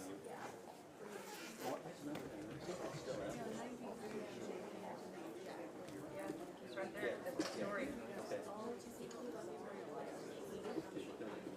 So you want me to comment?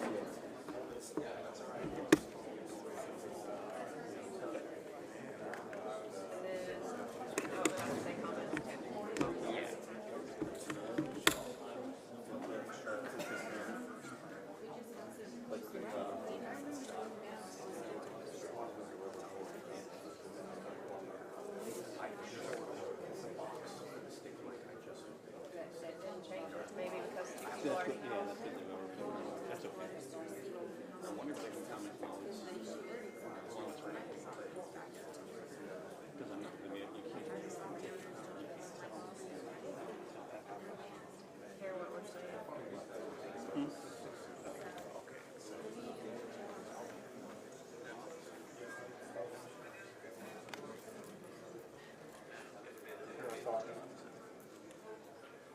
You can't release it? I'm like, what did you do?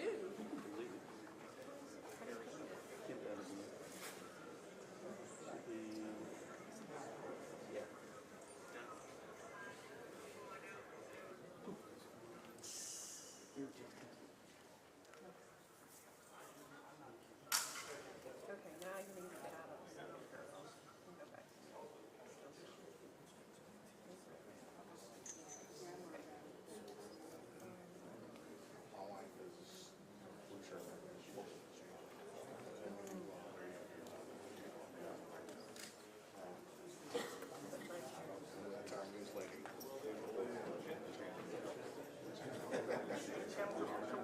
Okay. No, you didn't. Say no. That was me earlier.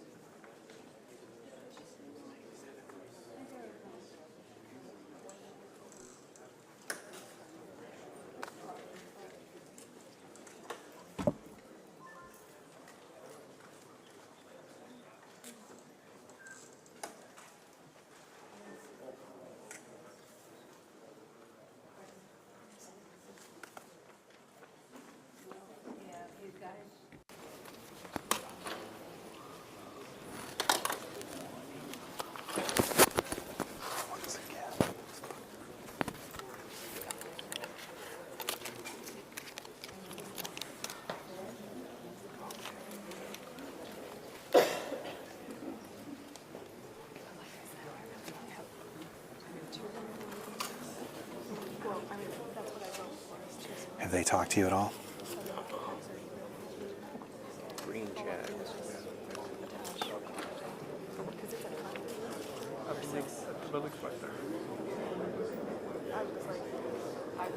Representative. Crystal Police Fire Department, as well as that here? County Sheriff's Office, will be there to answer okay. questions after this morning's meeting. My rescue efforts. 11:30 a.m. this morning. I don't know what that is.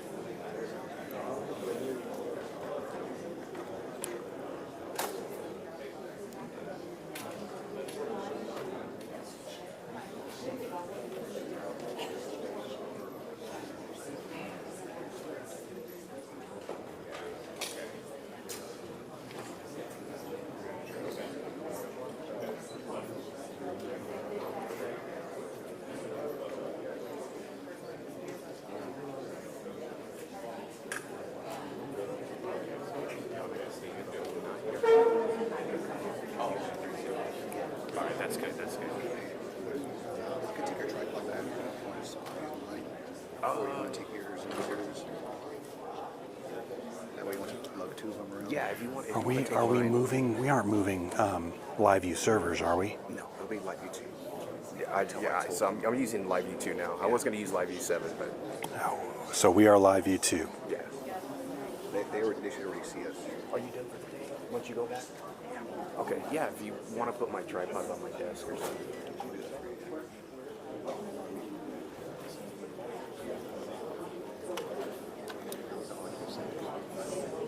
I can't tell if it's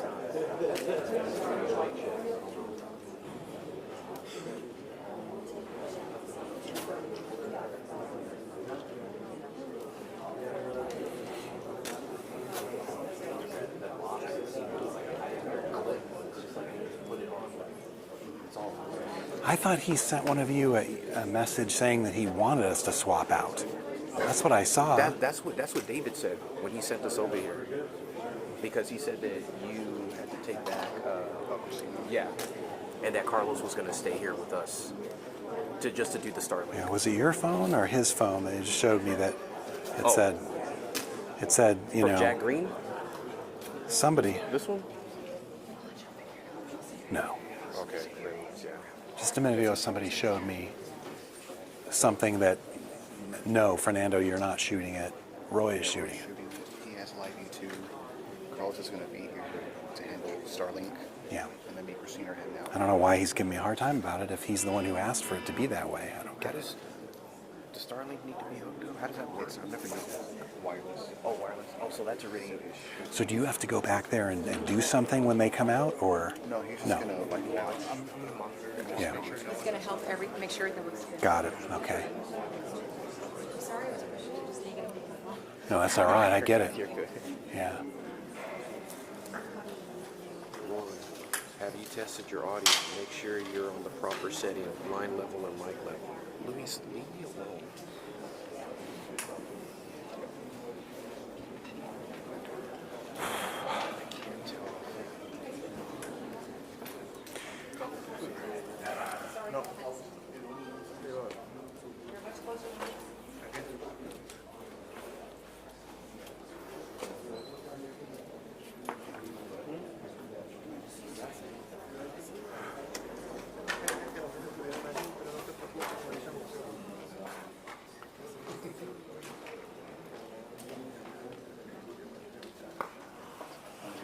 if there's some kind of gangbang type interview afterwards, I guess I'll just take this off. Okay. Or pull it off completely and set it some. But that one's for channel 2. Yeah. So yours is on. And you're good on your audio in the mult box, right? I can't tell because it's not on. I don't know if they need to give me a mic check. Okay, so okay. I have my. What did Fernando's? Okay, yeah, you got it.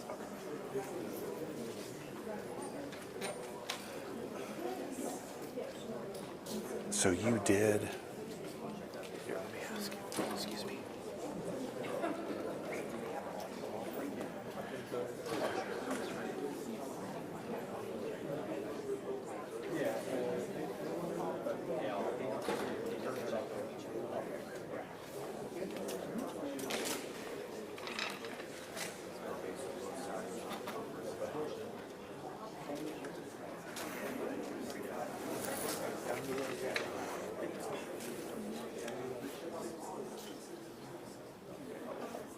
What do you think? Do you want me to keep it wide on all the chairs, or only whoever's just going to end up talking and have it zoomed in on them? You're gonna have to play it by ear. I mean, obviously keep it relatively wide while they're taking their seats and all that stuff. There's so many people. The most important people tend to be in the middle with the governor, and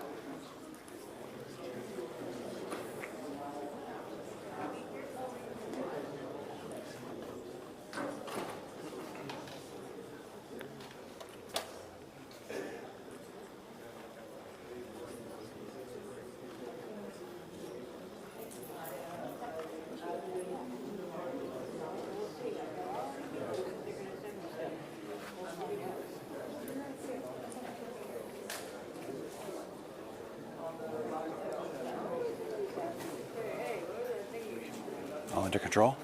Huh? All under control? Yeah. Okay. I say if, focus down if it looks like someone's talking for a while, like the governor or somebody like that. Other than that, we just have to play it by ear.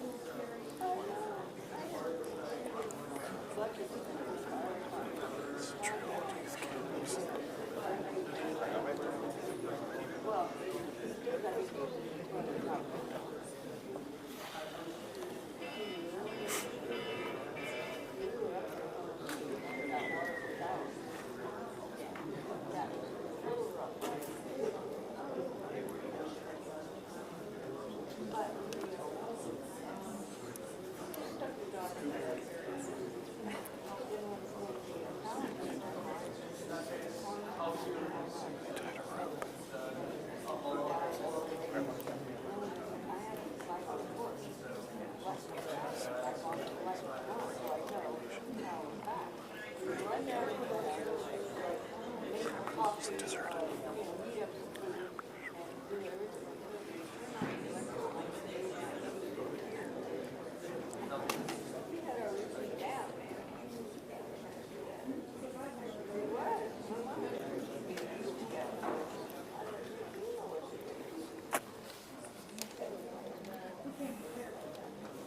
Yeah, that's why he knows that stuff. I wish they could give us an audio check.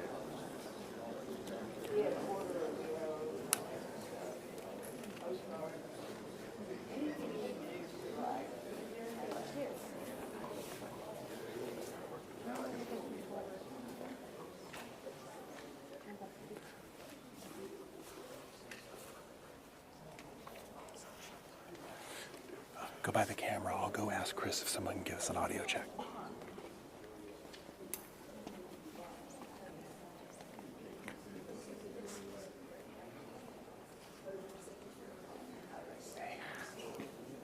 Hey, Chris, is it possible to get an audio check? Oh, yeah. We need another. Yeah. For latecomers.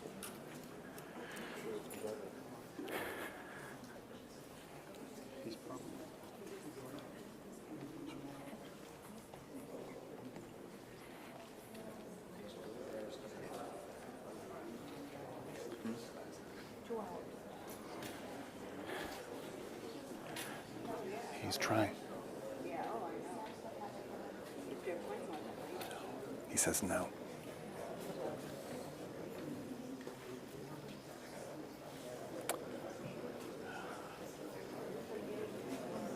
Now,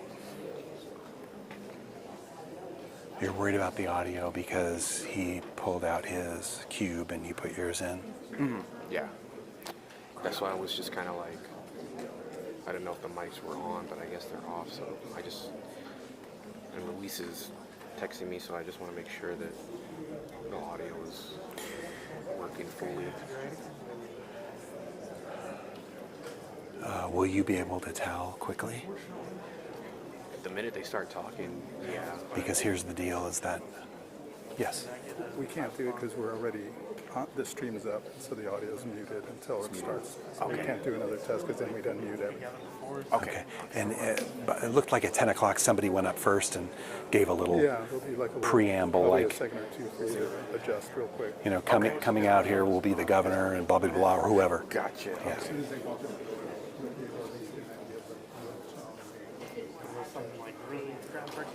Okay. Thanks for asking. Sure.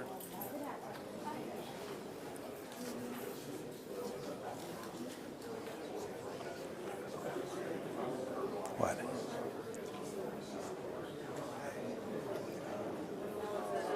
It's like I'm trying to get it situated. Yeah, because they have it, because they have it killed for the live stream, I guess.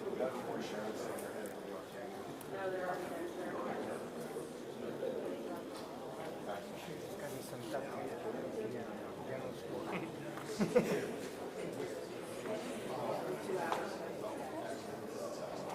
think Bradenton tracking down some people right now, and then they just flew it where they may just meet us at our live show location.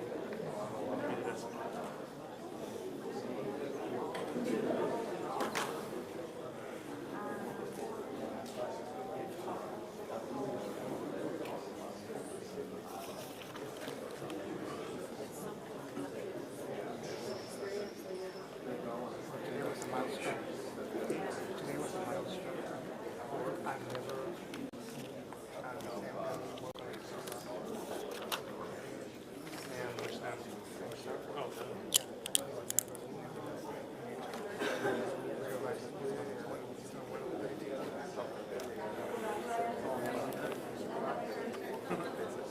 Well, isn't he usually working on this? Saturday? I think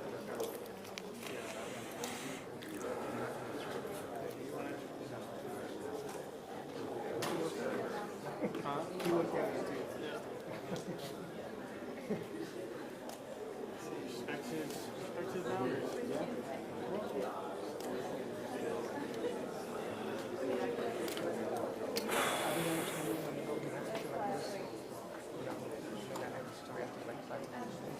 Yeah, totally.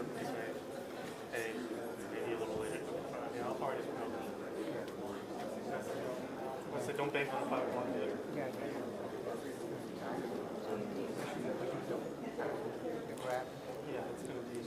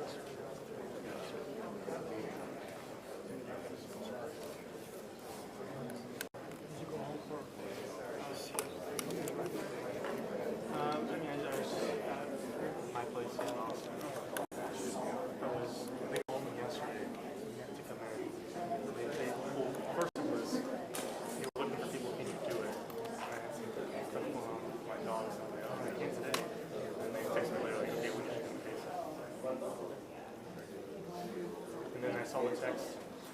Well, I got a text from Chrissy. So I got in at 8 to get my stuff and then drive out. It's like for leave till 10. So I was on my way driving out there. Chrissy texted all the reporters, producers, and the whole news team and said, all hands on deck.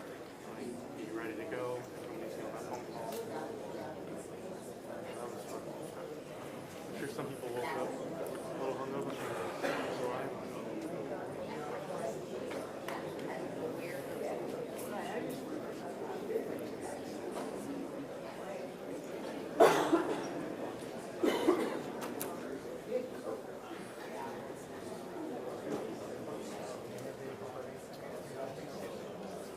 we should.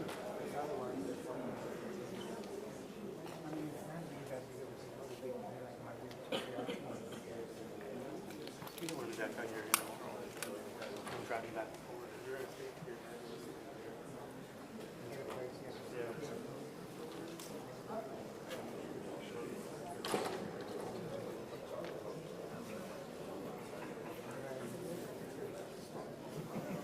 Guess what? That's why I was struggling driving down here because I was seeing things and I was trying to make contacts with people. I was driving and I ranked you. And then when they said, "Oh, Frank's your photo," I thought Tim was with Tom this morning.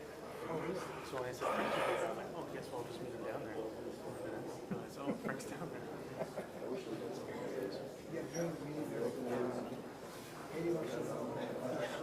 Who's a photon going to replace? Right. I don't have one. Great. Because they found photons for all the people up north. Williamson County, Jackson County. Apparently 10 people died. Williamson County.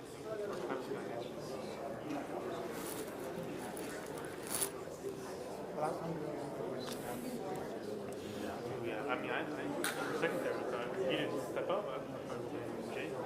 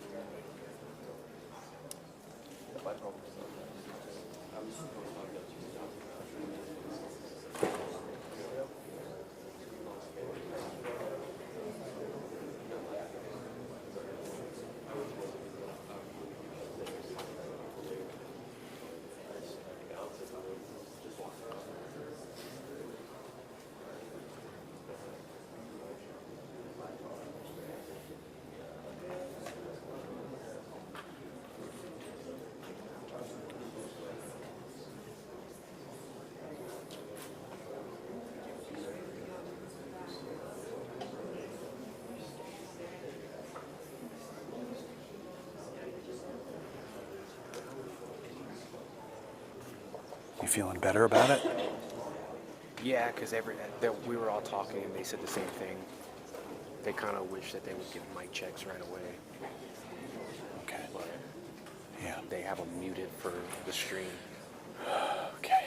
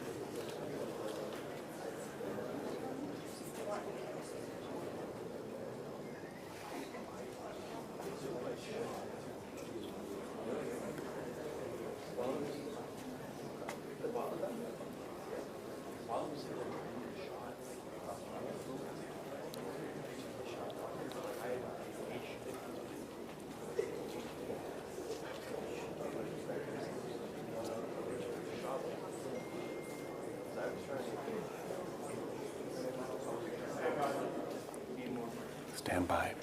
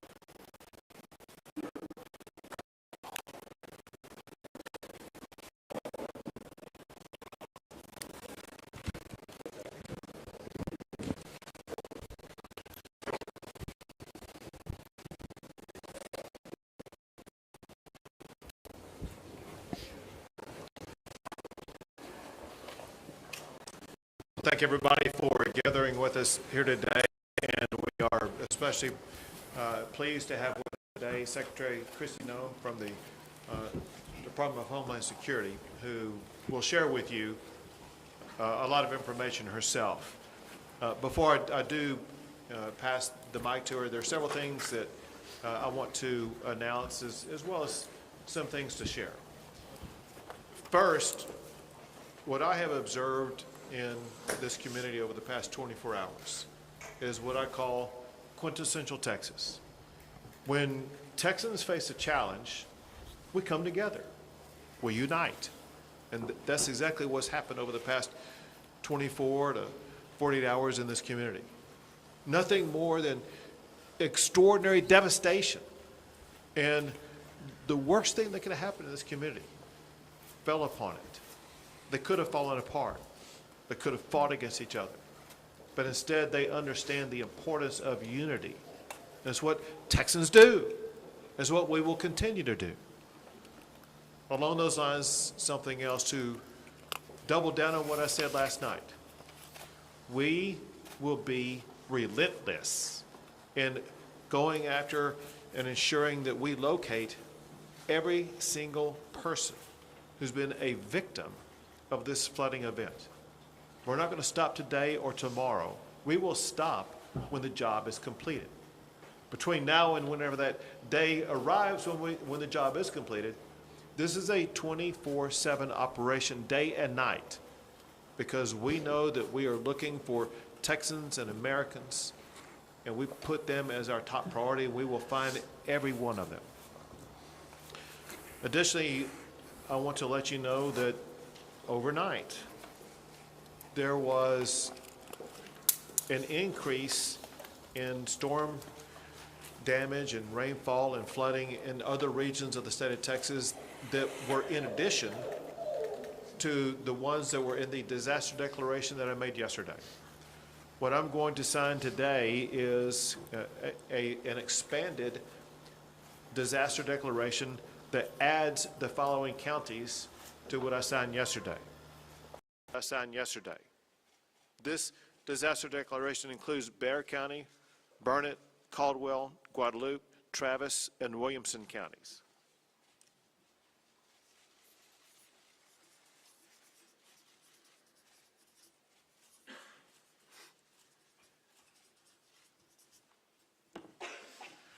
We will continue to add counties as needed as conditions either worsen or improve in counties across the state of Texas. We will ensure that every asset and resource the state has is going to be made available to every county that's the subject of this disaster declaration. Also, I've had the opportunity to visit not just with Secretary Noem, but other officials in the Trump administration. We know that President Trump, he loves Texas for one. He's deeply concerned about all the families who've been affected, but also knows about the magnitude of the devastation that we're suffering. And so what I'm about to sign now is going to be the first step in a process. This document is a request for a federal disaster declaration coming from the governor to seek the immediate and ongoing help of the federal government.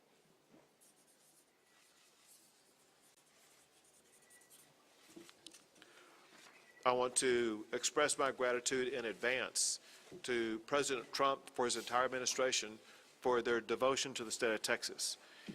He always tells me about his love for the people of the state of Texas, his deep concern for them, and I know that he's feeling that now as much as he ever has. And there's no better way to show that than the fact that he wanted to ensure that he and his entire administration was represented here today by Secretary Kristi Noem, to whom I would like to turn things over at this time. Well, thank you. Thank you, everyone, for being here today. And I want to thank Governor Abbott for his leadership, and know that President Trump is absolutely heartbroken by what has happened here in Texas, and the loss of life is absolutely devastating to him and Melania. This morning I talked with him several times, and he wanted to make sure that all of you know how much he loves Texas, how much he's grieving for your families that have lost someone and the beautiful children that we're still looking for and hoping to return to their families, and that he is absolutely committed to using all the resources of the federal government to help unify families, rescue all those that were still missing, and return those who maybe we will recover back to their families as soon as possible, and that we will be here walking alongside each other and helping throughout this entire crisis. And know that I'm extremely grateful as well for the leadership of Nim Kidd, who's a fantastic emergency operations manager and has been well known throughout this country for leading through such a time as this. And this tragic situation is something that is unprecedented. We recognize that at the federal level. We also recognize that when something like this happens to a community, happens to a state, that the best responders are those locally, because it's your family members, it's your community members that are being impacted, and you can respond quickly. And the role of the state is to run and manage that emergency, but the federal government needs to be here for the support and extra resources on the ground as well. And that is what we are doing and what President Trump has dedicated to continue to do. I've visited with the president already about this federal disaster declaration that the governor was going to sign here this morning, and he has indicated that he will honor that and that he will accept that. So that response and that relief will be coming. And we also have had assets here on the ground since the beginning of this crisis started, since this weather event did start. And even before it came, we were alerted. We did have Coast Guard assets here that were helping to rescue people. We're thankful for the airframe that showed up and those coasties that were here walking alongside our DPS, and the emergency responders that were here, the Texas assets that were deployed already, and that coordination was seamless, and I appreciate them for putting that request in right away. We also had our BORTAC team from Customs and Border Protection out here helping with rescues. They are a specialized, trained force to come in these types of situations and bring their skill set to bear. That is a resource that's incredibly important to the Department of Homeland Security, but also in these types of situations when we need emergency management response. We also did have a CBP advisory interdiction specialist here that was helping with some coordination of air assets that has been present. And then we are looking at the other entities that are under the department, what can be utilized, and of course FEMA is standing at an enhanced level right now, which means that they are plugged in to the State Operations Center. We are engaged, and then as this response goes forward, that their role will continue to be filled as it always is in these situations, and will be timely and responsive as to what the governor requests and what is needed here on the ground. I do know that the state of Texas is amazing in how it responds to disasters. Not every state is like that. Many states do not do what the people of Texas do.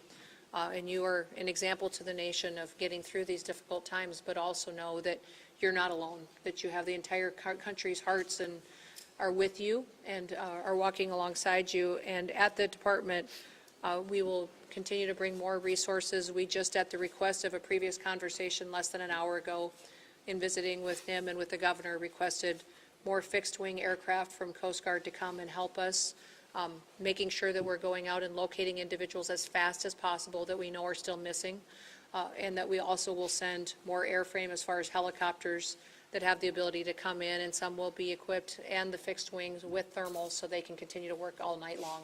Some of the assets that other agencies may offer don't have that kind of equipment, but the Coast Guard does have it, and so that will be deployed so that the search and rescue efforts don't stop even when it does get dark at night. We'll continue to stay engaged, and I'll be here. I'm going to go up to the camp, Mystic, and I'm going to go around town and spend some time here today, and make sure that when I am calling and talking to the president throughout the day, that he has timely information and that the requests that are coming here from the leadership on the ground are met immediately, and that we can take care of these families and take care of these folks right away. We do know the number one priority now is people, is making sure we're finding people as fast as possible and we're returning them to their families. And then also, throughout the process, we'll get into what damage was done to public infrastructure, what may have been done to, I know we have 1,800 people that are still without power. What I understand is people still have water, but we do have damage to bridges and to roads. Thankfully, dams held.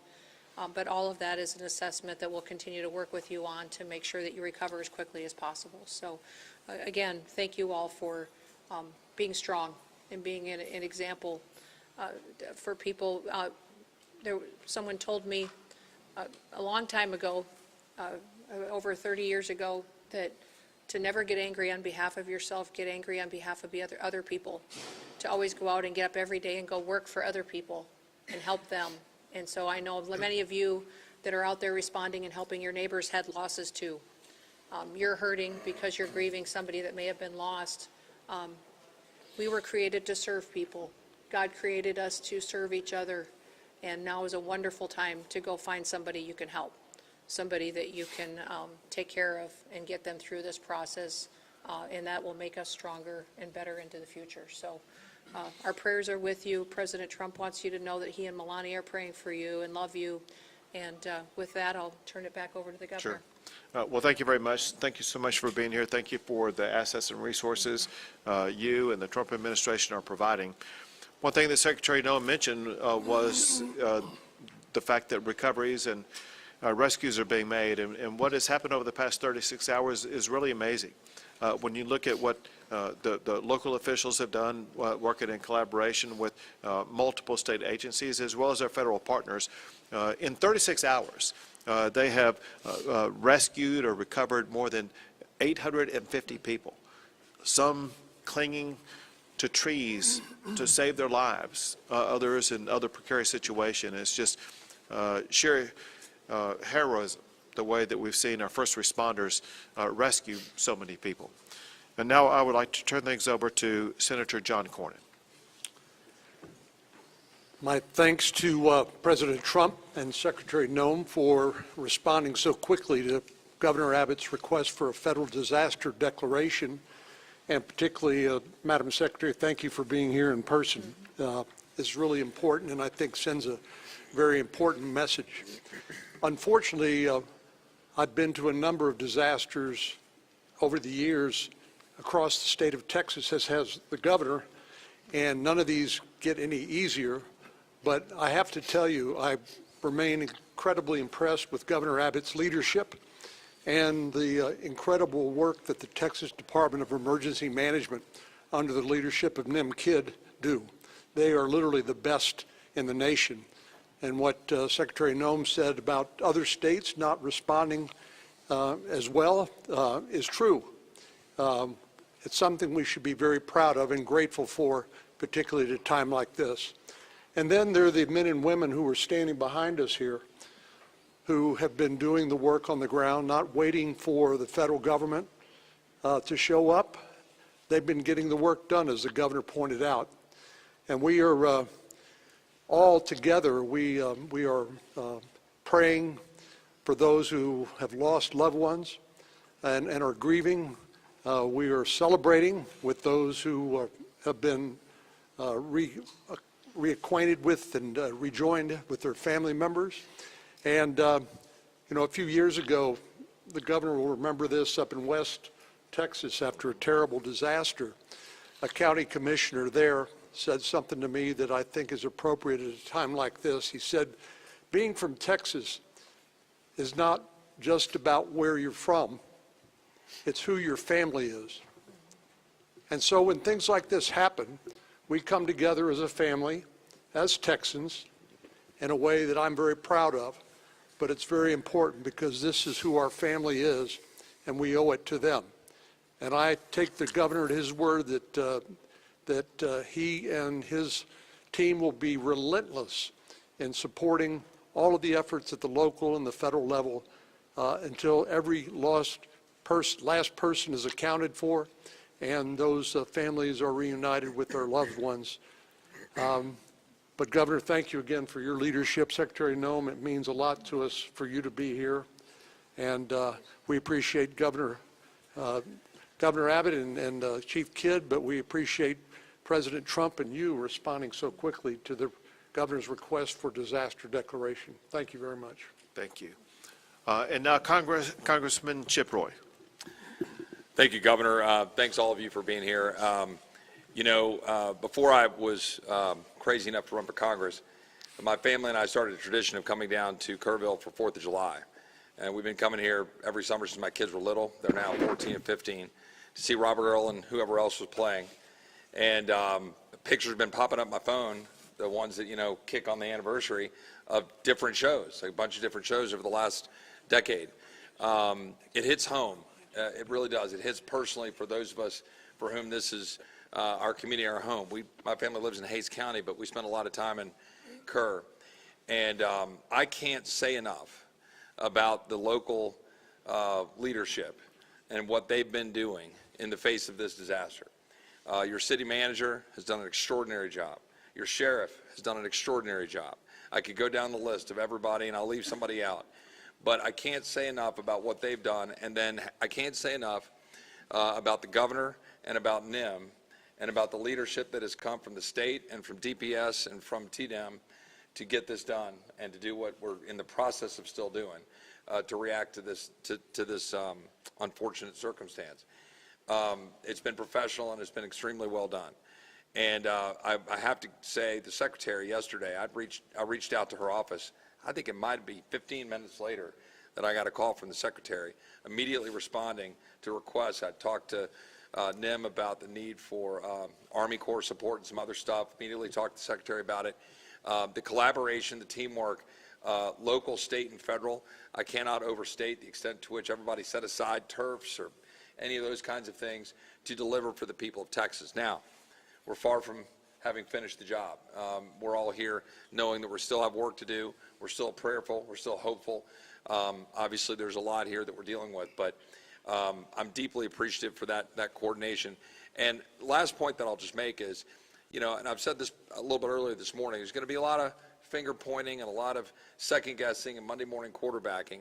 And I just want to pick up on what I think the governor said about 850 something individuals that were moved quickly in this circumstance, and in a once in a century flood where you get 12, 14 inches, where you get a 26 to 30 foot increase in water in the course of an hour and a half at 4 to 6 o'clock in the morning on a holiday. And that's what we're dealing with in these circumstances and where those camps are. There's a lot of people saying why and how, and I understand that. And I understand why parents would be asking those questions and all of the media. But where we are right now in terms of what we've done to be able to protect people, move them, get them out of the camps, and the heroic efforts of people that worked in those camps, directors of the camps, people who own the camps, who not just risked their lives, gave their lives to try to go save the lives of those kids. That's who they are as Texans. And I'm so proud of that. And I'm so proud of the work that everyone's done to do that. And now we just got to finish the job and be with the people. And importantly, pray for the families who have lost their loved ones. Thank you. Now, Kerr County Judge Kelly. Yes, I think I'm the only one at this table that lives on the Guadalupe River. And our properties were devastated, and I barely got home yesterday. I started my morning ushering in a crew with a skid steer and 2 dump trailers, 3 trucks, 9 men to start trying to rebuild what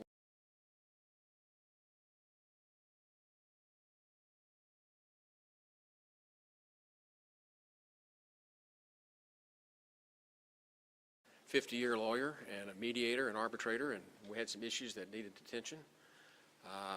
And I got to see firsthand many of the body bags, and it breaks my heart.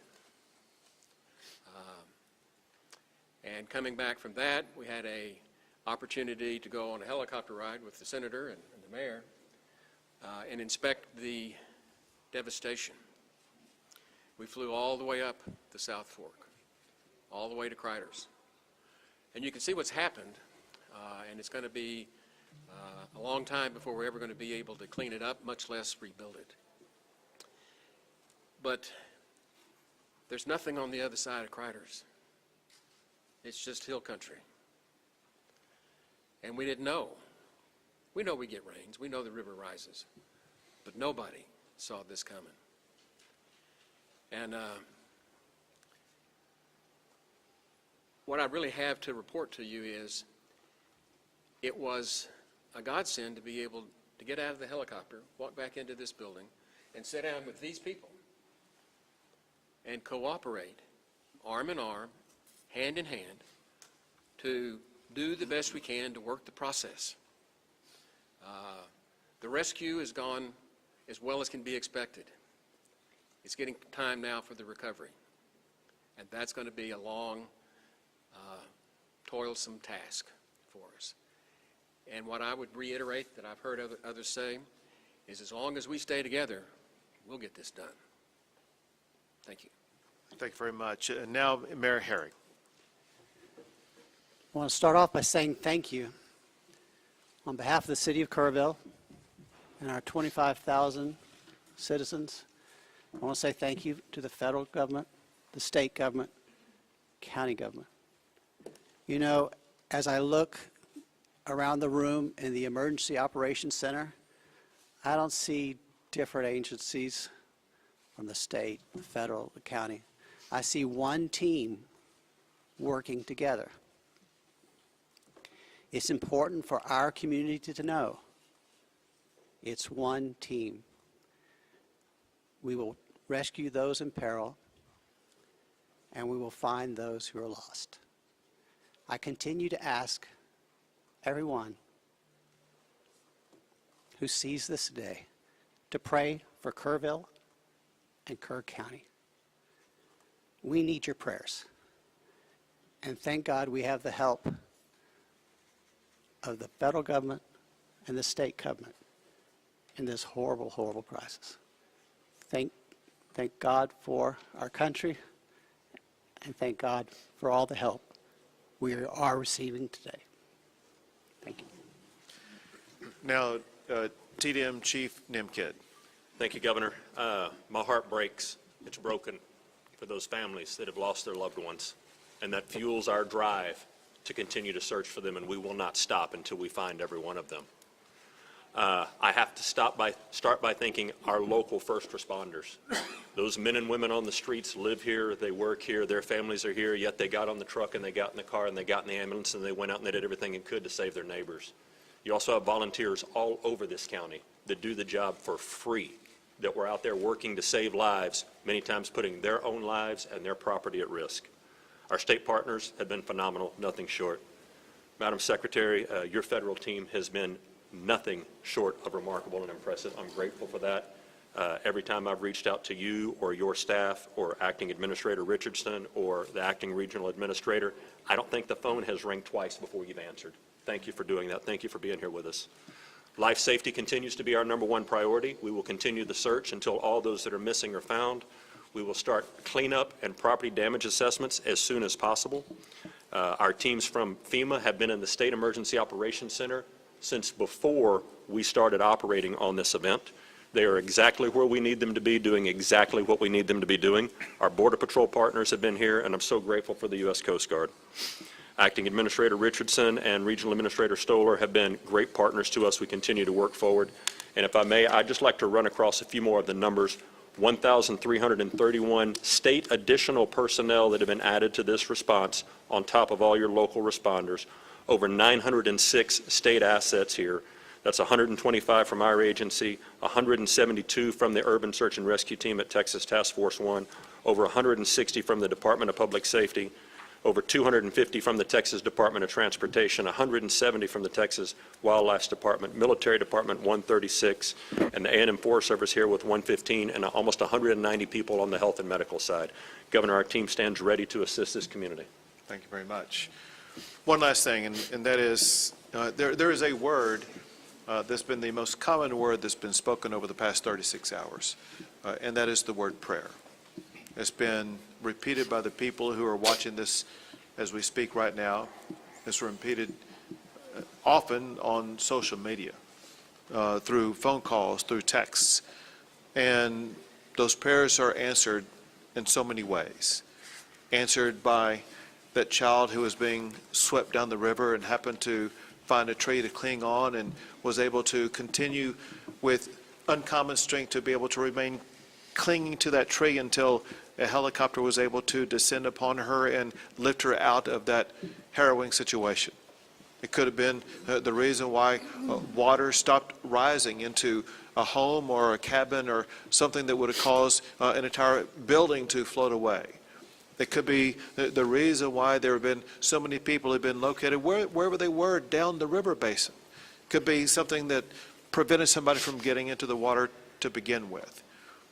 All we know is that prayer does work. Your prayers have made a difference.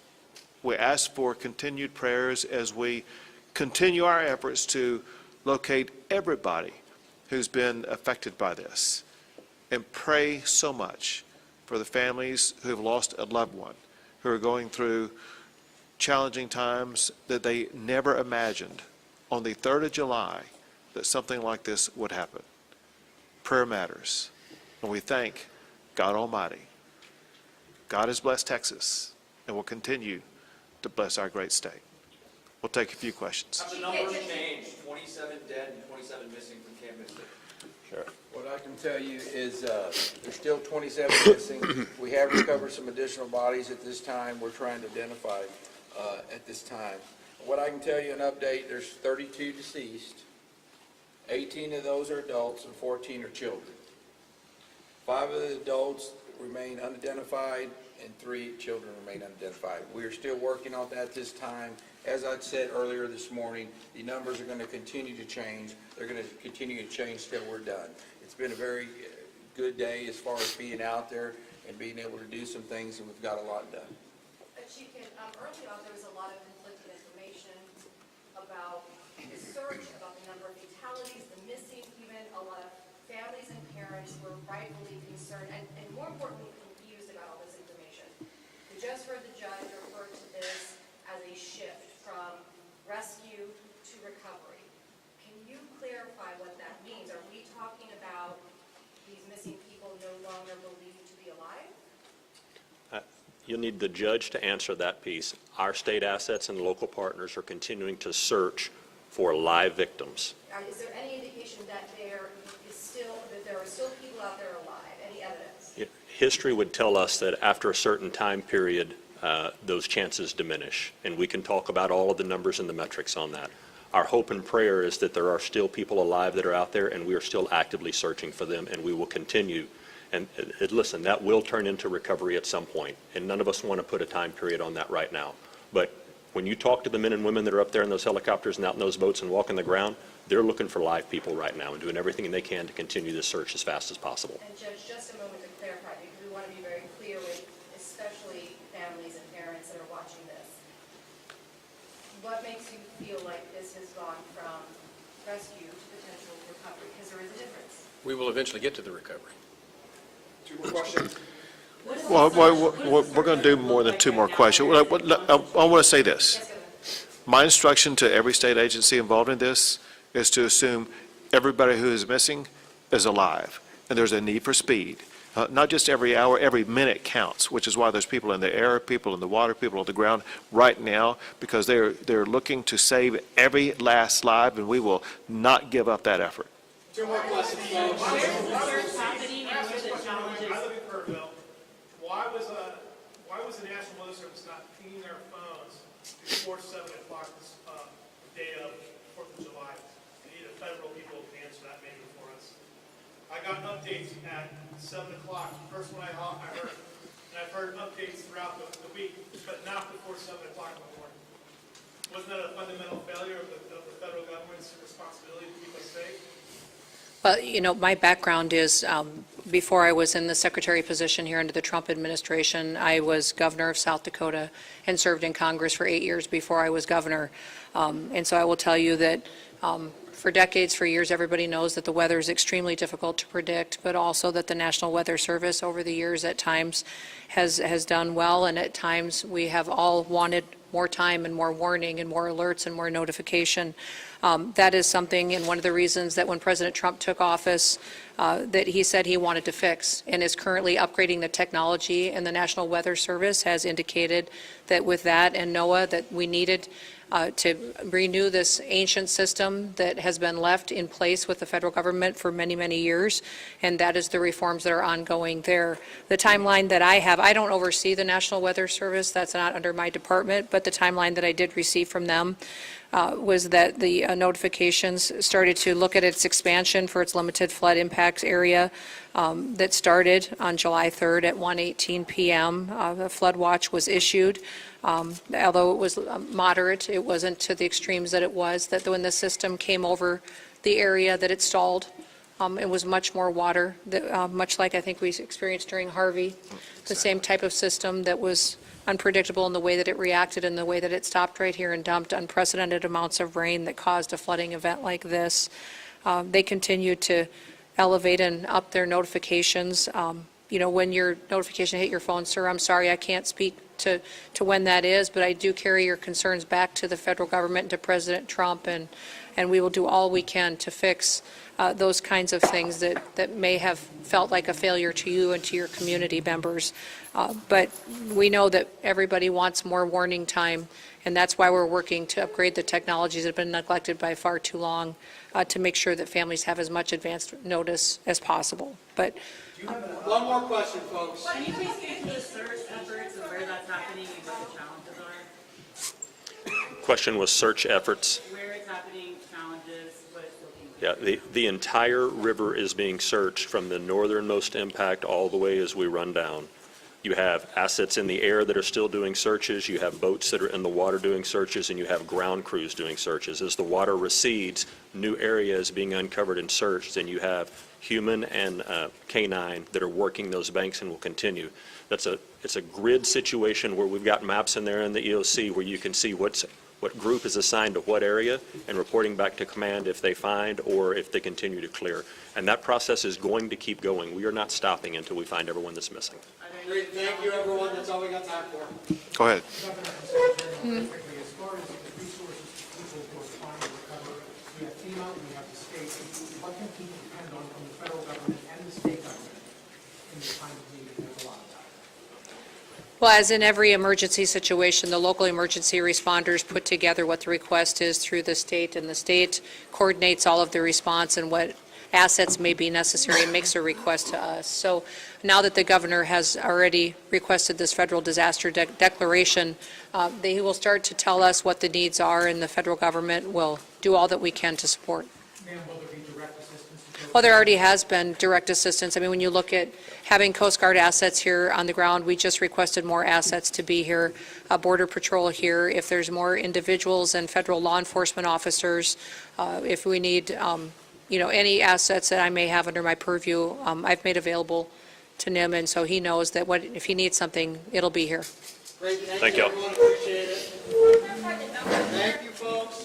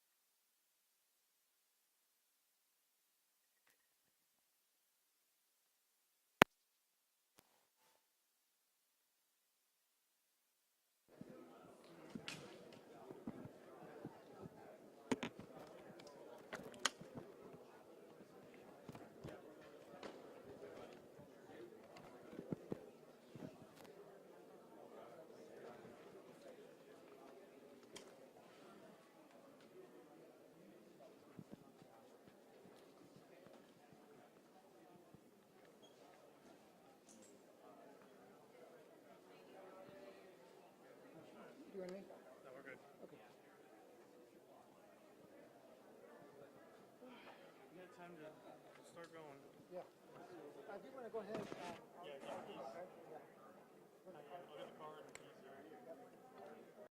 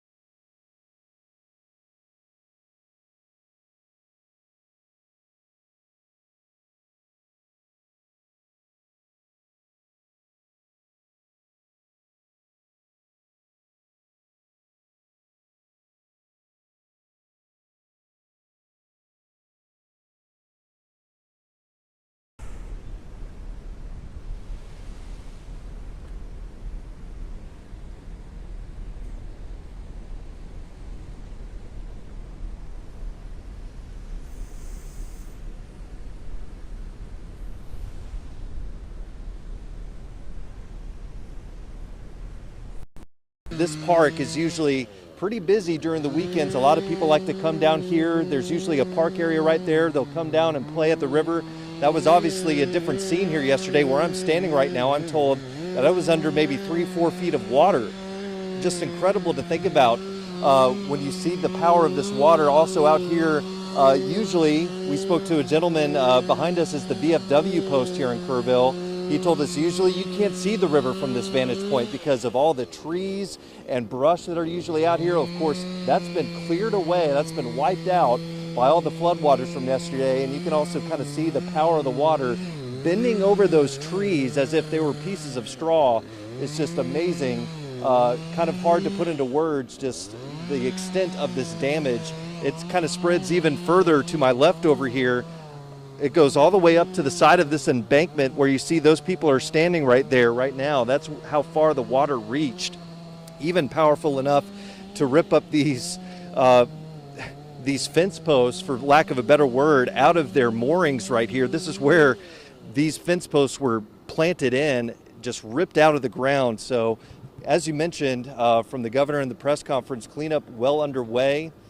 Just incredible the amount of damage here. Of course, we got into town maybe about 30-40 minutes ago, so we're still trying to make our way through, see what we can see. But this was our first stop here at Louise Hayes Park, just to see, yes, the waters have receded, but the extent of the damage still incredible to behold. Ryan and Darian, we'll send it back to you.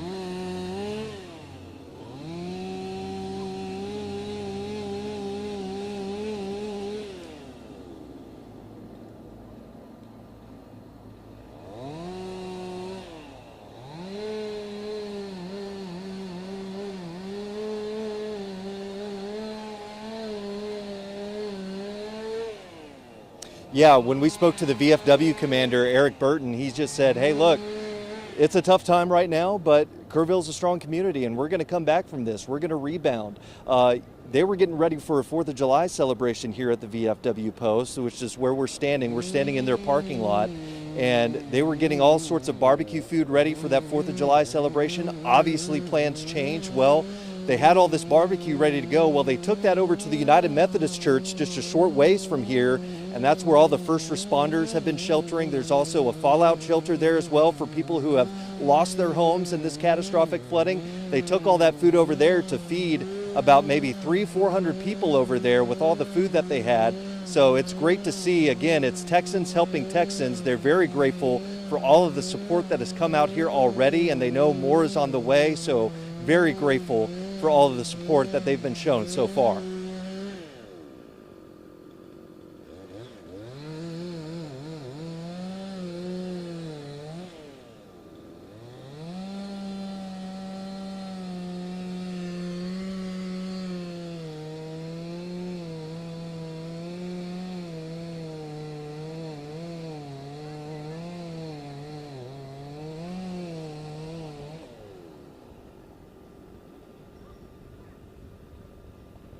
Yeah, well, Karina's going to pan down and she can show you here. Yeah, the ground is pretty saturated. This, again, was all underwater, maybe about 3-4 feet, I'm told. Pretty muddy, as you can tell, but it gets even worse the further you get towards the river and where it is right now. Of course, it's receded a lot, but as you can see, it's kind of mucky a little bit, muddy, but people are walking around pretty good. I mean, there's a lot of people out here who don't seem to be associated with any of the search efforts. They're just out here kind of taking a look at the damage, so don't really necessarily want to see that, but people are getting around pretty good. Of course, there are walking paths in this park that I mentioned is usually fairly well traveled, but the ground, it's pretty well saturated, Darian. Again, right now it's not raining, and that's been the good news, I think. From our drive up from San Antonio, over the hour it took to get from San Antonio to Kerrville, we didn't see very much in terms of rain, so that's very good news. Of course, it's not raining right now. It's overcast. It looks like it might rain, but I think that's the good news in all of this, is that so far no more rain falling over here in Kerrville at the moment.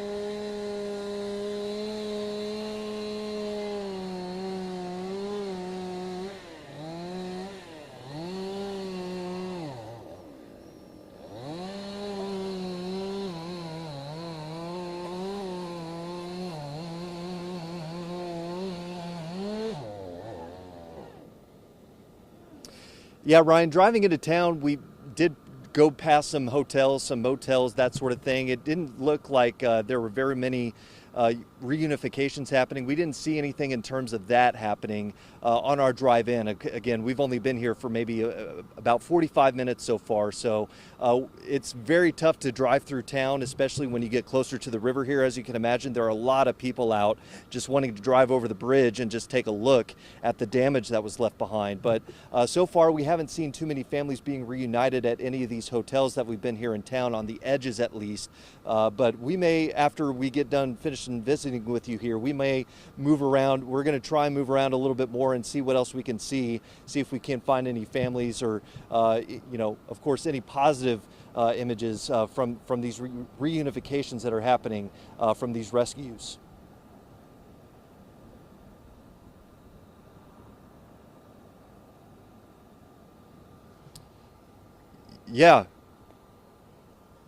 Yeah, Karina, if we can, we're gonna look get a closer look, and everybody a closer look at home here. Those trees there, right along the river's edge, just mowed over like blades of grass. That is the power of the water that we've seen. And on the other side of the bridge, Ryan, I'm getting goosebumps just kind of recalling the image. There's even a grove of trees that look just like that, dozens of them, all clumped together, and they have just been pushed over like a strong gust of wind came through, like they're nothing. And these are strong, sturdy trees. I mean, you can see the ones just to the left of the ones that have been knocked over. These are pretty sturdy things that have been around for a long time, and those near the water's edge maybe look a little newer, but yeah, the power of this water just incredible to see.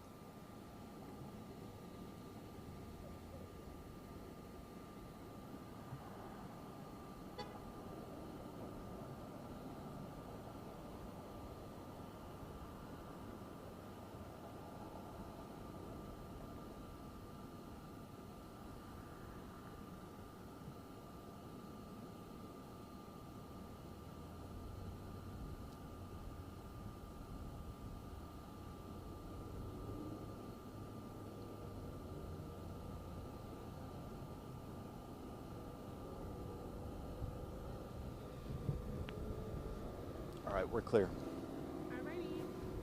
We may do another one here for the other side.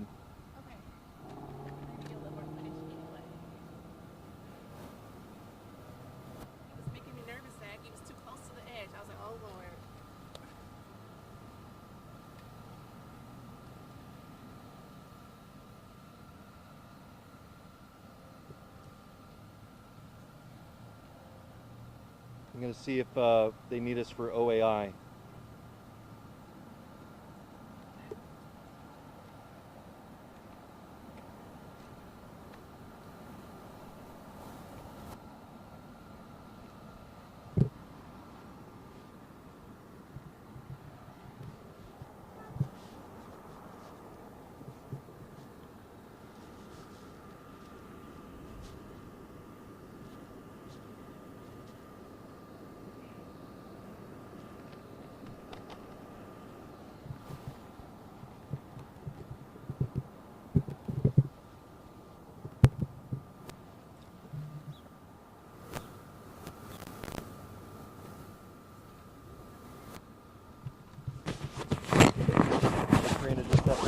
looks like they have us live on web. I don't know if they have us anymore, but anyway.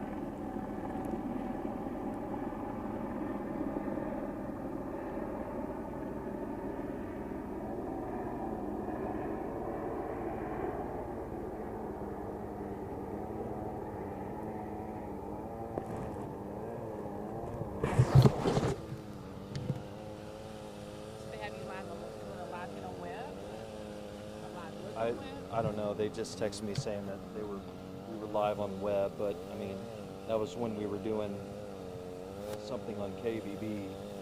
I'm trying to get.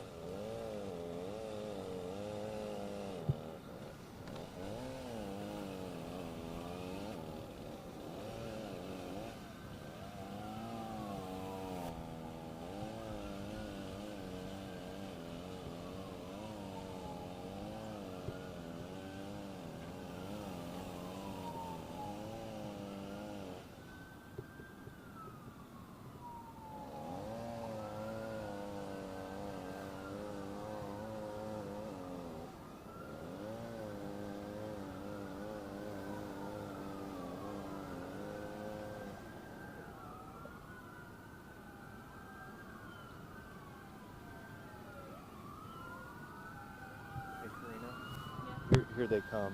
We might want to get this.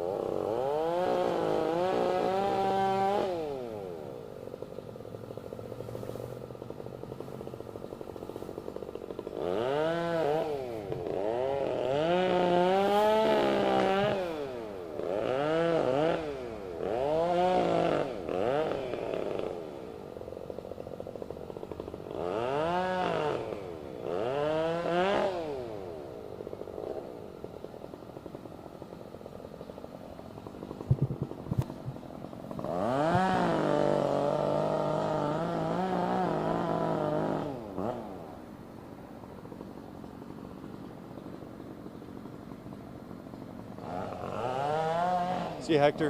Be safe, man.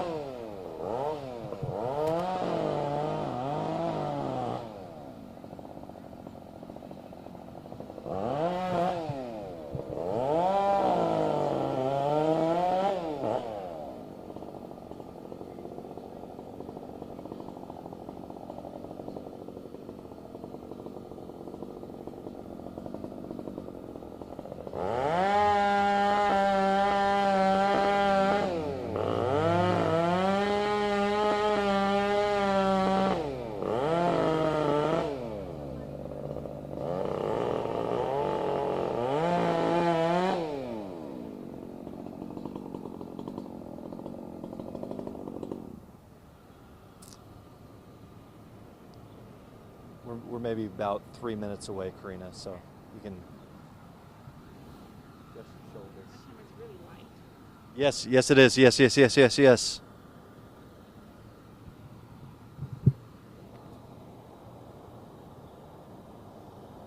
I'm not sure what to call these things. They're not fence posts.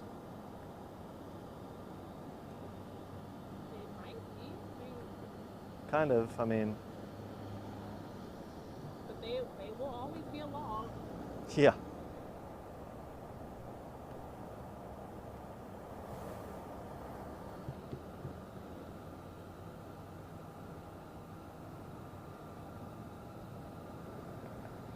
Stand by, stand by, stand by.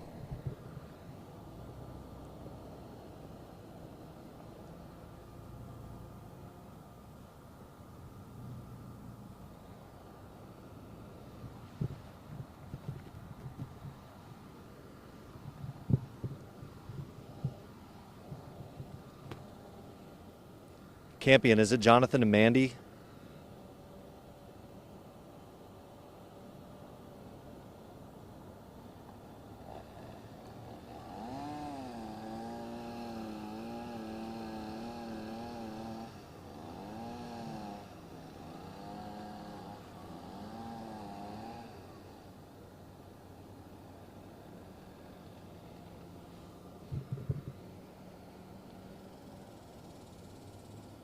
I don't hear anything.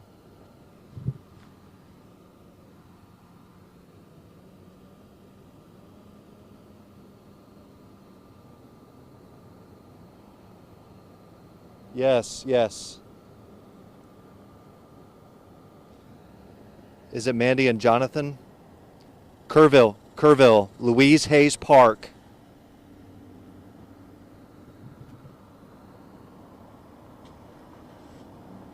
We're next. Karina, same kind of thing. We're just going to show and tell. Got you. Did great last time. You did awesome. Thank you. We'll see if our chainsaw crew is going to be. That was a nice touch last time.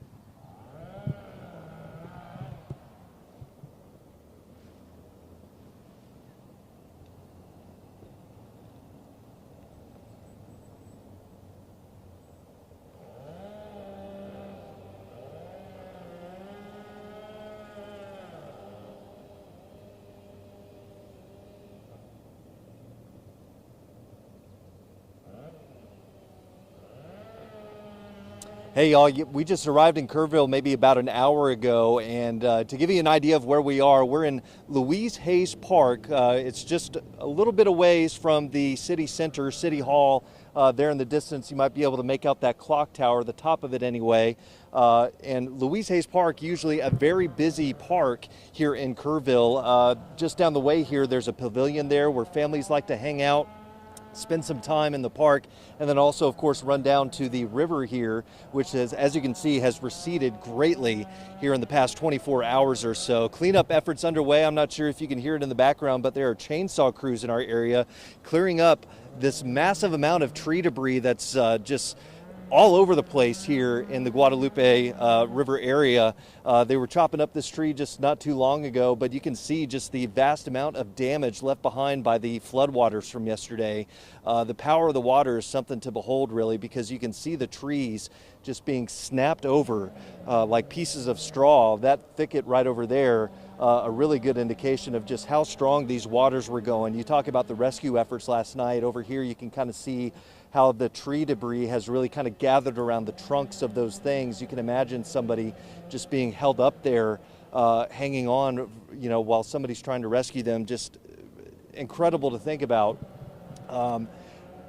Cleanup efforts, as mentioned, underway. We've seen helicopters, a couple of helicopters fly over this area here in the past 30 minutes or so. So search efforts well underway as well. Where I'm standing right now, we're in the parking lot of the VFW post here in Kerrville, and I'm told where we're standing was under about 3 or 4 feet of water. So that would be probably maybe up to my waist or just under it thereabouts. And the water stretched all the way up this embankment here. There have been people out here at this park taking a look, just looking at the damage and seeing what they can see. But you can see the water line of how far this water has traveled from yesterday and how far it has gone down since then. So it's incredible to just kind of behold a little bit. Not too long ago, here in the past 10 minutes, we actually saw a long line of emergency vehicles, state troopers with their sirens and flash and lights on. They came across the bridge that you see there in the distance and then came right up this road, Thompson Drive that is, and then went north. Can only imagine who that might be in there, but you imagine it's game wardens, state troopers trying to, again, assess all the damage and continuing to work hard on these search efforts that have been going around the clock now.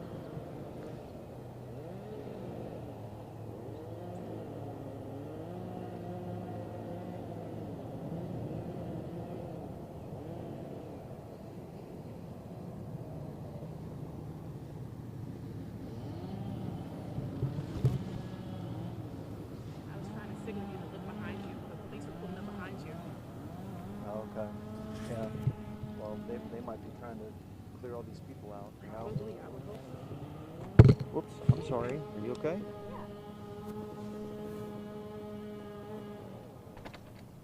get footage of stuff for you.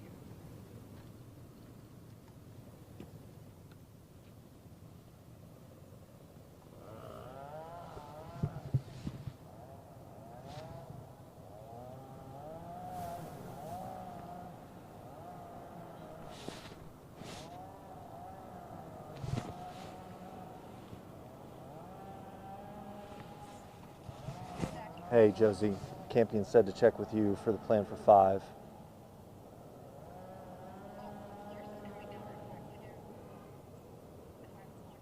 Okay.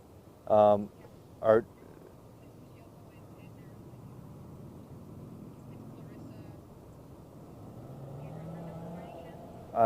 might.